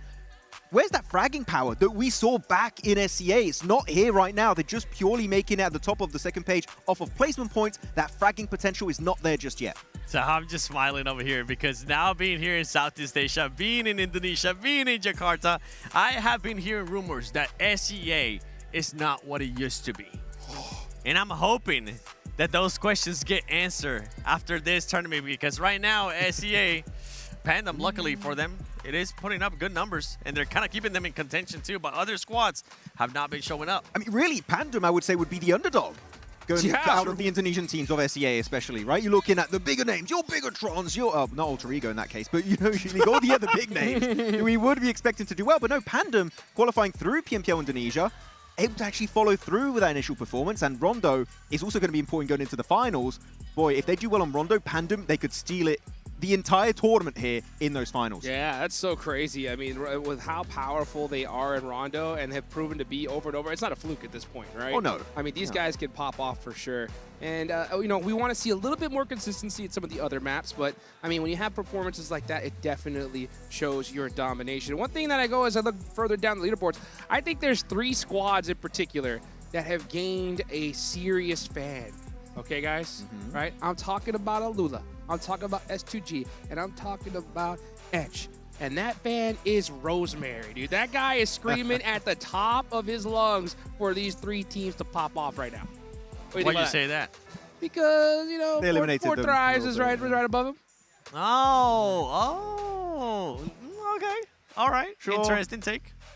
Is he watching? Maybe he's just angry. I'm not watching PMGO Season 1. Rosemary who? I'm just kidding. Oh, my gosh. He's not here. Yeah, he's Actually, not that's here. a solid question. We were getting asked, who's better? I mean, right now, you would have to say Falag, but if you actually take into contention everything, Rosemary is a much better player with an insane amount of trophies. To speak for himself. Falag has finally started catching some of the other trophies, but this performance right now is not what people want to see. Well, here we go. For the first time in this tournament, we are going to Miramar. We're headed to the desert, baby. The last 2 matches for Group A. Let's see which teams are going to be able to make that clutch win, that crazy amount of eliminations to rocket launch them straight into the grand finals. And we're talking earlier about playing paths that we were able to see that we didn't really like in Erangel, especially towards the end. We actually liked the last one. And this playing path right now, Max, I'm not hating it. Straight down the middle. Right over the side of El Picado. It's El Picado. El Picado. El yeah. Picado. And over Picado, sending it over to the western side in El Pozo. There you go, El Pozo. There you go. Talk about El Pozo. So this is going to be good for Alpha 7, right? And as you stated already here, 7, looking at Alpha 7, they are a team that has, in the past, done really well on the Dusty Dunes. And this could be the map that literally brings them back into the tournament, secures them in the top 6, but they need to get the points on board. And hopefully, no one's going to commit to the hot drop in that city. Realistically, how many points do we think they actually need? In my mind, I'm going to say 9 points. 9 points. Ooh. Give me 15 to be safe. Alrighty. I like the way you think. I was trying to be generous too. I wasn't trying to go too high, but yeah, 15. Give me like 50 points. I think that We're could not work. in Rondo, sir. Oh, yeah. Oh, I forgot. No recall. No recall indeed, but you know what? It's time to call in our casters with a beautiful circle on Los Leones. Let's take it on over to John Allen and Blake. We got a city slap bang in the middle. Los Leones, the main feature of this first circle on Miramar. And we'll see how our teams navigate the terrain around them. We're hoping that there's no hot drops. It looks like we might be going that way. Either a little bit interspersed near E-Arena, near Aura to the north, but I think they're going to be able to settle their differences and split off, get a little bit of a looting phase on this game. Yeah, you're over towards the plateau around Power Grid. It's not a terrible place to play, around San Martin as well. So I think that this is not a huge issue for them. The Flash also starting in Los Leones is a good spot to begin in. I think that playing path is a little bit tougher than people might expect it to be. It's down towards the southeast side to start off with. So wherever you're getting out, and typically do you want to get out early on Miramar to get those vehicles, you're moving around Los Leones south side, around Puerto Paradiso, around Impala, and then having to wrap around. So it did mean that quite a lot of the north side of the map was unclaimed for quite a while. So teams did have to get a bit of a move on to move into position. Aurora Gaming didn't really have that problem, though. They were able to get straight over towards Chumacera. Everyone knows Chumacera is a great spot to start in. Now, there are a couple of teams that I did want to talk about. The Desk touched on one of them on Alpha 7. I'd like to also talk about Boars, because this is a team that plays really well at long range. Snowex, Vagnazada, very, very good at that. It's why they bring Robs in as well, because he is kind of that CQC guy, the guy that can fight up close combat, but they have Snowex as well as Vagnazada to fill in those gaps, and Terminez is a very good all-rounder on the team as well.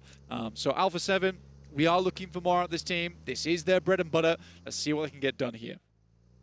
Hopefully they'll find themselves at home on the Dusty Dunes. S2G as well, look at to lift themselves out of the doldrums down in 15th place. That is not where you expect to see a team with such big name brand recognition there. For S2G, this is not the result they were looking for. To go home on day one would be a massive blow, if not to the ego, to the wallet as well.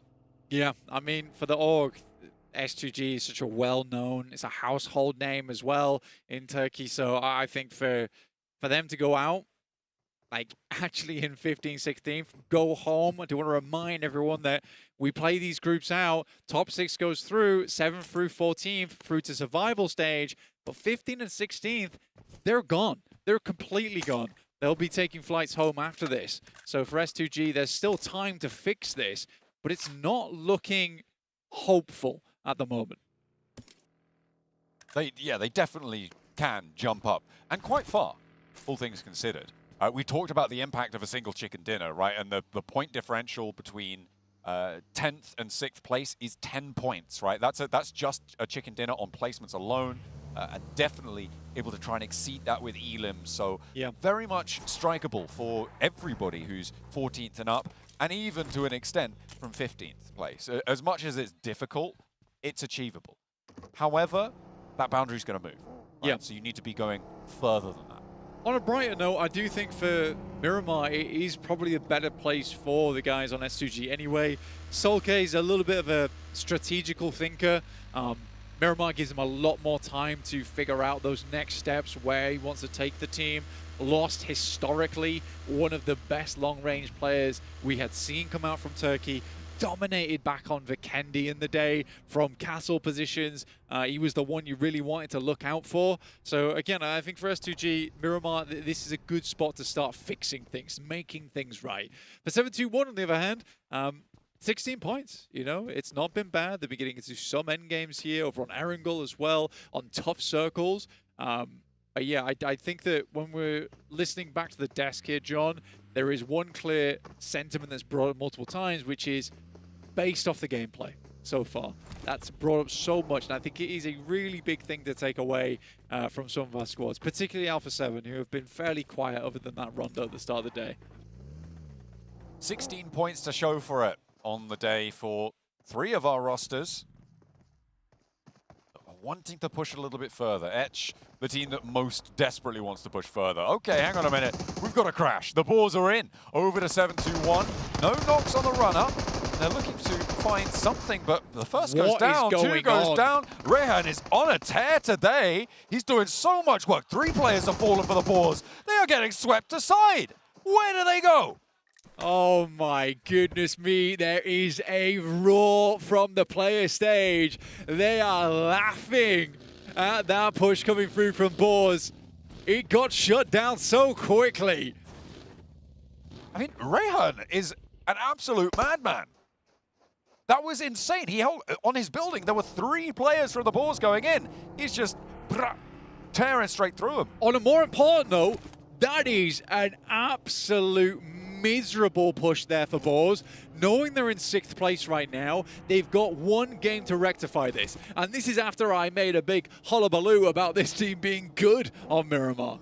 Well, they won't be able to show it this time around. That is really tough stuff on the bubble, with Furia breathing down their neck. 1 point difference. Goat team, Voin, Chaikere, all looking to try and just push past that boundary.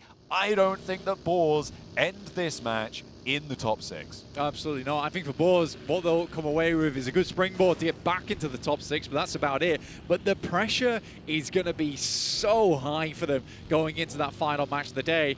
I don't know how well this team's going to deal with it. They're a newly formed squad. They've been practicing together quite a while. This is their time to bring things together at a global. I think that stress is going to get to them. I mean, it would get to me. Hopefully they... not me. Yeah, hopefully they're not you. And will have a cooler head to prevail through this difficulty. Of course, the history of all of these players, they're no stranger to stage pressure. They're not, But no. the shortness of this match set really, really compounds it, right? It's going to be only one opportunity after only a day of games. And that is a very tough pill to swallow. Very likely we see them in to the survival at least.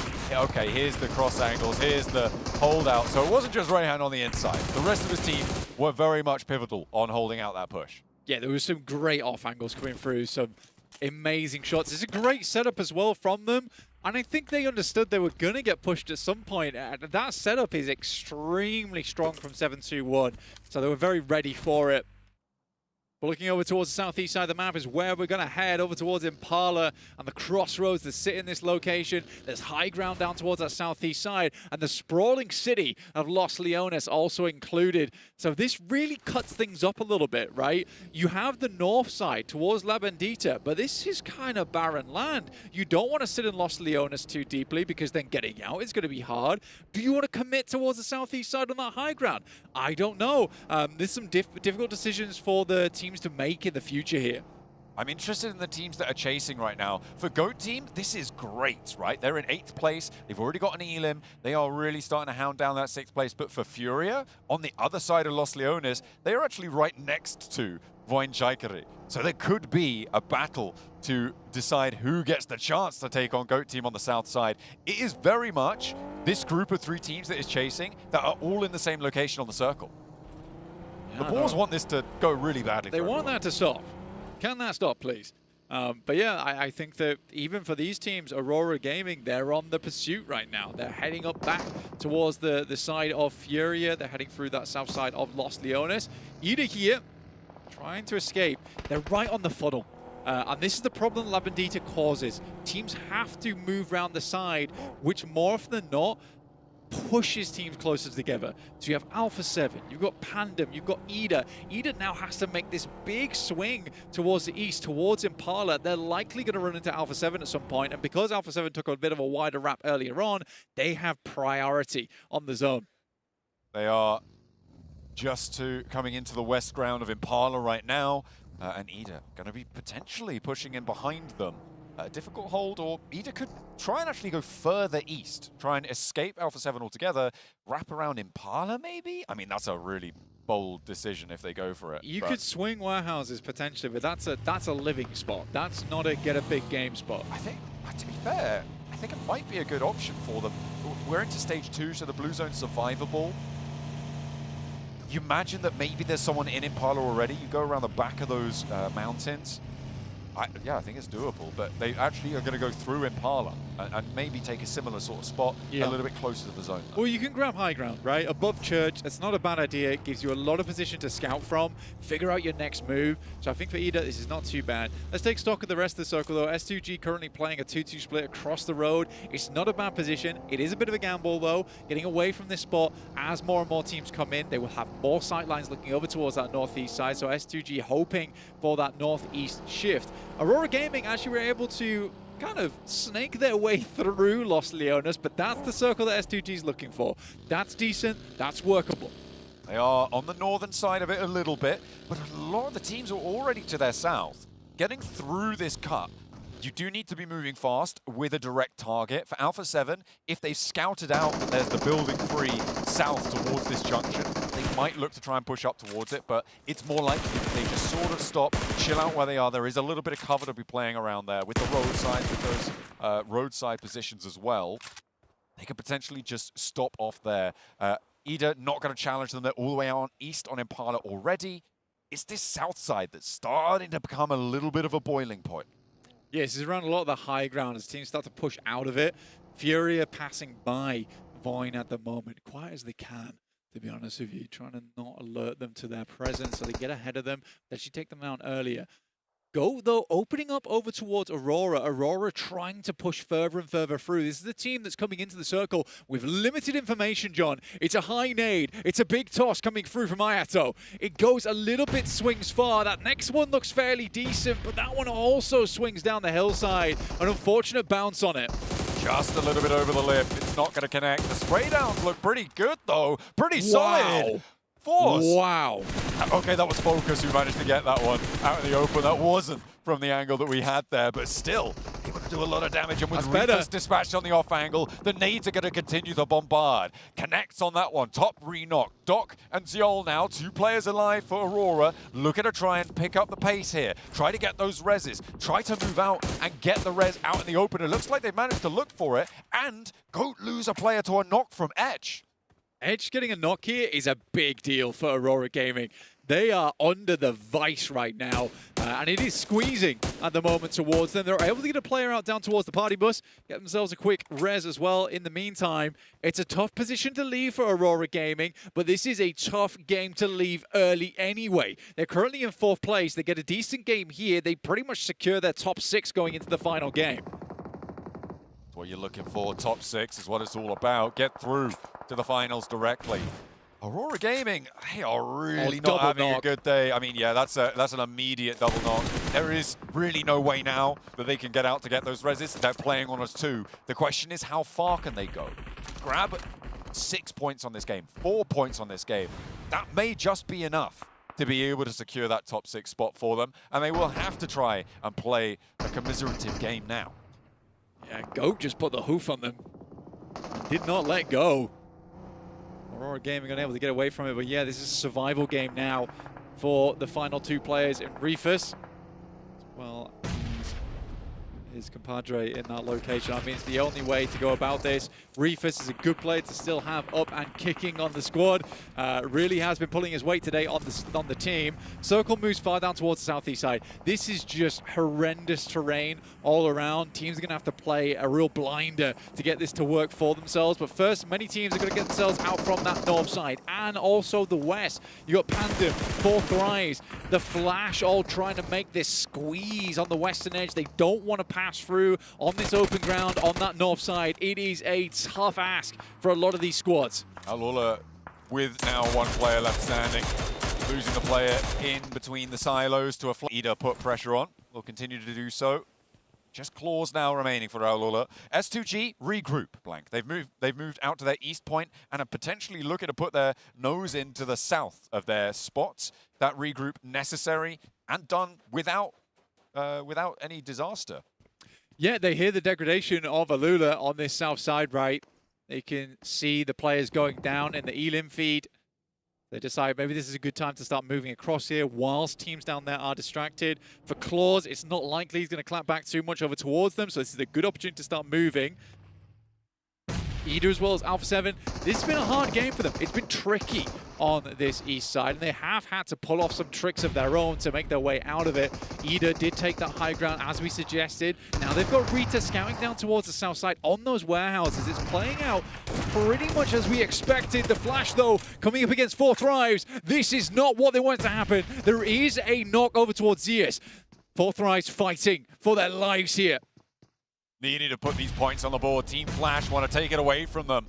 Zeus still knocked, but not flushed just yet. Falak leading the charge with T24 as well. Entering the building. IQ trying to play backstop, but those angles will be diminished. The power of his position will be taken away. Bozy on the off angle there. Might be in for a nice nade out to the back line, but a 1-for-1 trade on the inside. And Team Flash keep control of their down players. A big pickup there, and Topsy looking to get the res early. In the meantime, GOAT team are taking casualties across the way, and they are trying to chime into this fight too. You're right, John. I mean, having the control over towards the bodies is a big deal here, but Bozy doesn't want to let it up. You've also got 721 poising themselves off in the distance, and this is further in towards the circle, so this looks like a death spiral for both teams. 4 Thrives now with IQ and T24, but they're knocked down to just the 1. The angles are low, and the points are just getting slurped up from those angles. In comes 7-2-1. With Balak still on his feet, he won't find himself there for much longer. Now T24 has a chance to step up to the plate. Goes for 1. Can he find more? I don't think he's going to be able to do it. And 4 Thrives fall on the east point of Los Leones. 20 points found this game, but teams ahead of them starting to gain a little bit of steam, a little bit of action inside of this map, and they continue to go further, marching towards that 6th place position. GOAT is right on the cusp, 28 points. Furia still chasing. Furia really hasn't had to move all that much, though. They've been playing down towards the south side, so haven't had to get too involved in any fights. But they're looking for the chicken dinner this match. That would be ideal for them, but undoubtedly, with the way that the points are stacking up, Boars will be dropping out. And imagine if Boars had won that fight. They would be where 721 is right now. 6 elims, looking good, able to play on this west side. They would be securing their spot, but their crash goes poorly. They do not find that fight a great... That's putting it nicely. Yeah, poorly. Yeah, you're right. You're right. I'm being kind to them. But this circle looks to be pretty kind to the teams up on the north side as well. This south approach is still nasty. And Voinchakari and Furia, the 2 of the teams that are chasing for that 6th place spot, are kind of cut out on this. Yeah, it's an awkward terrain, though, with things starting to dip down towards edge right now. So it's going to be a lot of edge gameplay going forward in this game for a lot of teams. GOAT will be looking to hold out versus E Arena down towards the southwest. Horror really don't need to do much more, but they're contending for it. And now they're up against S2G, and S2G desperately needs these points. Ooh, GOAT do get stopped there in their tracks, but not before they take the bubble away as well. In the meantime, they are now in 6th, but by only the 1 point. So it's really, really still very much all to play for. As we hop on over back to what we got on our screens, S2G on the north side, over towards E Arena on the southwest side as well. Trying to make their way in and secure their spot too. Nice. S2G on the hold. Nades flying, and Sky doesn't quite take the full lick of damage. Gotta say, right now, the smoke train came through. Some good bait on the utility, but S2G was patient. They pulled the pins, they put them back in, and they waited for this moment as Horror moved up. Again, I like the bait coming through from Horror, but it just has not worked here, and it's a fantastic nade posted round the side, and S2G come out looking squeaky clean. Not can be said for Alpha 7, though, as they take more and more casualties, and they are down in 13th place, just 17 points, the previous PMGC champions. And they may become the bubble team after this match as well, with S2G looking strong on the north side. The placement's going to be kicking in soon. Alpha 7 draw far too short for their own liking. Alpha 7 being on the bubble of elimination going into the final match blank is an insane story. It is almost criminal. It would be a real shame not to see them move through to at least the survival stage. A team that's looking for the Grand Slam to win at every single big global around the world. It'll be a huge upset if it does come true. We'll have to wait and see. Still 1 more map in us today. The last Miramar to go. I mean, 2 of the teams that we were saying, oh, maybe they favor Miramar, it's going to be good. Boars and Alpha 7 have now both gone kaput. Wash. And it is a wash for both of those 2 teams. They are in a real bad place right now. Boars are happier, all things considered. They would like to go directly, but they're still very much confirmed in towards those survival stages, pretty much no matter what. So it's all eyes on S2G to see if they can take down one of their big brand rivals, right? Oh, yeah. Alpha 7 versus S2G, not for 1st place. Scrapping not out. Not even for 3rd place. Not even for 6th place. For a spot in the survivals. Just scrapping it out towards the bottom of the lobby. For Edshire, they're hoping to get some points. And right now, with that position, it's looking likely. Unless something absolutely disastrous happens here to Edge, you'd assume that they'd be making it through. Aurora Gaming, they do have Reefus. He's out on the sidelines. He's just waiting. Biding his time, looking for those placement points. Again, for Aurora Gaming, those placement points, anything they get here is good. They just don't want to drop out the top 6. It's a massive boon going straight towards those grand finals. It takes a lot of the pressure off. Ooh, a lot of damage to Furia. They've taken a knock. Eagle now going low as well. There are off angles coming on through. Ida making making it tough. Furia going down to a lot of shots. A knock came through from Point Chikari as well. I mean, this is good news for the Bulls. If this south side resolves with both of those two teams going down, it means that no one's going to accelerate away from them. But if one of them earns the points from the other, that's still not good news either. I do think for Fury here, yes, they had this south side, but they needed to start posting up scouts, right? That's the big thing they need to have happen. They need to secure this eastern side as teams came in, because Ida's going to cause a big amount of problems for them.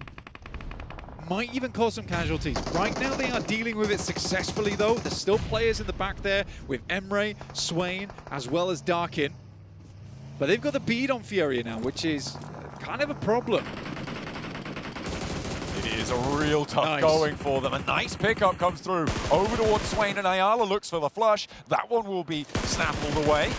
Furia move up into 7th, so the Boars drop one place further. More potentially on the cards, and maybe the Goats are next up to go down. With the placement points also kicking in fairly soon, they may be able to guarantee breaking that tie against Goat team in that 6th place. 7-2-1 may have finally met their match in the arena, as there's only Joker to get knocked here. Looks like they're going to be able to put that one back together. Mormon steps forward, has got the spray down for the backup with his teammates. Wow. Okay, that was way too dangerous for my liking. Now they need to get the reses on pretty quickly because Arena have to move. I mean, that was pretty intense, dude. Very, very intense. Almost was disastrous for them. Furia moving up over towards the remnants of Ida. Good shots coming through from Darkin. Emre is down. Darkin trying to keep it all together. Finds 2, but it's not enough. Furia able to roll over the spot, but at what cost? They do jump up into 6th. They are flagging now, though, and S2G are over the hill. Their chance to put more points on the board as they get their position on the east side. A big flex out for them. Pandem as well on the southwest edge. Looking to try and hamper Arena as they leave the spot to crash in towards Etch, of all teams, in the middle. Yeah, I mean, Etch is just trying to get themselves out from that bottom side of the tables. S2G clean up Furia. Now, the huge thing here is now the tables get so incredibly tight for the top 6. You're 28, 29, 32, 35. It's all possible on that next game, even for 7-21. Voin is also going to post up some big points here, potentially, from this south side. The last game is going to be monumentally difficult. It's so close on these tables. I mean, even on the 11th, on the 14th place bubble, it's going to be a tough go of it, right? Because you're talking about ones of points between these teams. Yeah. Even if that's the case, right? You're talking tiebreakers at this stage to see who's going to be able to jump through. S2G have elevated themselves here, Blank, out of 15th place. They are into 14th. And they will be jumping up further as well. The question is how far. Of course, the placement points guaranteed to them when they finish their game will guarantee to push them further. But the question is how far. With 5 elims, an eastern side flank onto the majority of this lobby, they could go far. They could. I mean, it's a hard one, man.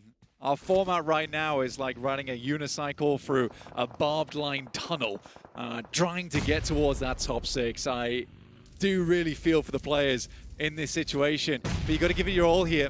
It's the only way.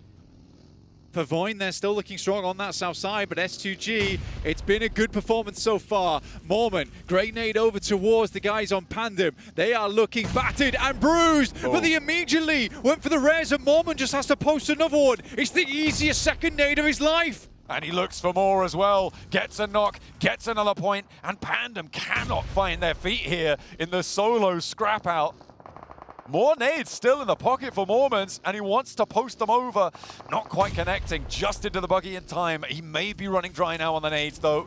Doesn't have any more in the pocket. Has to try and burn out the ridgeline. Pandem try and divert. Etch now up to bat against Pandem. Playing as 3. They've left the building, though. They have left the building. They've flexed out. They've pushed up. They were trying to third party.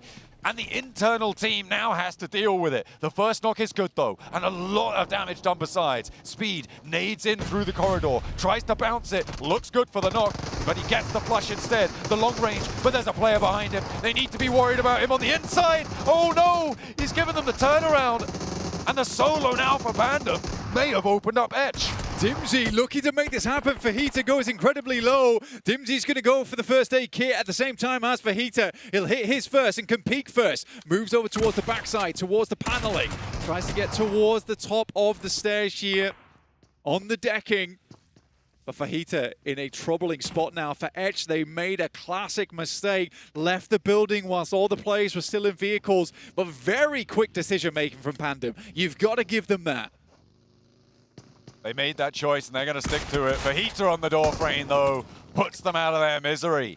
And I mean, this is the best spot we've seen from Etch for a while, as Voinchikari now try to step up, but they've got Reefus to handle. They'll be able to do it. Another team falls, and another set of placement points adding to that tally of Voinchikari. But still, 3 points there for the guys over on Aurora Gaming in terms of placements. Reefus gets them far into that game.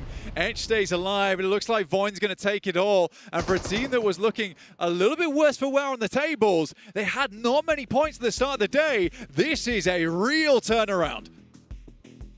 Points now at a premium for S2G on 7 elims. A chicken dinner, getting a 17 to 20 point game. Would put them in the running going into the final match for a 6th place spot. And I mean, it just goes to show how volatile this one-day format is for these qualification spots. It's very likely that they've already done enough to solidify their position out of the bubble on the bottom side, but how much further can they go? Voinchikari as well, looking to try and jump up into that 6th place spot. Yeah, what else can they grab here? For S2G, the way they're lining themselves up, they've got an MG3 as well, which is nice. But for S2G, the way that they're lining themselves up, it looks very much like they're trying to set themselves up for a big endgame win. What you need to be doing, Voinchikari try and step out and immediately lost. Sends him to the belt. They've got 2 loot crates, man. I mean, this is S2G games to lose. It's going central on this next circle. It's closing already. It's going to push everyone out into the open. These buildings will have to be vacated. Fajita proving to be a bit of a thorn in the side here, and potentially ruining the day coming on through with a big knock around the door frame. Now they have to step forwards. Are they not going to commit for the res? I don't think they are. They don't feel like they have time. He's going to get flushed away. The nade not connecting. And there's another angle as S2G roll in. Etch may have been able to snaggle a 2nd place out of this if he plays it well, but he's on the door frame. There's one, and Etch nearly finds a 2nd as well. Voinchikari now will fall down, and S2G don't need that lineup. They march forward, and they take a crucially timed chicken dinner. Like we were saying, Soul K, give him time to think, give him time to prosper here on Miramar, and he'll make it happen. This is a good game for them. But again, I think for S2G, they've got a lot of players on side, a lot of global experience. That's the veteranship that you need here, where it's looking grim, it's looking dark at the end of the day. The sun is going down, but you're still putting up points. And points, as I said, are at a massive premium right now. They are so valuable to these teams, jumping up to get into that fight for 6th place. The tables are so close, and with S2G adding a whole bunch of points to the bottom of the table, they not only put themselves in the running, they've taken teams like Alpha 7 out of the running, who are now on the bubble, at the bottom of the table. Alpha 7, Blank. Am I saying it right? Alpha 7? You are. This is probably the scariest final Miramar of the year so far for all teams involved. A quick pass through to the top 6, or do you go home right now?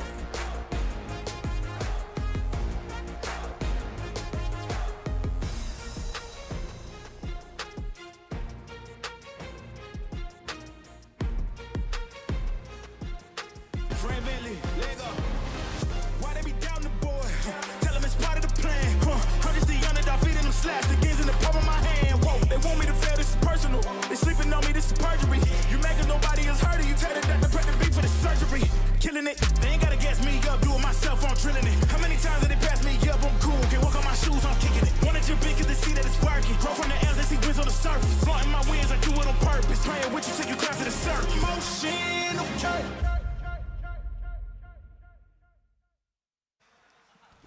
What is happening?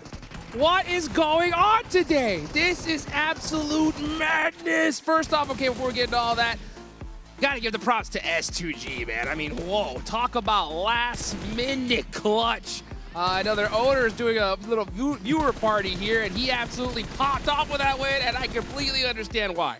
We were wondering if it was going to be Alpha 7. It was a team that was in the bottom 2, Max. No. Being able to just push themselves all the way up now in contention to make it to top 6. Where was this S2G on the first 4 games of today? As you say here, Ultrix, it's about time, because this was literally such a good executed game too. They had a 3-1 split on a northern eastern compound outside of Impala. They get pushed upon by Hora, and they regroup onto that defense and actually just shut down Hora pretty much instantly. It did not even look like a fight, in my opinion. And then even a third party over to the eastern side, 7 from S2G onto Furia. They're looking so confident, looking to be so aggressive, and the timing is so strong too. So, I mean, yeah, this game alone at least here, 7, does make sure they're not going to be in the bottom 2 after that last Miramar.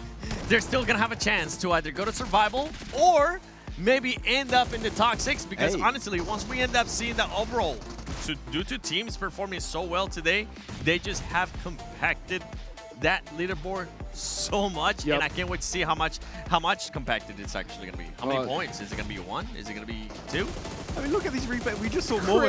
With all the nades, he just destroyed all of Pandem with like 4 or 5 grenades in a row.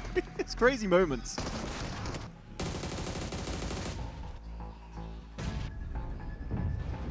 Ajil. Ayo, boy. Pedin. Berdua guys. 2 1 satu. Waduh. Mati zona boy. Ke belakang boy. Ten. Anjing lah. Absen, Cok. As you can see, the final blow. I'd love to be able to hear some player comms, but oh, what craziness. And I got to give some love to Etch as well, man. Those guys fighting for their lives towards the end there with that shotgun, just trying to keep their tournament hopes still in the game, right? But actually a very big mistake from Etch this game, I think, which is they had a strong compound, kind of also protecting Reefus in the meantime. It was very interesting, that dynamic. But then they sent it to the western side, looking to be aggressive on Pandem, and Pandem are like, if you're fighting us, your compound is free. So we're going to go for a quick pivot and try and snatch it away for ourselves. And actually, it kind of disrupted the entire game plan of Etch. So I feel like they took it a little bit too aggressive here, and they missed out on what could have been a very strong podium finish. Yeah, crazy strong podium finish indeed here. But man, I'll tell you one thing as well. One team that was starting off very, very slow and suddenly started really heading off for the races here. It's got to be 7-2-1 here, 7. Yeah, well, we're giving credit there to Edge. We got to give credit to 7-2-1 because my goodness, that defense that they had on board was absolutely spectacular. Not only that, I think it was Rehan that was able to get 2 players with that DBS, and they just shut down the push from Boar so quick that I don't even think Boar was expecting it to happen. It was just in the blink of an eye, and 7-2-1 was on top. We didn't know we queued for TDM. That was really quick. What's going on? But no, especially the fact that Boar went out. They were the cutoff team, right? In 6th position. They went out, followed up by then Go, and then who was remaining there? It was Furia. They got actually a decently strong finish there at the very end. So maybe Furia could be looking to make a final jump in the top 6 and be the one team from Brazil to be in top 6, which we wouldn't expect. I mean, they are the champions. Yeah. I mean, it can totally happen. I mean, they got that clutch factor in them. We've seen it before, right? And one game to really rule them all here at this end game. It's actually absolutely wild. And I wish there was some cameras on us during that Boar fight, because all of a sudden, the whole entire lobby just started, like, there was players laughing, cracking up. We were like, what's going on here? And just, I mean, a crazy reaction, especially when you're on that cutoff. We're going into the last game here, guys. And we got to talk about it. Alpha 7, right? These guys are so far down the leaderboards. Why am I a little scared, 7? Why am I just a little bit nervous? I don't like this. I don't like something that we haven't taken into consideration. What? It's a previous rivalry that happened before. Oh my goodness. Not S2G versus Alpha 7, but what's one team? I'm gonna test you on this. I'm gonna put you on the spot. What's one team that had a rivalry with Alpha 7 in the past? It starts with an H. What, Hora? Yes, sir. Oh, back in PMWCO last year. Oh, that one. Sir. Yeah, okay, yeah. And that's a team, Hora Esports, is a team that's currently in the top 6. Oh, and we've seen it in the past. Usually this happens in the final day. And this, even though it is the first day of PMGO Season 1, it is the final day for Group A. And I'm expecting some people to just throw a little bit of a no one's going to let that go if you go from world champion to bottom 2 of your group, right? That is going to be held against him for the longest time, and that's going to be some good meme material for S2G. Dude, well, I mean, I was talking about Dynasty at the beginning of the show. I was talking about them maybe They're becoming going for the triple crown. It is a dynasty team but a bad one. ever.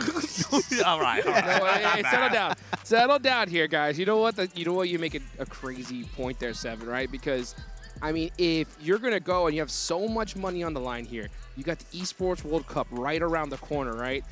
If you can do something to get the championship team out here now, right?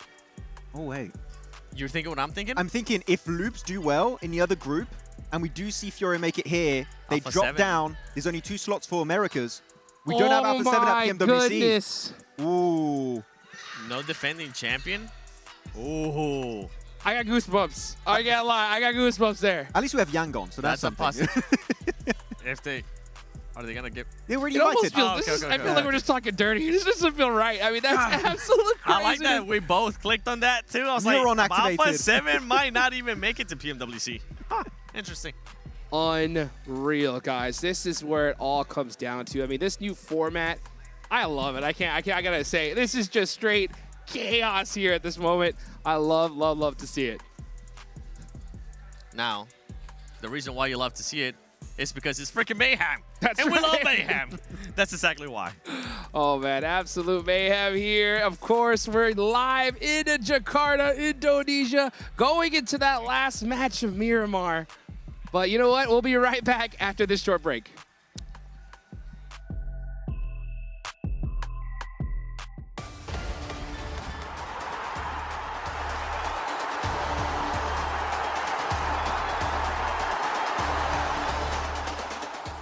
Allu'la tanımıyorum. GK. Ben ETS'yi de tanımıyorum. GK. GK. Ele ya. Oi, rapaziada, eu sou o Rivo, sou jogador da Alpha 7 Sports. E aí galera, eu sou o Carrilho, jogador da Alpha 7. Merhaba arkadaşlar, ben Keç. Ben de Scarface. Hello, aku Regi. Halo, aku Raizak. Hello, I'm Falak from Team 4 Tribes. Hi guys, I'm IQ from Team 4 Tribes and today we are doing PMGO Season 1 main event prediction. Chimpando. Vamos começar assim já? Eliminado, acho que é demais. Ô galera, lembrando que eu torço pra todo mundo. X-Force, Rijal. Kau di sini lah ya. Sorry. Which team is this? I don't know about them as well, so I will just put them there. No head guys. Fortrice top 3 yapar diyorum. Yapar. Kesin yapar. Mortiki. Kasih. Kir. I know about them. They are a very noob team. Place them where 40 noob. Gaming Stars. Ben top 5, top 6 Hemen senin için yerleri değiştireyim mi? Evet. Hemen yerleri değiştiriyorum şuraya. O LF. Top 3, né? Rapaz, tem muito time, viu? Tem muito time ainda, viu? Time USA. Next team is Ulf. I think they are really a good team, so I will just put them there. Bana Ulf geldi. Hemen. ortaya şu eğlensem mi acaba? Şunları ele sen koy onu. Bigetron. Vitality. Vitality gibi bu. Bigetron. Vitality yazıyor. Aqui? É. Certeza. Não, coloca mais em cima, mais em cima. Fight'tan da kaçmıyor. Bence top 5, top 6 yani şunlara I got Aurora Gaming 100% champion material. Tamo junto. Loops. Mana ada? Sini. Aproveita aí. Allu'la tanımıyorum. GK. Ben ETS'yi de tanımıyorum. GK. GK. Ele ya. 5 more eliminated. Maybe one can be Etish. I think we will choose the teams we don't know much about them. So I think Etish. Wolves भी है वैसे. 7 वो लीला उड़ा दो. Wait, 1, 2, 3, 4, 5, 6, 7, 8. Ya, done. Sebenarnya bisa aja ini. Ini bisa nih taruh di sini. Tapi sama ini juga bisa nih. Ah, tapi enggak. Bu takımın kesinlikle gidebileceğini düşünüyorum. Tanımıyorum. O yüzden eliyorum. Yani Allah'ı hiç tanımıyorum, o yüzden eliyorum. 1, 2, 3, 4, 5. 6. takım nerede abi? Aha, Buradaymış. Orada direkt buraya koyalım. Onlar böyle. kendinden elendi zaten. Fortree'yi de 3'e koymamızın sebebi yani güçlü bir takım. Sonuçta onlar da şampiyon olarak geliyorlar. We are just noob team. Yeah. अबे हमें आई चाहिए सबको eliminated में तो मेरे को ऐसा नहीं teams के elimination में डालते हो. Quem vai ficar top 1 é a 7, top 2 é a Aurora, top 3 é o LF, justo. Acho que a FL briga pelo top 3, Lupus pode brigar pelo top 3, Fúria também pode brigar com a T. É brincadeira aqui os parceiros da R8, da VC, da Enigma. Tamo junto, viu? Eu tô só brincando com vocês. Mas vocês quiserem pra cima também, pode vir. Oke, jadi inilah prediksi versi kita. We just rank these teams based on our knowledge, so don't get mad. İzlediğiniz için teşekkür ederiz. E eu desejo muita sorte pra todo mundo que vai jogar essa PMGO. Bye bye.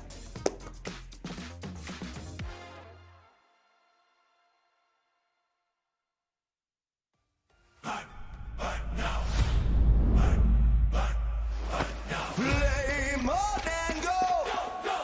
Feel the heat from head to toe. A billion drops begin to glow.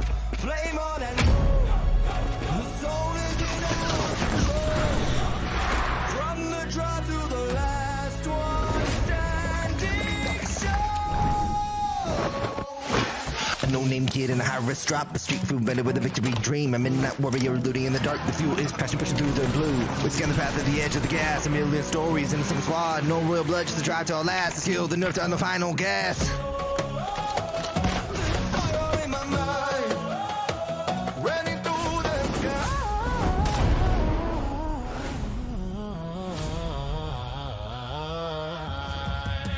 Flame on and go.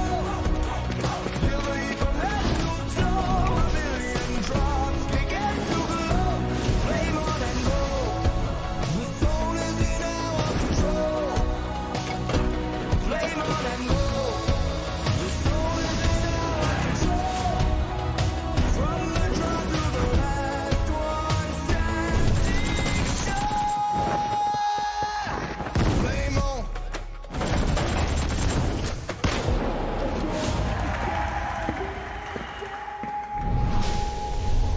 Flame on.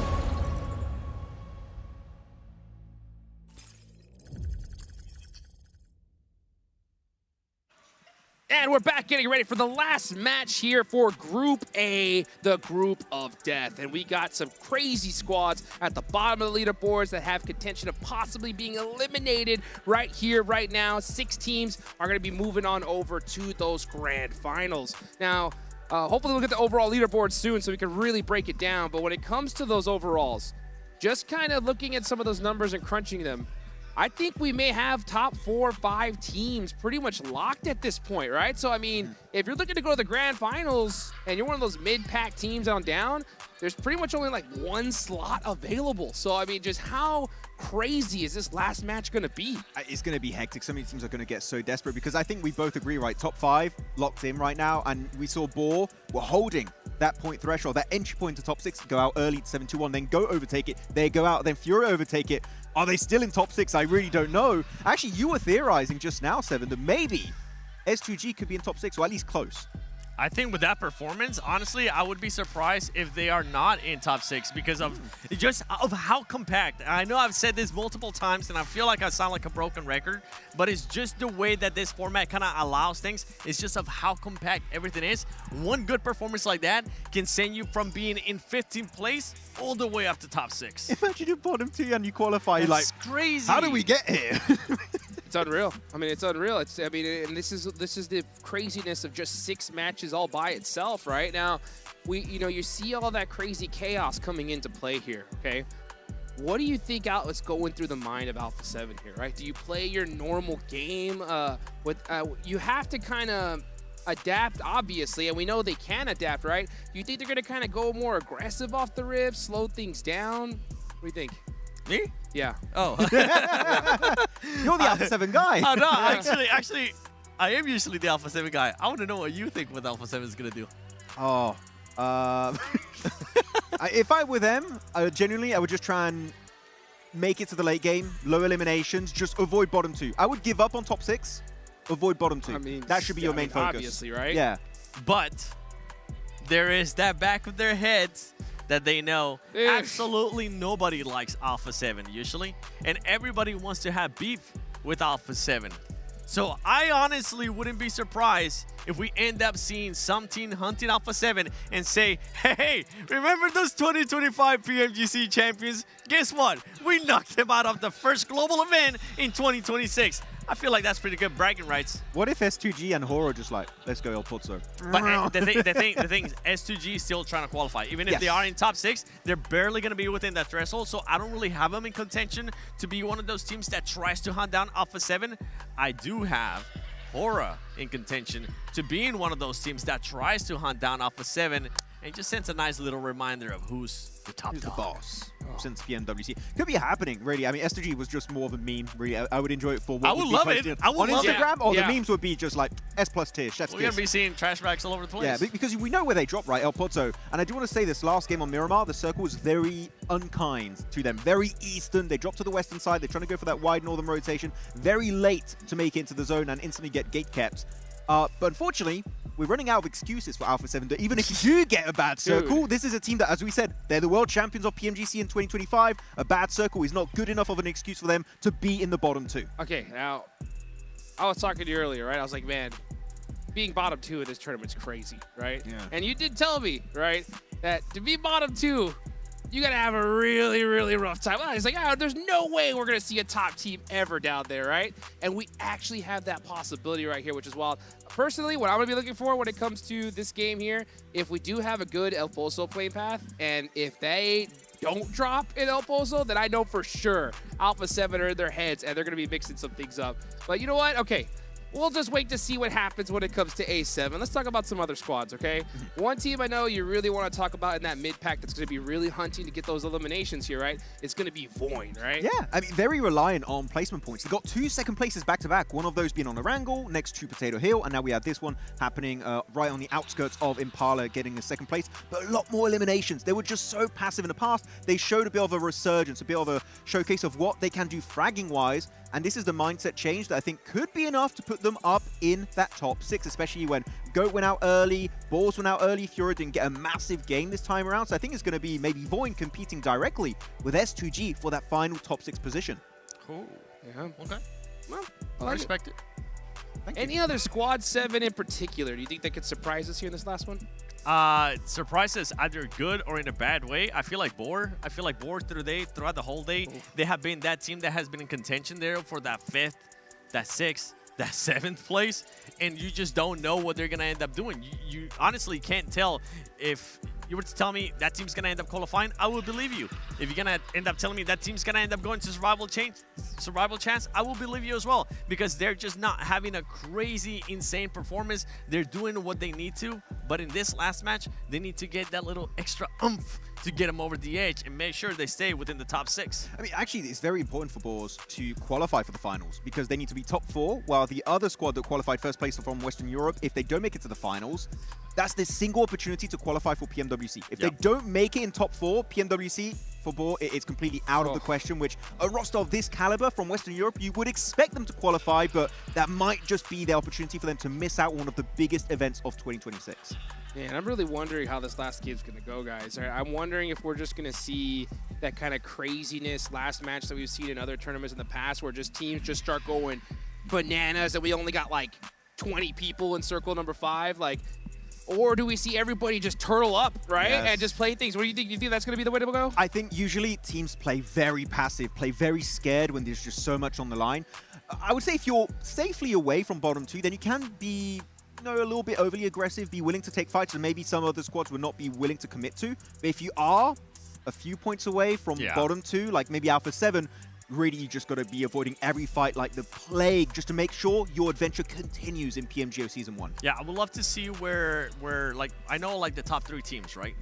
We're talking about Hora, we're talking about Pandem. E-Arena has been able to put up good performances today too. I want to see where actually Aurora Gaming is at, because that's one squad that's what we were saying in the past. They're really able to perform, but we haven't seen that wow performance out of this squad. And I want to see if we're going to end up seeing that, or depending on where they are in the leaderboard leading up to this, if they can maybe try to do a little bit more action, if they can maybe hunt down some teams, or if they're going to maybe try to target somebody else, because I know that's one squad that will definitely do it. they'll send Doc alone in the fray. 1v4. Don't Molotov send it. yourself. No, yeah, that's the one issue. His biggest enemy is his own Molotov. But, I looked at him, and he just went, I don't know what it's like, happened. it happens, bro. Misclick. What can you do about it? But no, Aurora, I think, had actually a really good start because I was expecting him to start a little bit slow, so really good initial kickoff in this PMGO LAN event. But yeah, at the end, only one slot remaining. You got a few teams in contention here, but it's down to the wire, down to a final Miramar to see if you do make it straight to the finals or if you have to make it through the depth of the survival stage. I'm going to take over the host role just for a quick second. Bring it. Jukes, Max, and myself. We're going to go in that order. Predictions. You've read my mind. All right, predictions. Who is going to be getting in and who's going to be getting out? Feel free to say 2 to 3 teams. Obviously, maybe not teams that are already pretty much going to be set going to the grand finals, teams that are in contention. Okay, I'm going to go with the wildest pick I could possibly think from like the bottom barrel of my instinct. For some reason, it's just sparking inside of me, right? I think Etch is going to make it, guys. What? I think Really? there's a chance, right? And this is my thought behind it, okay? We saw them right towards the end show some crazy sign of life with just that one player shotgun play. Sometimes it just takes a little moment like that to hype your team up and get a little spark of belief, right? They're going into the last game thinking that, yeah, we have everything to lose, but at the same time, we gotta just lay it out on the line. And sometimes you see some squads get so nervous, they start playing different towards the last game. If they do that, there is a chance they could capitalize on it and make something happen. So it is the longest of long shots, right? But all that has to happen in order for it to, and it could. If I ever have a business and I need to sell stuff, Jukes, I'm going to hire you because you're going to convince so many people. Because I know right now at home there's somebody just looking at this and hearing this, and they're just nodding their heads like, all right, let him cook. He's selling me onto this right now. How about you, Max? I'm not sold. I'm not sold at all. I'm not there just yet. But I would hire you. There you go. Oh, no, there's definitely some good selling potential there. But no, I'm actually going to go with, I think, S2G. I think that they had a really good game plan here. Yep. It was not just, oh, we had Circle and we ended up winning. No, they defended a compound. They went for cheeky third party to the east onto Furia. The timing was just peak PUBG Mobile, in my opinion. And I feel like if we see even just a glimmer of that on this second Miramar, I think top 6 is definitely possible. I don't know if they're in it just yet, but they're definitely close. And one, even just a strong top 5 could be their ticket for the finals. Mine is going to have to be Boar. Boar, I want to see you just put up a good performances. Today, you have been able to put up back-to-back third-place finishes. I think they have what it takes to just get that little extra umph and keep them within the top 6 in a location where we have been seeing them throughout the most day. And it would be kind of heartbreaking, honestly, for that squad if they don't make it to top 6 with where they've been the whole day. Look, just check out where 721 are dropping and drop on the opposite side where 721 really are, Miramar. They might be okay. 4 thrives? Yes? No? Oh, no, not happening. Again, I haven't seen that mindset change in Miramar that had me go, maybe it's happening. No, for me, it's over. I'm on that Natura copium right now. Oh, that's a big copium. Yeah. She's still supporting Team Spirit to this day. Who? Oh boy, man, this is absolute craziness, guys. You can see these players, they are just really, they're getting iced out right now. Just try to think, right, what do we do? And I hope that this time isn't making them second guess themselves here, because you can't second guess yourself. You gotta go crazy. You gotta go crazy here right here towards the end. So trying to think about, what other stuff that we haven't covered. Hopefully we can get those overall so we can really, really dive into the numbers. But other than that, wild card predictions aside, we got some really great performances from our top squads, right? Yeah. Aura, so consistent on the day. And I got to show some love to Panda, man, right? In their hometown, they've been that kind of breakout squad. And for them to do this, I think it's made their whole country proud. Yeah, most definitely. I mean, really proud of coming out from PMGO Indonesia and off the back of Rondon that last game, able to take it away from McJoe. Very impressive storyline. And it's really fun to see how consistent they've been able to be. Even though, sure, Rondo is their big outlying game where they got most of their points from that one, we saw some good glimmers of hope on Erangel in particular on that Lumberyard finish. They do get overwhelmed by Horror, but macro-wise, there's a lot of potential. So I do like that they're still learning how to play in these global stages, and they're still looking to adapt as time goes by. I like the way that you positioned that there towards the end, too. There's a lot of potential from that squad. I was happy to see what they were able to do in Rondo, and I was very critical with what they were not able to do in Erangel with what was given to them. That's the difference. Sometimes we have teams, and I'm going to take a little bit of time here as we're getting ready to start the match, so stay with us. But that's the difference between some teams that they're able to actually excel whenever they get put into a position that's just given by the game. It happens very rarely, but if it does happen to you, you have to take full advantage of it. We see teams that are able to do that in an excellent way, and then we see teams that sometimes we're watching them, and you and I are watching them, and we're just scratching our heads saying, this team's just not going to do anything. This team is going to end up going home. That's what I'm thinking about for Thrives, actually. I'm sorry. The gameplay is just not there for me. Gosh. But no, actually, just to pivot on a bit of a positive storyline, I don't want to be negative too much on this desk. It's Horror. You just brought them up a little bit there. But the fact that they missed out on the biggest event of last year, realistically, which was PMGC, and yet they come out swinging in an incredibly tough format in PMGO Season 1, and yet they're currently looking to look to be first place, be #1 for the group of death is insanely impressive. I'm sure their owner, CR7, would be incredibly proud of their performance. And I think in the finals, with the current gameplay I've witnessed, I think they could replicate that again on the biggest stage of this event. I mean, if you could do it in a group like this, you could do it anywhere at this point, right? Yeah. And I mean, like you mentioned, it's a mini finals right now. Yeah, it really is, right? And the fact that they were able to do that is wild, considering how crazy this is. Of course, guys, we do have a little bit of a tech issue. We'll be right back to some gameplay shortly. So again, stay with us here. When it comes to Group B, right, tomorrow, I wonder what these teams are thinking, right, as they watched how this new format played out, okay? What do you think their biggest takeaway from what they've seen so far today is? Don't suck. That's pretty much going to be the main one.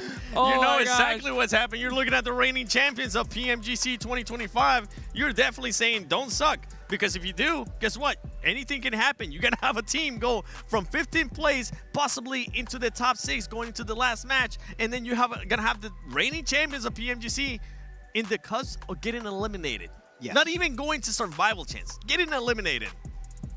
Unreal, unreal. Well, guys, we'll be right back shortly. Don't go anywhere. We're going to hit a quick break and get to that last game in just a minute.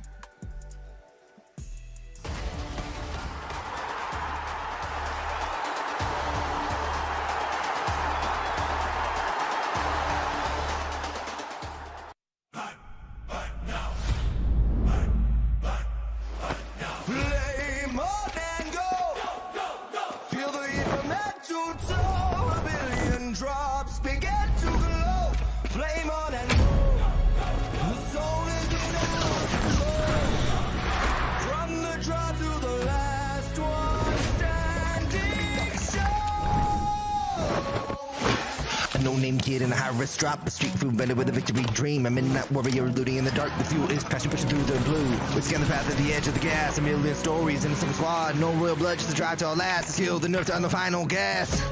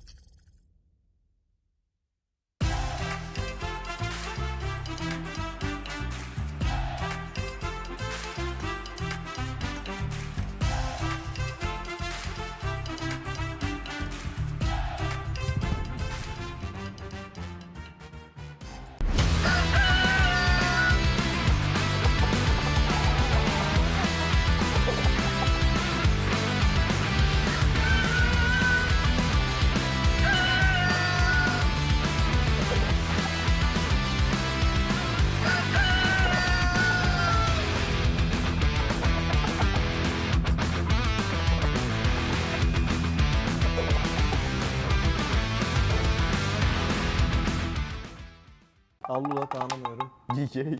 Ben ETS'yi de tanımıyorum. GK. GK. Ele ya. Salve rapaziada, eu sou o Rivo, sou jogador da Facete Sports. E aí galera, sou o Carrilho, jogador da Facete. Merhaba arkadaşlar, ben Keç. Ben de Scarface. Hello, aku Regi. Hello, aku Raizak. Hello, I'm Falak from Team 4 Tribes. Hi guys, I'm IQ from Team 4 Tribes and today we are doing PMGO Season 1 main event prediction. Chimpando. Vamos começar assim já? Eliminado, acho que é demais. Ó galera, lembrando que eu torço pra todo mundo. Accross, reject. Kau di sini lah ya. Sorry. Which team is this? I don't know about them as well, so I will just put them there. No hate guys. Fortrice top 3 yapar diyorum. Yapar. Kesin yapar. Mortiki. Kasih. I know about them. They are a very noob team. Place them where 40 noob. Gaming Stars.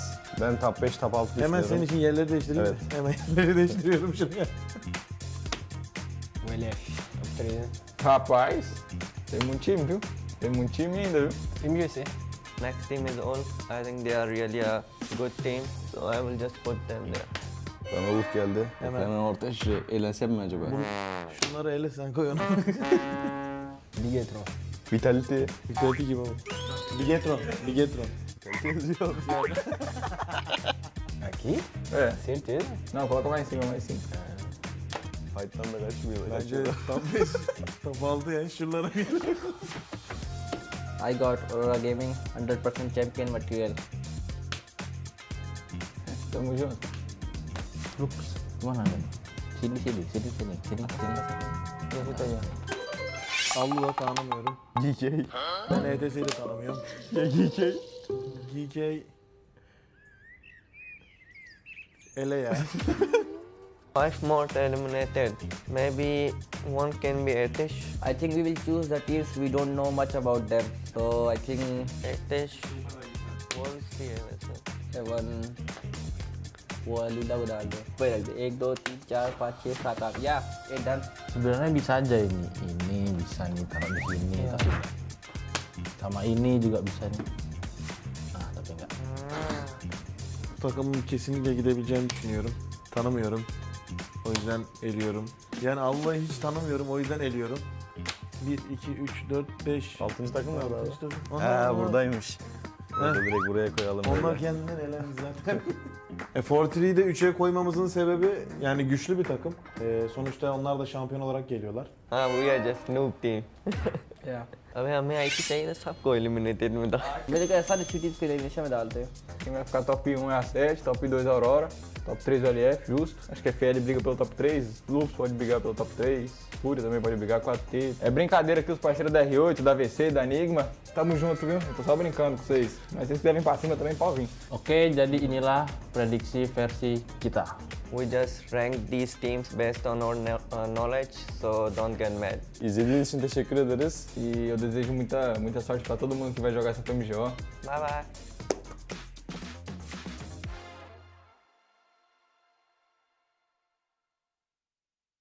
The 2026 PUBG Mobile Global Open Season 1 will be held in Jakarta, Indonesia from June 2nd to June 7th. Top teams from around the world have qualified from their respective national and regional tournaments to secure their slots in this coveted main event. This is the final stop on the road to the PMGO Season 1. 32 teams have emerged from millions of competitors. The first 2026 PUBG Mobile World Champion will emerge right here. This is the grand global stage where every player has the chance to shine in the eyes of players across the world. These 32 teams from 8 regions will play in 2 days of group stages. Group A playing on June 2nd and Group B playing on June 3rd. Each group will play 6 matches and the top 6 of each group will advance directly to the grand finals. While teams in rank 7 to 14 from each group move to the survival stage on June 4th. The remaining 16 teams play 6 more matches to keep their dreams alive, but only the top 4 will advance to the grand finals. The stage is set for the epic conclusion. The grand finals will take place from June 6th to June 7th. Day 1, 6 matches, pure fire. Day 2, the smash roll is activated. The smash point will be determined by the total point score of the day 1 leader plus 10 additional points. Once any team achieves the smash point, they just need a winner-winner chicken dinner to be crowned the champion. If no team wins via smash rule after 6 matches, the top team of the leaderboard will secure their title as the champion. Teams will be competing for a massive prize pool of $500,000. The journey to greatness begins here, the first steps towards the one and only PMGC.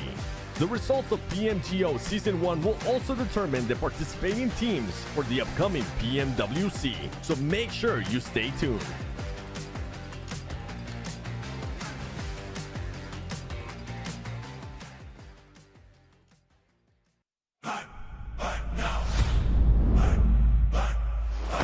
Play more than go. Feel the heat from head to toe. A billion drops begin to glow. Flame on and go. The soul is in our control. From the draw to the last one standing show. A no-name kid in a high-risk drop, a street food vendor with a victory dream. A midnight warrior looting in the dark. The fuel is passion pushing through the blue. We scan the path at the edge of the gas. A million stories in a single squad. No royal blood, just a drive to our last. The skill, the nerve to on the final gas. Fire in my mind. Running through the sky.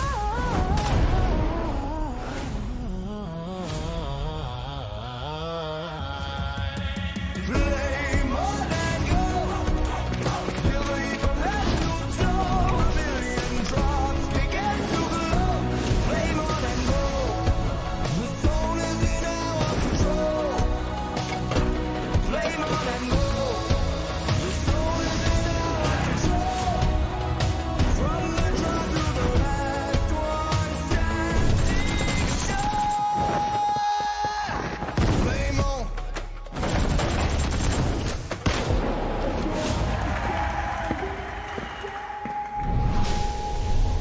Play more.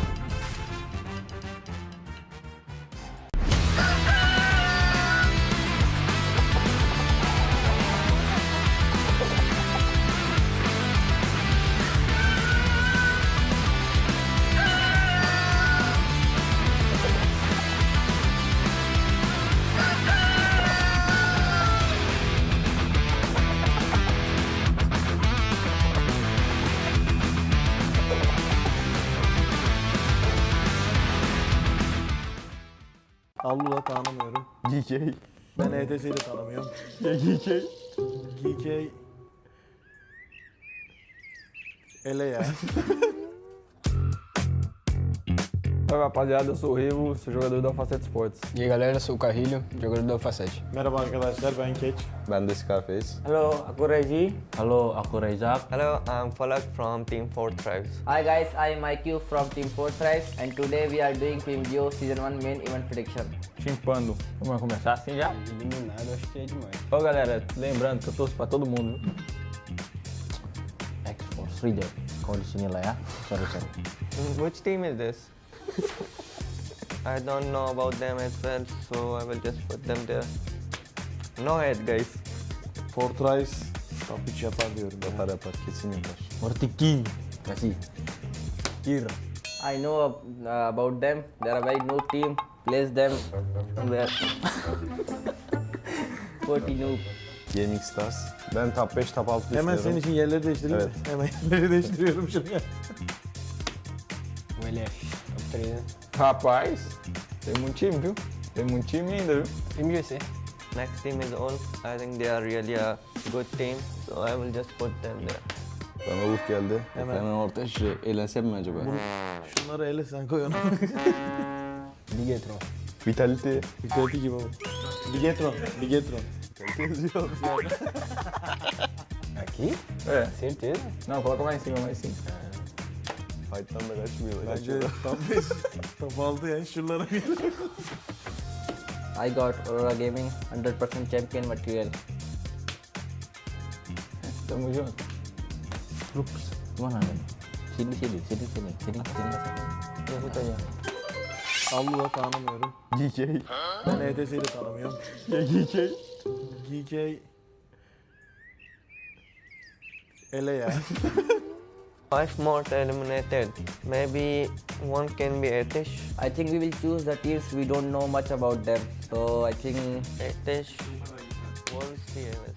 7 Wah, Lila udah ada. Baik lagi. 1, 2, 3, 4, 5, 6, 7, 8. Ya, dan Sebenarnya bisa aja ini bisa nih taruh di sini, tapi sama ini juga bisa nih. Tapi enggak. Takımın kesinlikle gidebileceğini düşünüyorum. Tanımıyorum. O yüzden eliyorum. Yani Allah'ı hiç tanımıyorum. O yüzden eliyorum. 1, 2, 3, 4, 5. 6. takım nerede abi? Onlar buradaymış. Orada direkt buraya koyalım. Onlar böyle. kendinden elendi zaten. Fortree'yi de 3'e koymamızın sebebi yani güçlü bir takım. Sonuçta onlar da şampiyon olarak geliyorlar. We are just noob team. Yeah. अबे हमें IT चाहिए था सबको eliminated में था मेरे को ऐसा अच्छी टीम को एलिमिनेशन में डालते हैं. Quem vai ficar top 1 é a 7, top 2 a Aurora, top 3 o LF, justo. Acho que a FL briga pelo top 3, Lupus pode brigar pelo top 3, Fúria também pode brigar com a T. É brincadeira aqui os parceiros da R8, da VC, da Enigma. Tamo junto, viu? Eu tô só brincando com vocês. Mas se vocês quiserem pra cima também, pode vir. Oke, jadi inilah prediksi versi kita. We just rank these teams based on our knowledge, so don't get mad. İzlediğiniz için teşekkür ederiz. E eu desejo muita sorte pra todo mundo que vai jogar essa PMGO. Bye bye.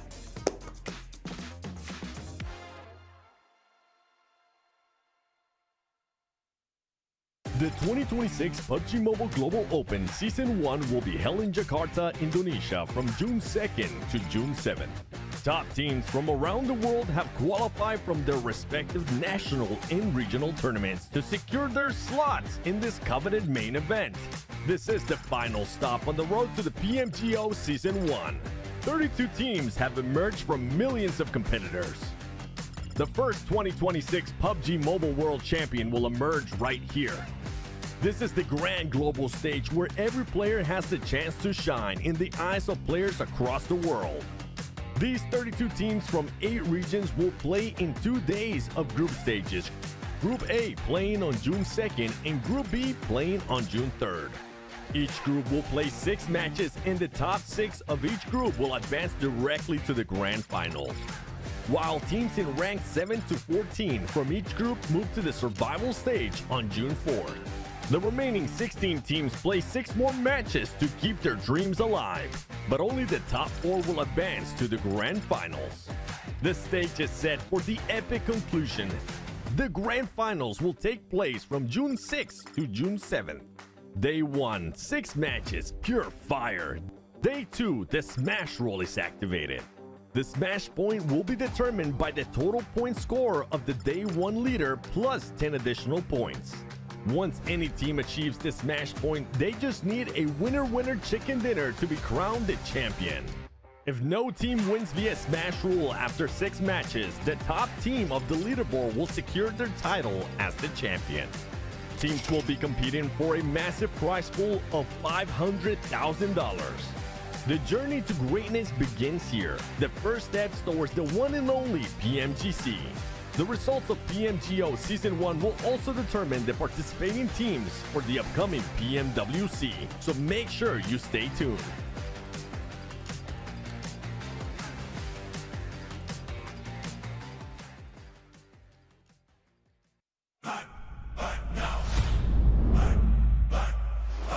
Play more than go. Feel the heat from head to toe. A billion drops begin to glow. Flame on and go. The soul is in our control. From the draw to the last one. A no-name kid in a high-risk drop, a street food vendor with a victory dream. A midnight warrior looting in the dark. The fuel is passion pushing through the blue. We scan the path at the edge of the gas. A million stories in a single squad. No royal blood, just a drive to our last. The skill, the nerve to on the final gas.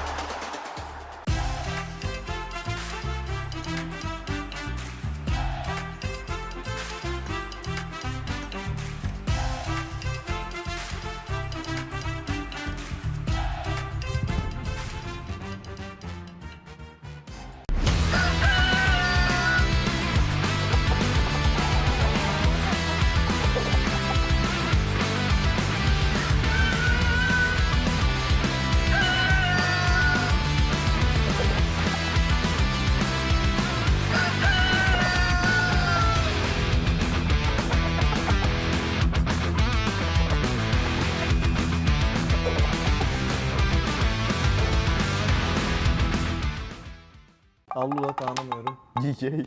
Ben ETS'yi de tanımıyorum. GK. GK. Ele ya. Oi rapaziada, eu sou o Rivo, sou jogador da Alfacete Esportes. E aí galera, sou o Carrilho, jogador da Alfacete. Merhaba arkadaşlar, ben Keç. Ben de Scarface. Hello, aku Regi. Hello, aku Rezak. Hello, I'm Falak from Team 4 Tribes. Hi guys, I'm IQ from Team 4 Tribes and today we are doing PMGO Season 1 main event prediction. Chimpando. Vamos começar assim já? Eliminado, acho que é demais. Ô galera, lembrando que eu torço pra todo mundo. Accross Reader. Kau di sini lah ya. Sorry. Which team is this? I don't know about them as well, so I will just put them there. No head guys. Fortrice top 3 yapar diyorum. Yapar, kesin yapar. Mortiki. Kasih. Kir. I know about them. They are a very noob team. Place them where 40 noob. Gaming Stars. Ben top 5, top 6 düşünüyorum. Hemen senin için yerleri değiştireyim mi? Hemen yerleri değiştiriyorum şuraya. O LF, top 3. Rapaz, tem muito time, viu? Tem muito time ainda, viu? PMGO S. Next team is all. I think they are really a good team, so I will just put them there. Bana Uf geldi. Hemen ortaya şuraya eğlensem mi acaba?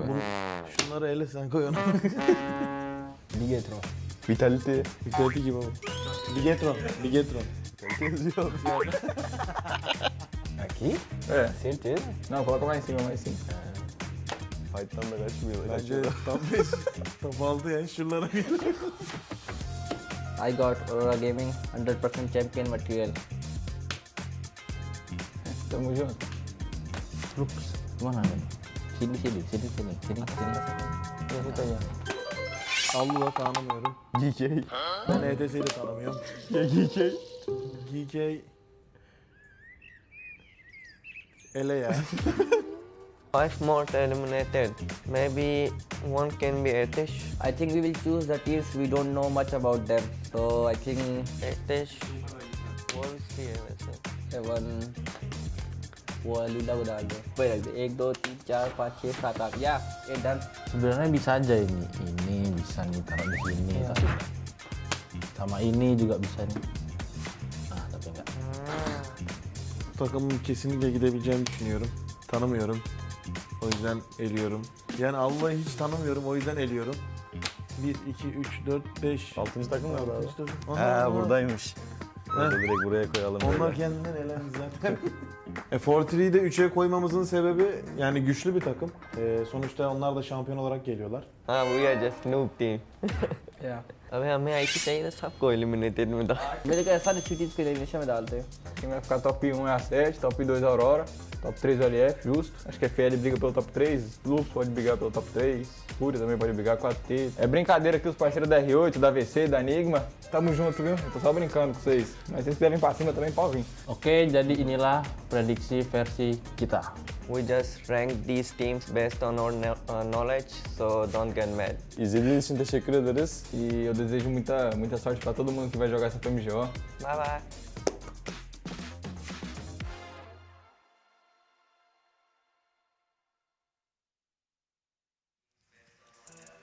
And we're back, everybody. I know you missed us. Here we go. I'm Hot Jukes here with Maxman and the 7WG, guys. We're getting for that last match here in Miramar as we are live in Jakarta, Indonesia for the 2026 PUBG Mobile Global Open Season numero uno. We've got some crazy stuff for those of you guys that just tuned in. Let's do a little bit of a refresher here, right? We're in Group A. There's only 6 matches today, only 1 left to go.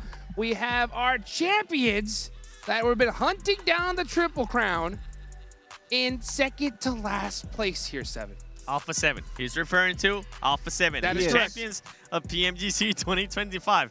Yeah, not only that, they're trying not to get eliminated, and they're more than likely going to be hoping that nobody is going to be hot dropping them. Yep, they cannot afford any hot drops, no shenanigans right here. They gotta put some points on the board. And you can see these players, they're locked, loaded, and ready to go here, Max. Yeah, everyone locked and loaded for this game. Actually, if you're Alpha 7, maybe you change your drop. Maybe you don't get El Pozzo. I'm just saying. That's what I was saying earlier, could be right? a good option because it's a big city where teams could just go on the outskirts and just wait you out. So I would say changing it would be a good option if you really want to play it safe to avoid the bottom 2. Do you think their ego would allow that, though? You think that they actually have it in them to swap? I don't care. Just go away. Yeah, they're smart enough. That ego thing for Alpha 7 was like years ago. They're smart enough to be able to go and land somewhere else. They have proved that in Erangel especially. A lot of people would kind of clash with them when it came to Giorgio, and then they ended up landing in Lipovka, and then somebody ended up crashing with them in Lipovka, and they were able to adjust from that. So yeah, I don't think for them it's an ego thing. I think for them right now it's just a survival thing. Yeah, I mean, that's what I'm saying. I don't care what the reason is. You just got to play for your survival at this point. Literally, just try and just survival get chance. through, and hopefully it'll work out. So yeah, it's going to get a little bit dicey for them. There's still an opportunity, right? The point threshold is so close to even the team in 16th position could technically still jump out of the bottom 2 and make into survival stage, which at that point is what they're going to be hoping for. While in the top 6, only 1 slot is really truly available. I think you're gonna have Furia, you're gonna have Goat, you're gonna have Balls, you're gonna have normally also S2G. So a few teams all chasing down that one final slot. But as we said, there's only 1 really available for these teams to grab. Whoever's in that 6th place, stay alive. Stay alive. Run for your life. That's the biggest tip we can tell you. Just stay alive. Stick and move, baby. Stick and move. You got to be really, really careful right here. Because, man, the pressure is on for all these squads. And this new format, man, it is so unforgiving. It's one day to rule them all. And this group is such an intense group. We talked about how some breakout teams are performing so well off the rip. One thing that, you know, every team, I think, before coming into this tournament understood, right, just how important Rondo was, right? I think Pandem truly solidified it, though, right? I mean, today they just said, hey, when it comes to Rondo, if you perform well enough, you're pretty good to go. I mean, you had an interesting theory. We were talking about it during the technical break here. You said that because of how impactful this first Rondo was for Pandem, maybe the teams of Group B, I'm like, you know what, maybe you're going to do even more homework on Rondo just to make sure we're ready, which maybe some teams are just going to stick to their guns. Maybe some teams will just say, actually, you know what, we do have to adapt a little bit more. Maybe instead of playing passive in the early stage, maybe we do get involved in Yulin or maybe Stadium or mainly in Neox Factory to go for those early eliminations. So I think some teams definitely are going to be proven and shown that now you can't play passive on Rondo. Otherwise, top 6 is going to be way harder to achieve. Yeah, for teams that are wanting to look at playing passive there in Rondo, just look at what happened to the teams of the likes of what's currently on your screen of 4 Thrives. And for the teams that are just expecting to have just a good Rondo and think that they're going to be able to qualify, look what happened to Alpha 7. This was a squad that was able to get 3rd place at the beginning of the day with 9 eliminations. and after that, they did absolutely nothing. Absolutely nothing indeed, man. I still can't believe we're in this position right here. These top teams so well set. They can have their run of the lobby, and if they want to take out the champs, they could do it here, you know? So I do think it would be smart for Alpha 7 to avoid El Pozo here. Just why take the risk, right? Get to safety, play your game towards the end game, put some points on the board. Oh! He is feeling it here. You know, he had a little bit of an extra break. Those muscles are fully recovered, man. He's ready to hit these crazy flicks. Hey, they had some good fights. He's flexing hard. He's feeling it. That's from a squad that's in top 6. Yeah. That's right. Yeah. Hey, we were talking about it earlier, right? Kind of the rise of the new generation of Turkey, which is very interesting. You see in S2G, they have a little bit of a tough start initially, but here, Ida looking really good for all of Turkey. Yes, indeed. Well, guys, I'm starting to hear that we might just be ready here for the last match of the evening. Here we go. We're going into Miramar. Vamos, baby. This is it, guys. The last match for Group A. Will these teams at the bottom be able to make it out from there? Will the teams in the top 6 hold that spot? We're about to find out. You see El Pozo on the left side of your screen. It is going to be in reach for Alpha 7. Will they commit to it? Will they take the risk of getting hot dropped? These are playing otherwise for a majority of these teams in reality, so definitely not a big excuse for these squads if they do underperform. If you're an Alpha 7 fan, if you're a Fourth Thrives fan, if you're any of those fans that like Furia or whoever's currently outside of the top 6, you're going to be hoping and wishing that the circle ends up going in your team's favor, because that's something that hasn't been going, especially if I'm thinking back of Herringill. It didn't go to Alpha 7's favor when they ended up going Giorgio, and then the circle went literally the complete opposite. I'm intrigued to see what the circle is going to be doing here in this last Miramar. Well, I can tell you one thing. I'm looking at Alpha 7, and they're headed right towards El Pozo, and I don't see anybody even going in that direction here. It kind of leans into what we were talking about earlier, where you have that gentleman's agreement a lot of times in these lobbies where they're like, we could force the fire on Alpha 7, but you know what? It's not worth it. We're not going to take the risk ourselves. Well, that's just a hot drop. Something to keep in mind, though. It's somebody that's going to end up gatekeeping them, or if they see that Alpha 7 gets knocked later into the match, they will help them down because they will kind of force to, and it'll be much easier, too. Well, here we go, guys. Last match here for Group A. Let's go ahead and take it on over to John Allen and Blake. We're straight into the thick of it as well. It's Pandem versus Boars on a hot drop in the Hacienda. Already Pandem have taken 1, 2, 3 knocks. The Boars are looking to rinse them. They have really taken umbrage with the fact that their first game didn't go so well. Let's see if they can convert on here against one more player from Pandem. And he's going all the way to the top floor. He's going to get out of dodge, allow his 3 teammates to get flushed. Heads topside. And again, for Boars, you really do wonder if this is a maybe targeted drop for them. Because for Pandem, they've got nothing to lose here. They're not feeling super warm coming into this match. And I'll say, off the back of like a very, very long break there as well, Pandem, they're not chatting. They're probably just happy that they're in the top 6 here. But for Boars, it means so much more. And they decimated them. They absolutely ran through them. Although in those final moments, there were 2 knocks. Snowix was very, very low as well. Magnazada was still at full HP, but it was maybe a little bit closer than the numbers may indicate there, having to go for at least 3 reses on the side for Boars, but they get their 4 points, they get their position in the circle, which is up towards the north side of the map. Blanket is focused up towards La Cabrera, that sort of area, out to the east of it as well, so great start for them to be able to have access to the northern routes. Yeah, this is really good stuff for Boars. Getting a 4 limmer at the start here, pretty much for Boars, that's as if they ended last game on 32 points. I'll put it that way. Yes, there are less points inside the lobby at the moment with one team going down, but how likely was it for Boars to get involved on some of these early fights anyway? So I think for Boars, what they can see this as is just 3-4 points. We're starting off with it. 32 points. It's not that far from the bubble here. Voin, they haven't had an amazing day up until that last match, right? I don't think it's unlikely that Voin potentially has maybe another mishap here. For Aurora Gaming, I think it's a little bit harder to state. For Ida, they've been really good so far. Does Boars try and get up above that? I don't know, potentially, but I think that the main contender for them is probably Voin here. I mean, you've got to worry about Furia as well, and actually S2G behind them. So, sure, they may have their sights set higher up on the table, But Furia, I feel like they've been certainly much more consistent than Alpha 7, but they've been pretty solid in a lot of these games, sort of in a similar track to Boars, and it's reasonable that they're at the same scoreline, right? I would probably limit it to Furia for me. For S2G, I think that there's a lot riding on the line here, but as we've seen today, it's also been one of the situations where up until that last match, not great, right? And I think for S2G, like Max said, yeah, they made some good rotates, some good micro rotates, but at the end of the day, they started on that north side. They started out in that open area. It was I think when you look at that position, in terms of the micro rotates you go for after that, those are fairly set in stone from that spot. There's not much variance there.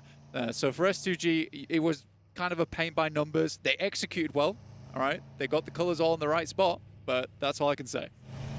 Hopefully they can find a couple more numbers to paint in on this match and see if they can make their way in. On the circle, Alpha 7 did move up north quite early on this blank from El Pozo on their drop. They are now north of La Cobraria and continuing to march their way in.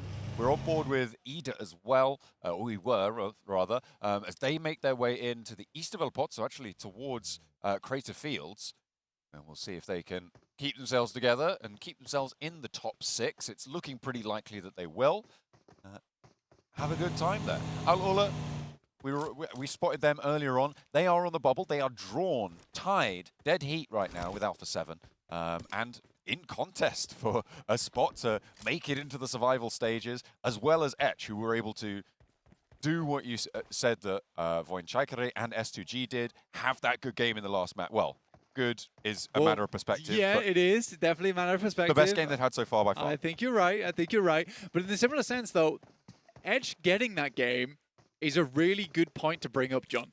Because before that, Edge was on 4 points. And what we were looking at there was pretty much Ula being the only real contender for that bubble position. Now you've got another team into the mix. This makes it all the harder now for Alpha 7. They know they need to perform. They can't just leave things up to chance. But there is a real big possibility that Alpha 7 drops out and we don't see them go through to the grand finals, let alone the survival stage. It's crazy. It's crazy that this is the world in which we live. But previous results would say otherwise. Yes. Well, yeah.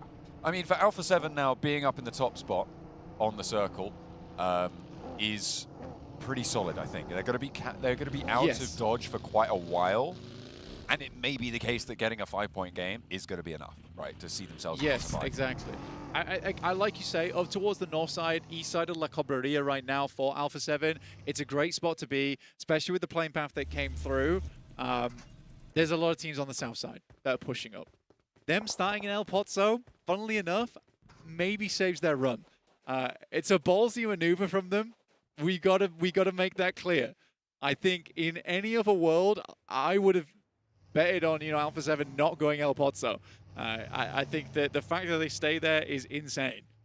It could potentially have been a gambit, drop out towards El Pozo, see if other teams are going to drop near you, and then if not, go for it. If they do grab vehicles and try and skirt out towards the northwest side or La Cobraria even later on, could potentially have been the call.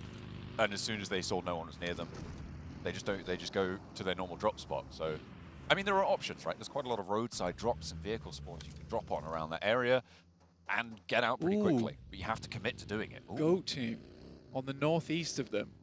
That seems to be a bit of an issue right now for them.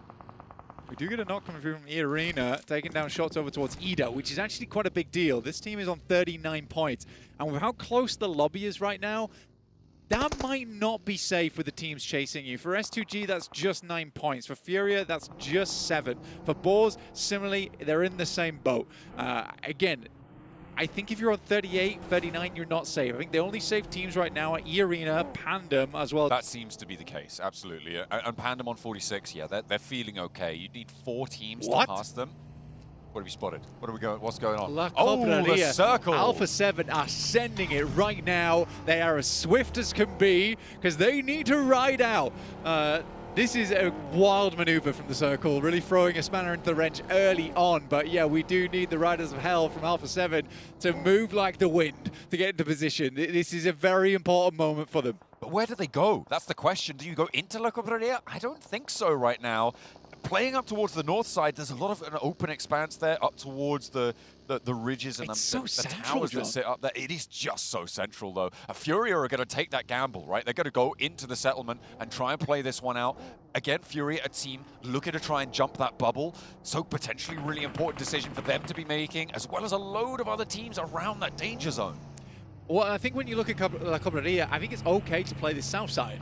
I think it's a little bit more possible to leapfrog buildings and then get out over towards the west than it is other compounds. I mean, cities like Los Leones. Once you're deep into Los Leones, you ain't leaving. Alpha 7 looking to try and hold down the east point of La Cobreria. This compound may very well be highly profitable for them. This area will have oversight on all of these teams out from the east, but other teams are going to pick those points away as they go. Those bones will be bare before they get to Alpha 7's position. 7-2-1, they've taken a knock, they've lost a player as well. 4 Thrives want to add those points to their tally.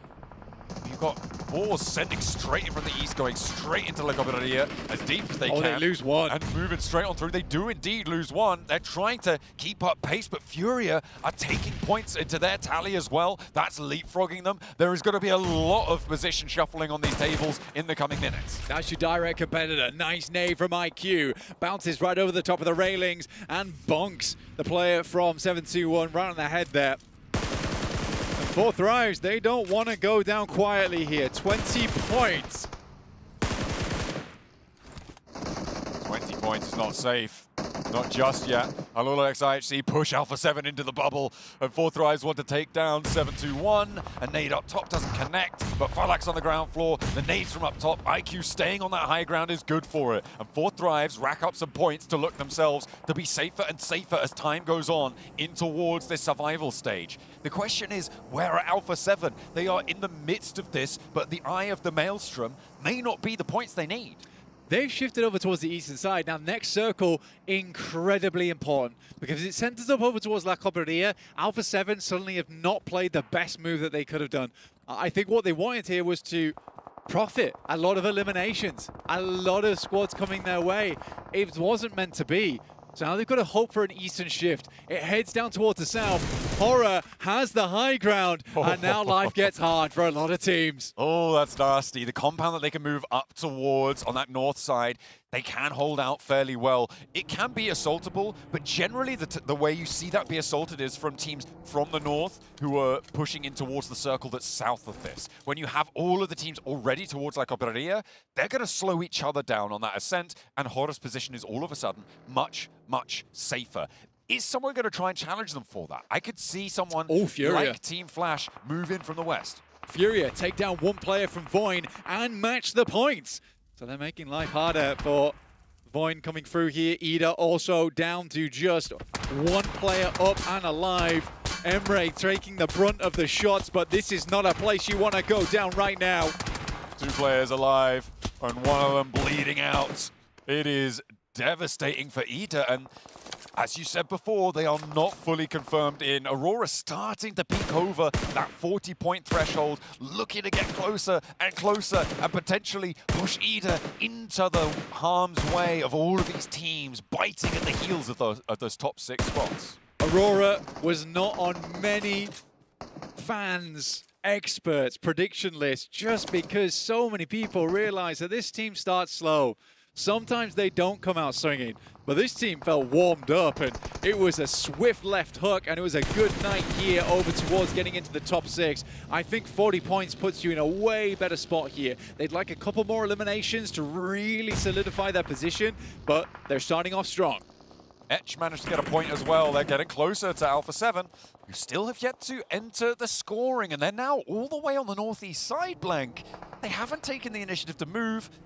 Maybe they've squandered their northern advantage here. We'll have to wait to see what decisions they make, to see where they go. I imagine it's a next circle decision set for them. Up towards their north, you've got Voin Chaikari as well. 0 points so far, three players alive. They are probably the team that is most in danger. I think that at the moment, they're the team I'm most worried about. I'm worried about Boars. I mean, they've got Aurora knocking on the door right now, and Reefus probably isn't the player you want to open the door to. I'll tell you that for nothing. But he is a bit on his own right now. He is a bit separated from the rest of Aurora, who are now coming to regroup. So maybe you wanted to open the door now, and it's going to be a little bit harder to do so at this point. With the regroup happening, nobody else actually controlling the west side of La Cobreria. Team Flash yet to move into a position to do so. They're allowed in. They're going to play on as 3, and La Cobreria will see them alive for quite a bit longer. 3 salesmen now at the door of Boars. Good shots coming through from Alpha 7.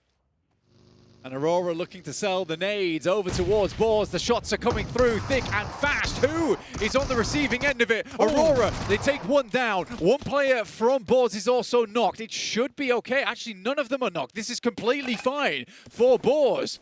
They're living life well at the moment. Aurora is backed off. It's an important moment here for Boars. Now up to 6 elimination. Aurora down to 1. So they got the 2 eliminations over towards Aurora.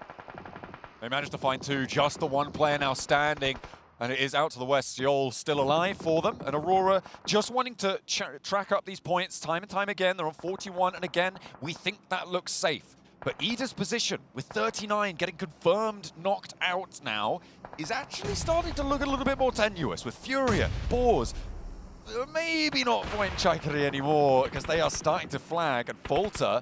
There is so much danger, and S2G's position as well is big.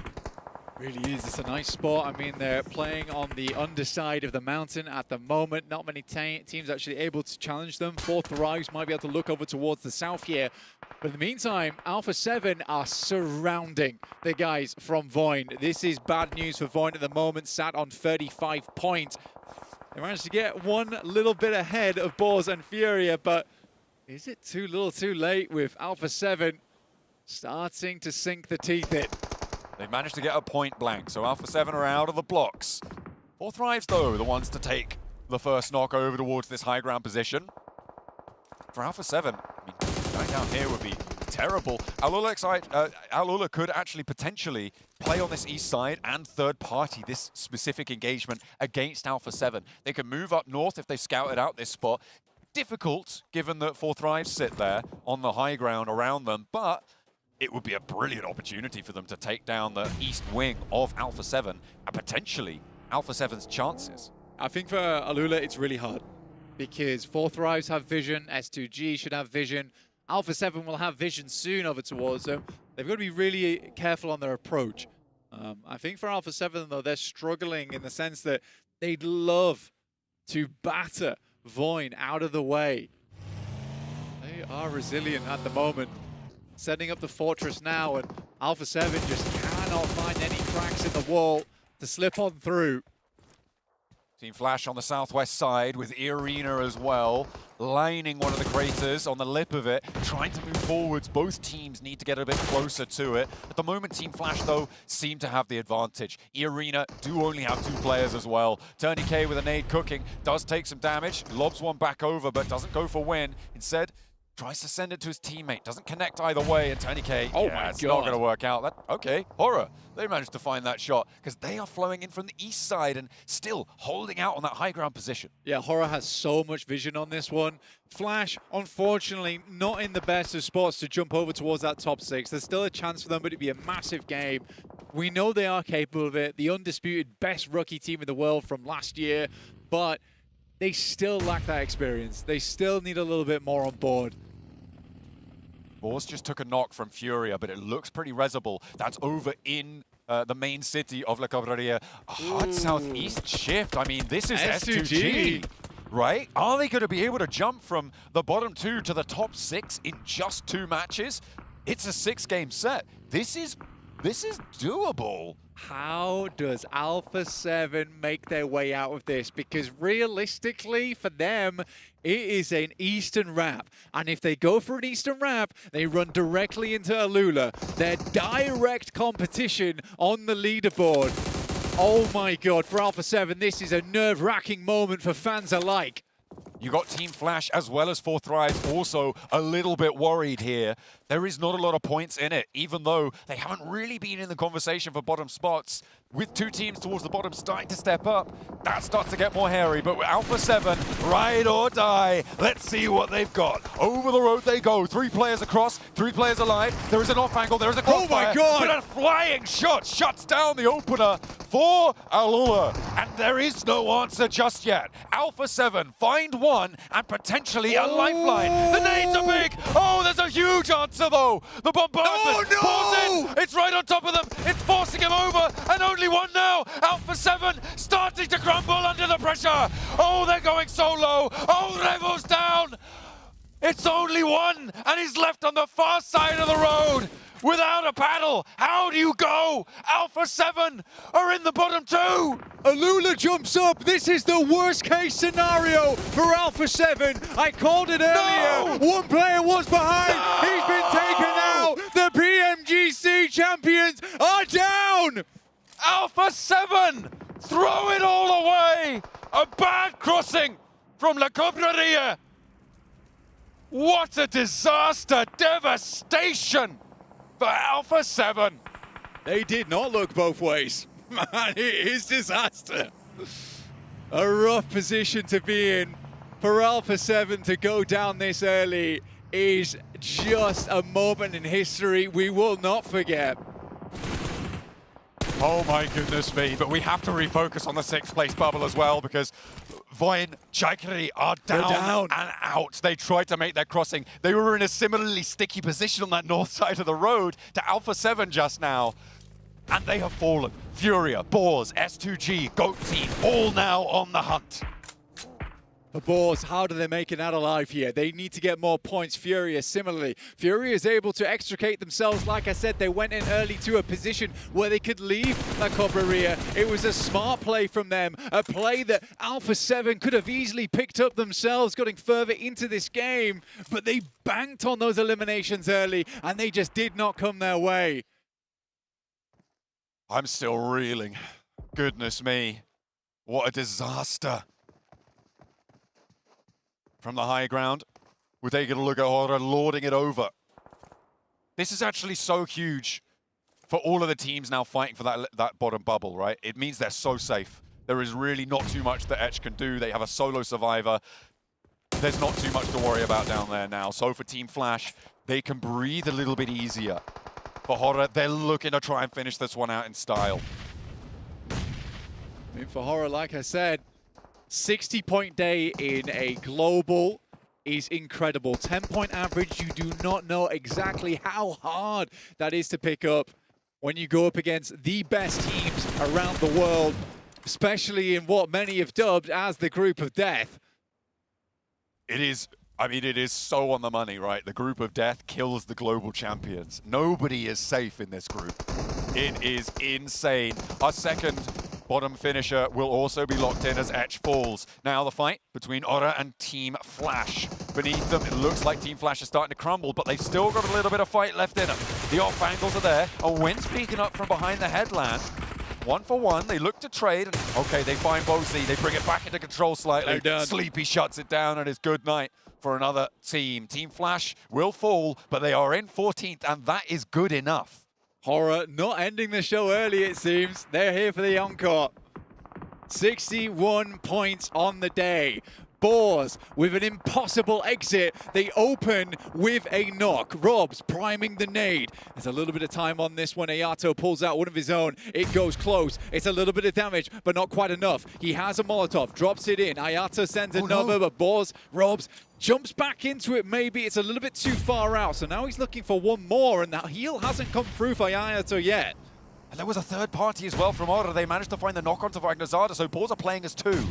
That high ground dominance now being leveraged to the south side. Robs into the fight, looks for one. Stoics has his back. Robs playing the door frames perfectly, yet to take damage. He steps in for another. He's looking for more. Stoics is at his back.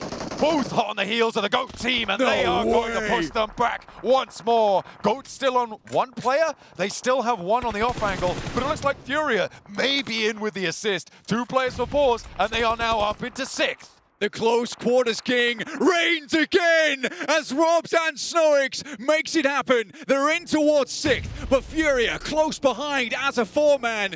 And they're looking to close them out. Luckily, Balls have a place in the circle to play. The 4 Thrives, they're taking to Furia right now. It's the fight back and forth. Furia looking to try and put a little bit more pace down as 2 players stand in their way. 4 Thrives, if they go down here, are going to give Balls such a gauntlet to run because Furia will get so many points. But it's IQ on the high ground and Furia There's no are way. getting swept aside. 2 players have fallen. It's even numbers now on the northeast. Furia, Chief still alive, looking to lead the tribe to victory. 4 Thrives ahead of them. IQ cannot get his teammates up, so it's 2 players up right now. They can finish off some flushes here though, John. That's the big thing. Igor off in the distance. Boars yet to move. They know they just need to look for more placement points right now. Aura have managed to transition all the way up and into S2G's base, making their life a lot harder. S2G have lost a player in the meantime as well. Still with 0 elims. This fight has to move. The Boars have to move. Everybody in a linchpin spot has to move. But S2G can stand their ground. The question is, will they be able to do so under the pressure? I mean, the real question is, does S2G get 6th place? Do they push through? With a chicken dinner, it's very possible. We've been talking a lot about Boars right now. But there's still a big chance here for S2G. 10 points alone would put them ahead of Ida, for instance. Boars will drop down once again as those flushes do come through. Igor looking over towards Boars has a rough idea of the team over there. It's the team they need to take out. But 4 Thrives are still just over the ridgeline. Boars have to go. They're going so slow. You're wild. Though. You're He's going wild. for the spray. He's not got ammo. Blanky's out of ammo. He's got nothing left. 1 bullet and the Boars have thrown a lifeline in towards Sleepy. Go for the spray down. The first to fall, but there's still more left. Boars have 1 more chance, but the long-range angle. Aura shut them out. They're in 5th. They jump Ida. They jump Ida. I cannot believe what we're seeing in this final match. The variance is absolutely wild here, and the atmosphere is electric. Shots over towards Furia. Are they going to jump Ida too? They do, even though they're eliminated. There's placement points. But S2G right now, Boars are not safe just yet. With 9 points of a difference, S2G, 4 players alive, 4 teams remain. Only 1 elim. But they could be quiet as a mouse and still take this one. Horror as 3 is the last lifeline here for Boars. They're on 12 elims this match. It is an insane result for the first place team to pull out on the last match of the day. Kamikaze, they need this point. They need this point. Anything they can get would be just so brilliant. They need 9 points, Blank, so if they get 3 elims and 2nd place, that would do it. Horror. To draw level, actually. I don't know who wins the tiebreaker. Horror now banking over towards S2G's western side. 4 Thrives staying as quiet as a mouse at the moment. Trying not to let anything slip. The nades starting to flow over towards that top side. There will be a denial of a point from Alula. Could be crucial. If S2G got that point instead, it could have changed everything. S2G sort of need the first place. They can potentially do it with some elims as well in a second. An AWM in hand as well for S2G as they get a well-timed package dropped from the heavens. No Fear has been pretty important for Horror. On this position, he is split. They are on a 2-1 against S2G's position. Oh, the circle moves away. Horror can potentially wrap back down again. For S2G, this compound is so crucial, John. More points that Aura earn as well in this position, the fewer that S2G can. T24 able to face down Danger, and 4 Thrives are playing well into this last match as well. He goes over the top. It's a good bouncer. It's a good air burst. Player is extremely low. Instantly looking for the heal through the smoke. It's a nasty headshot, but S2G are not getting involved. They are really playing this one quiet, reluctant to go forwards. T24 now last to stand. Oh my god, this is bad news for S2G. They are not getting the points, but Blank, they are still 1 mark closer to pushing the Boars out. And they find a knock. They find an Elim. That's the second Elim that they found. So they do need at least 2 more and a second place. They've managed to get it. They need Elims. They need Elims. Right now, pretty much just the chicken dinner, right? You need to clear Horror here. But the center zone does not favor S2G. And Horror is hot as hell. With no fear getting pushed off the high ground though. They are waiting for it. The AWM trained on him, laser focused. Misses the first, misses the second as well. Still has quite a lot of ammo in the back pocket. How does he get out though? Yeah, how does No Fear get out? There's no vehicle there. It's going to rely on the other teammates moving in and causing a distraction. That's exactly what they're going to go for now. He goes for the shot, and he goes for it. The play zone takes down No Fear. Oh, that might be more than enough. The nade over the top. Otter still putting the cat amongst the pigeons. One goes down. 2 players now up and in their face. Low HP. They're trading off the aggro, and it's just Sky. S2G might have done it. They may have been able to do it. Closing the jaws. They snap tight, and S2G with the God tier run. The Miramar Maniacs do it again. Incredible stuff. These guys brought their Sunnies to Indonesia and made it happen in the final 2 matches. They swept the balls aside, and these guys must be tremendously upset. I cannot imagine having that run in La Cobreria only to go down now. Goodness me, what a Miramar. So much volatility. Ida and Boars getting pushed out of the top 6. Ida getting pushed out of the top 6 on their own was kind of crazy. They were so high up on the tables, but they go down, and the Boars right on that cusp as well. Just getting pushed out by that chicken dinner. Cameraman showing no mercy, by the way. Oh, that's dear. Unbelievable. Oh no, you can't be showing Alpha 7 right now. They have got to be feeling like trash. For Alpha 7 to go out and then S2G to get in, that's an insane storyline. That is an insane storyline.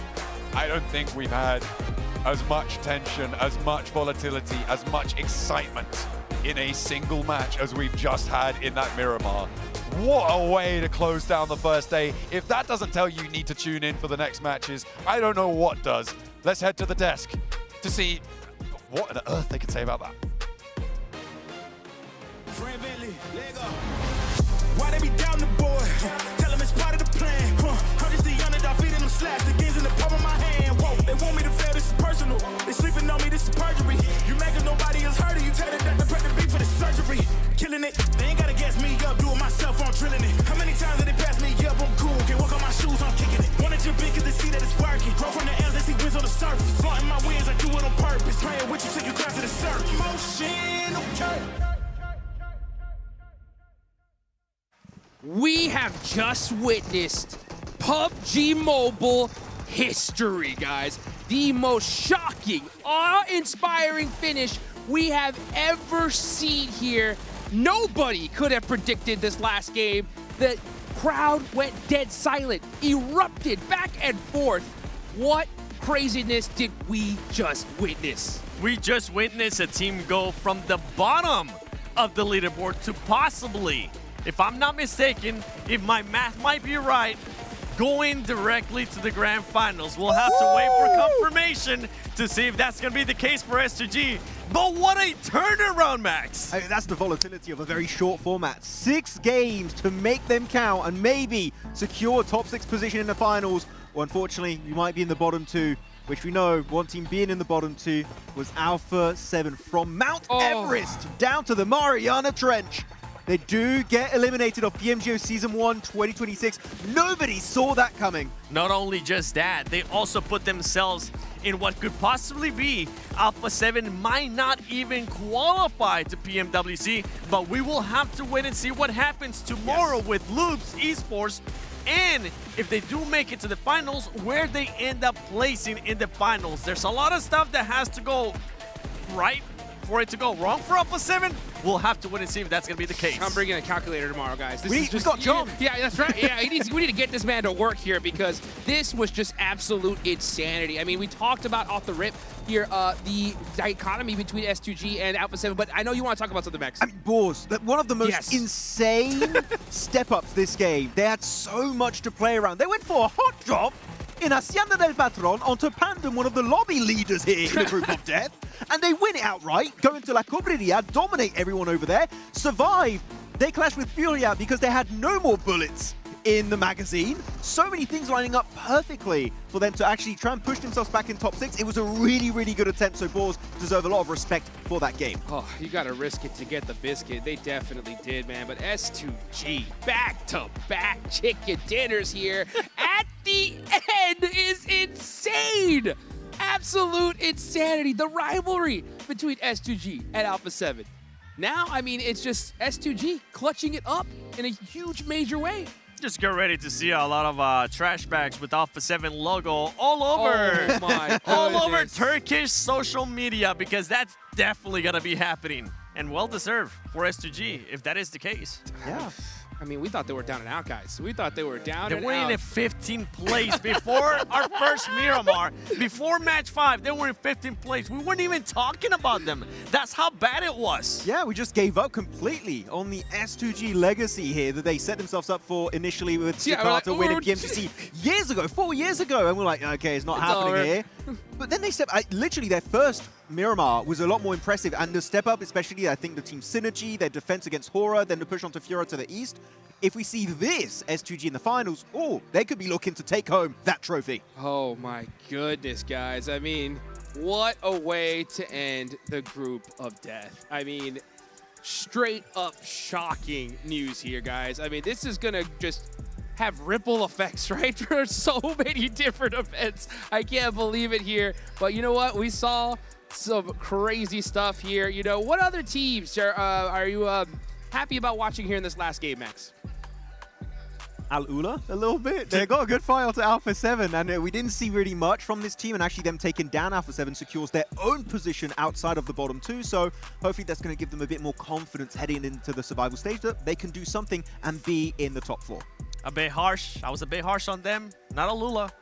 The team I'm going to talk about right now. Okay. 4 Thrives. I was super harsh okay. on 4 Thrives at the beginning of the day because they just weren't putting the performances that I expected out of them. And then in this case, in this last game, they put themselves into contention to possibly even try to qualify directly to Grand Finals. So it's actually good to see. And this is something I want to point out from 4 Thrives. It's good to see them being able to snap themselves out of whatever is going on with their mental, because this is something that we've been seeing through this team over and over again. If Rando doesn't go right at the beginning of the day, it's just a full spiral down, and I'm glad that we see a spark of a light there at the end of the tunnel for 4 Thrives. Exactly. I mean, I don't think this was a great game from 4 Thrives, but the fact that they committed to a play compared to their hesitance we saw in the first 5 matches of today is good to not see that happening in the last game. So I am more hopeful with the survival stage, of course, but survival stage is still going to be incredibly stacked with the best teams of some of the best teams of Group A and B joining the fray. So it's still not going to be easy for the Pakistani squad to make it to the finals. Top 4. Top Don't 4. forget. Yeah, that's right.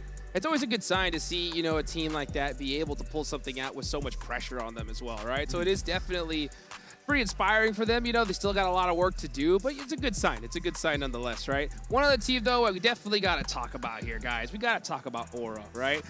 Aura popped off here in this tournament so far. Straight consistency. And I think for all their viewers and supporters, I think they're pretty happy here after this one. I was having flashbacks of PMSL CSA for a minute. I was like, oh, they've won so many games around these mountainsides of La Cobreria. And you know what? They've delivered once again. Sure, they don't get the chicken dinner, but they're just so consistent on these particular circles with that area.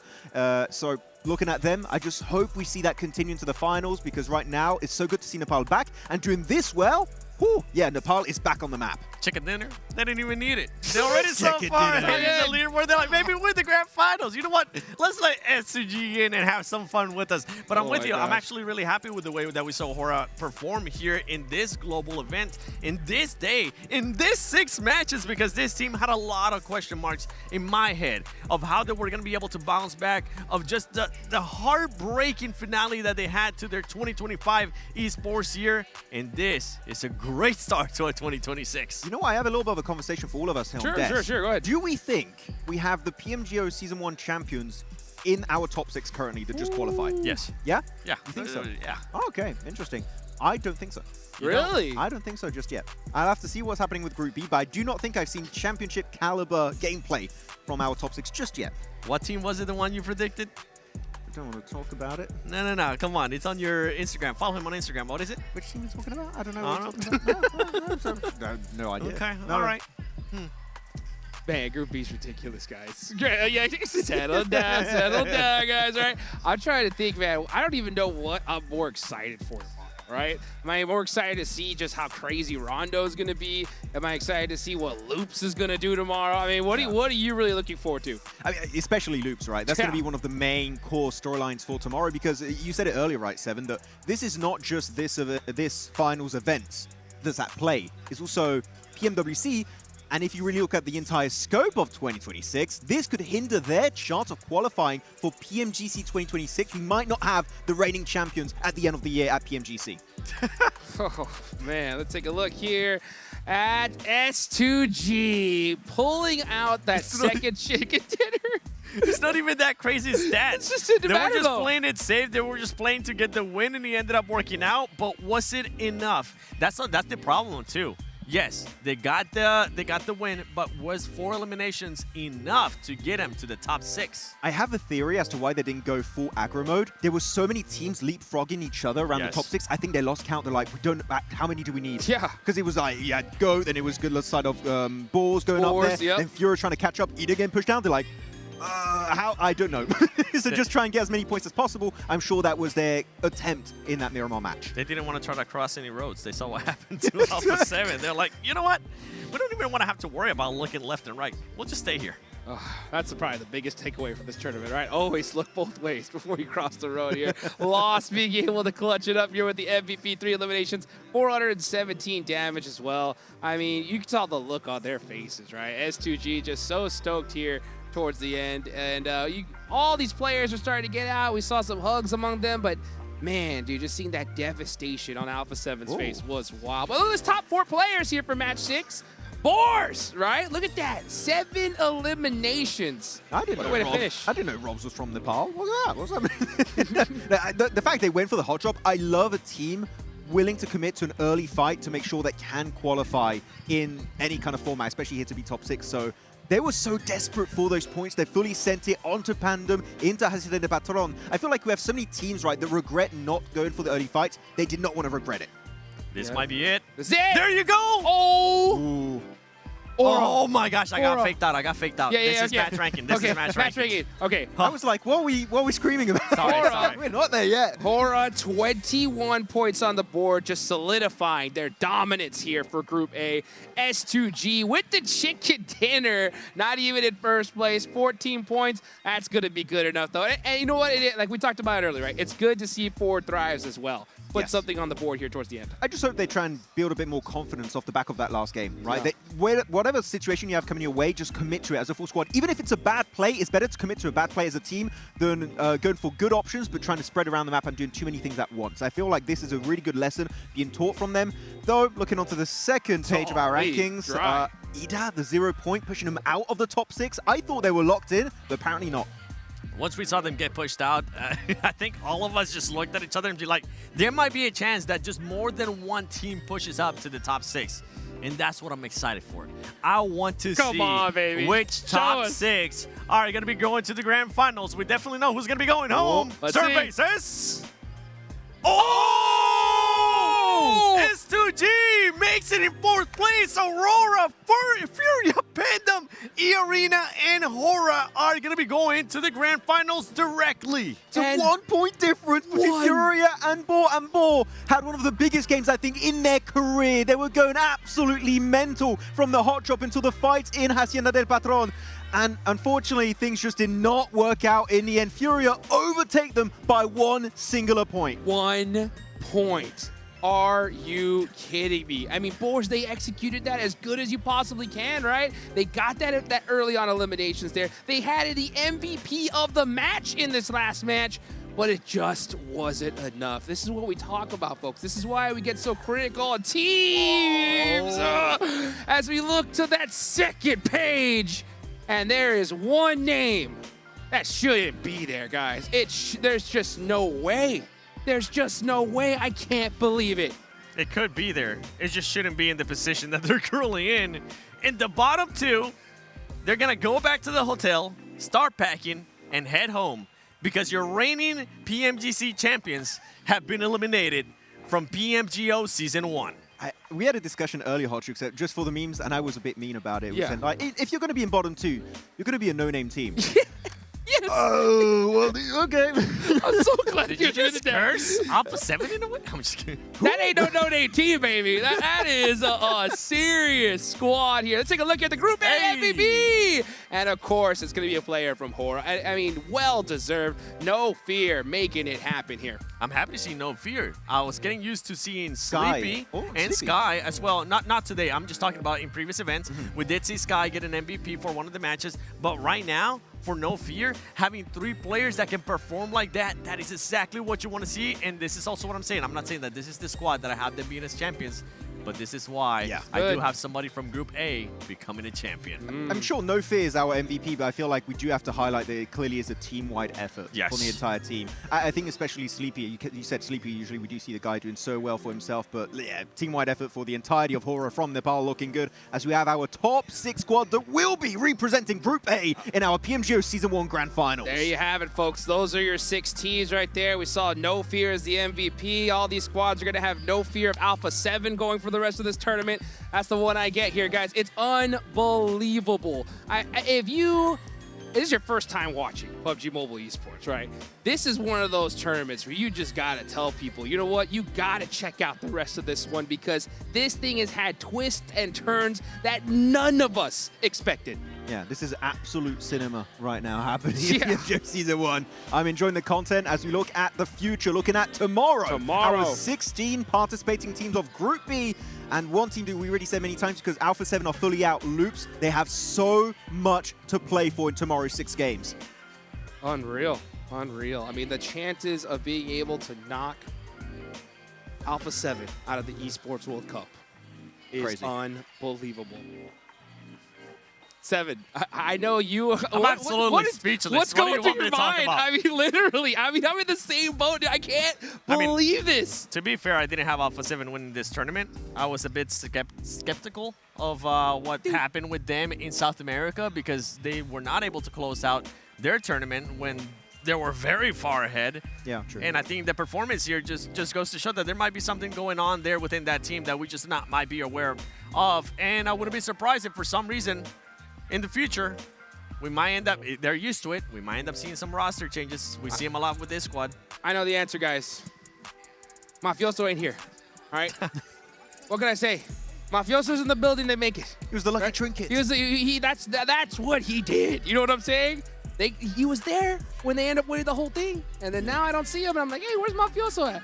Boom, they don't make it. I could put the whole house on these guys making it to survival stage, right? McGrellian and Squash are like, we're ready to get hired again. If you want us, we're free. Unreal, guys. Well, of course, we got to give a big shout out to the Infinix GT50 Pro with that real liquid cooling system. You can see it. It is absolutely sick. And of course, with that, you're going to get that beautiful 120 FPS that you need at this point to play that high level of PUBG Mobile Esports, guys. Oh, wow. What a crazy, unbelievable day. I mean, what else to say, guys? It's wild. I said that like so many times, and I just can't stop thinking it. Now, I cannot believe what just happened in the last 30 minutes. That one of the craziest turn of events. We're not going to have our PMGC champions making it through, and S2G, one of the craziest comebacks here. Able to not just make it in right in top 6, but making it even over the team of Aurora, which I did not see coming at any point in time in these last 2 games. It's like... I'm excited to see what's going to happen tomorrow. Tomorrow is going to be so exciting. We knew that this was going to happen. We knew that we were going to get surprises. Nobody, and I mean nobody, if we would have had a bracket to see which teams were going to get eliminated, nobody would have picked the reigning champions of PMGC. Nobody. I don't know what else to say, guys. Everyone right here lost their prediction big game, by the way. Everyone was wrong. Everybody was wrong here. Oh, my goodness, man. Wow, what a tournament, guys. Make sure you got your calendars marked. Tell everybody here. Group B is going to be something to watch for sure. This was it here for day number 1. People were just walking around shaking their heads. Everybody. What are they looking at me? Down. Oh, my gosh, guys. Wow. Well, I hope you guys enjoyed the show. We definitely did. Again, for the last time, thank you to Infinix. Watch the Esports World Cup go around the corner. Mark your calendars. We'll be back tomorrow for some more PUBG Mobile action.